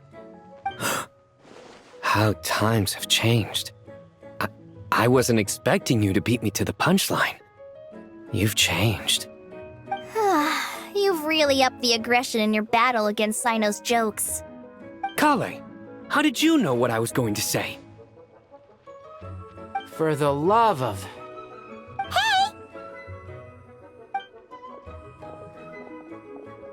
Traveler! Paimon! You're right on time! I hope we haven't kept you waiting. Kale! Sucrose! It's been so long! How have you been? I've been well. Everything's going great. What about you? Are you still busy? Not at the moment. Oh, right! That juicer you gave us works amazing! Farzan loves it! Seriously? That's wonderful. I don't suppose you drew up a detailed test report. Oh, what fruits did you use? How's the texture of the final product? Sucrose, you might want to try asking your questions one at a time. Albedo! Paimon didn't see you there! It's been a while since all of us were together like this. How about we follow the same plan as last time? Good idea, my friend. You never disappoint. So, what are your identities this time? Don't remind him. First things first. Allow me to introduce our very own official Forest Ranger Kale. The rest of us are simply her humble travel companions.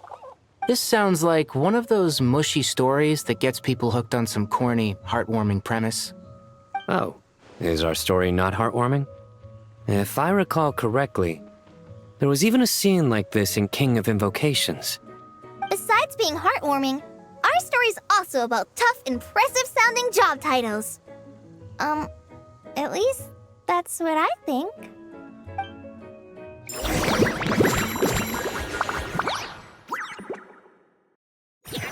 Why don't we go to...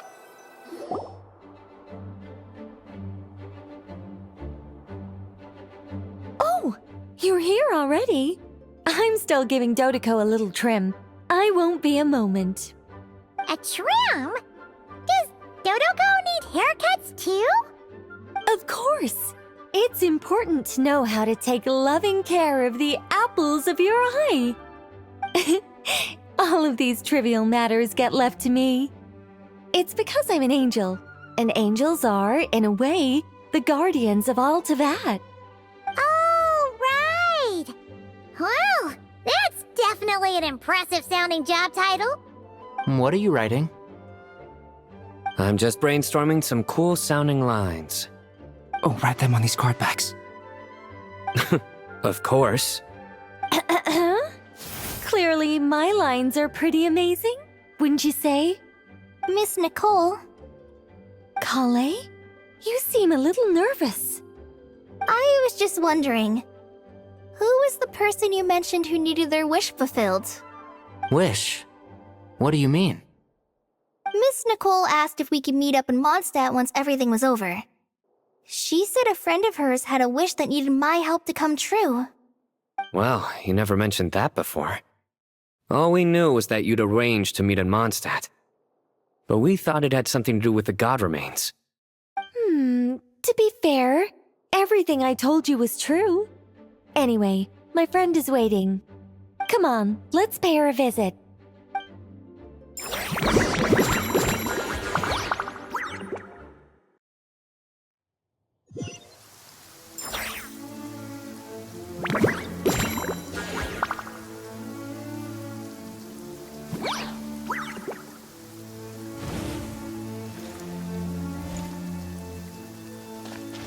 Try and stop me!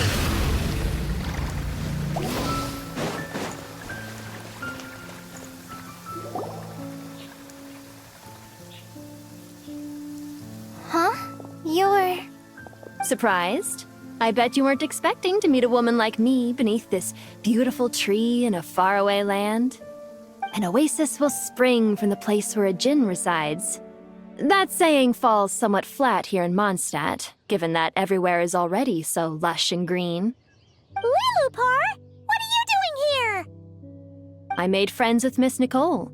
I asked her to bring me here and then invite Kale to come. The prologue to this story is that I have a wish. It has stirred within my heart for centuries, millennia even. Originally, it was merely Al-Ahmar's lie, but now it has become reality. Could this be... related to the goddess of flowers?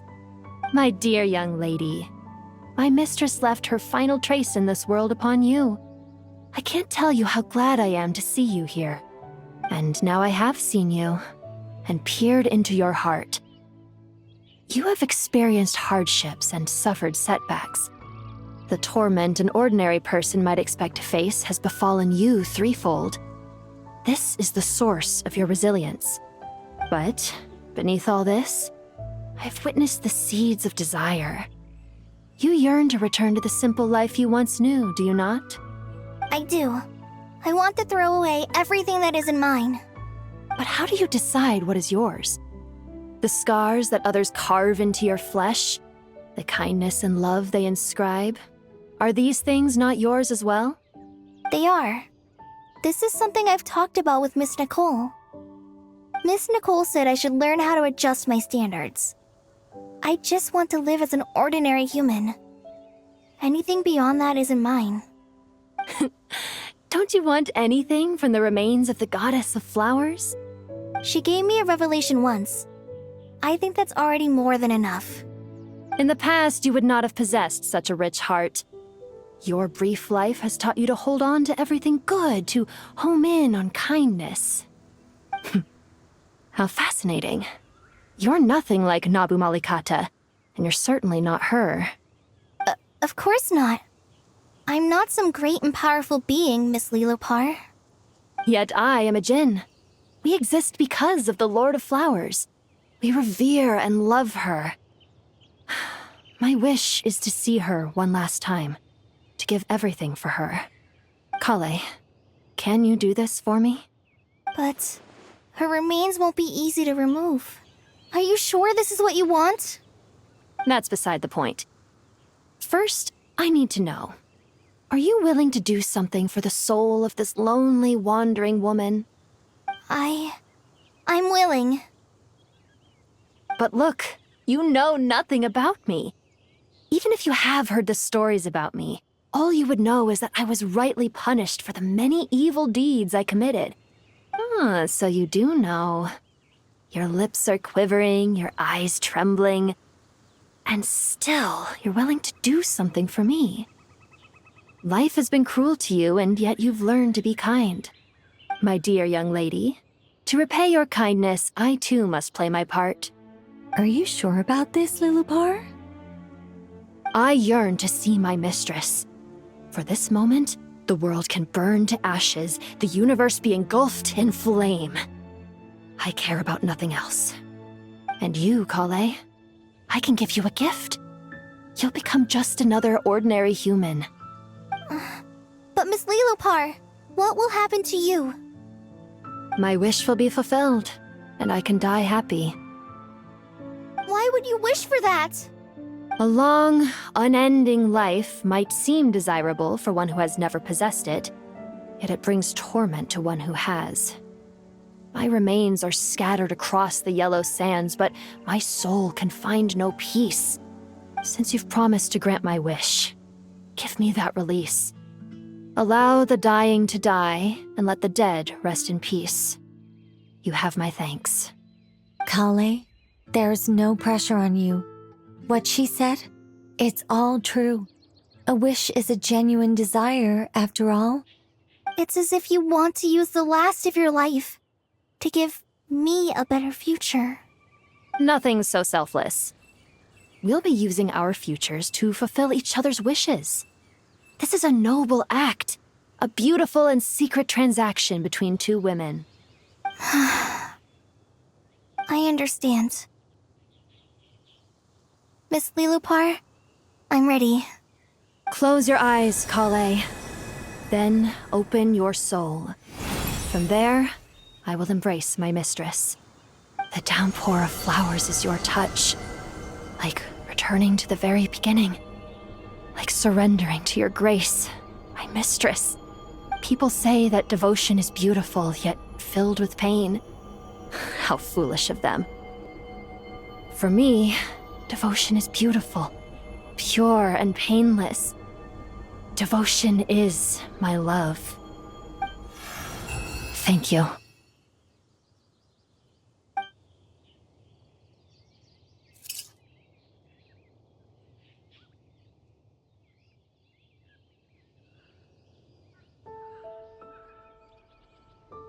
Lilupar!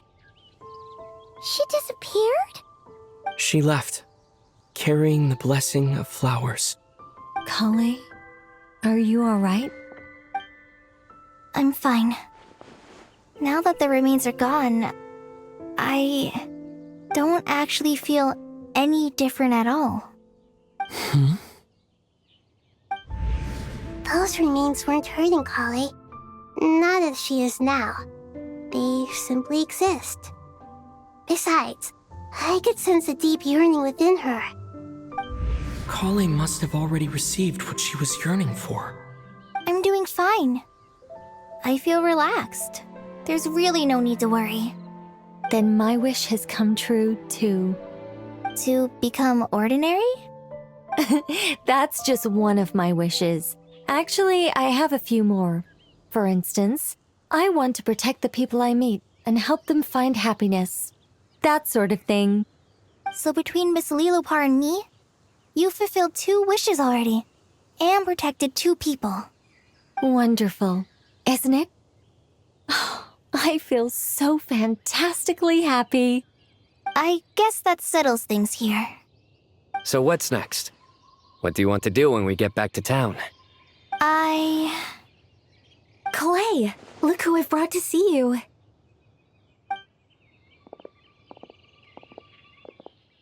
Kale! I heard you guys were holding some kind of secret event. How come you started without me? Huh? Oh no, it's nothing like that. We were just saying goodbye to an old friend. Really? Who?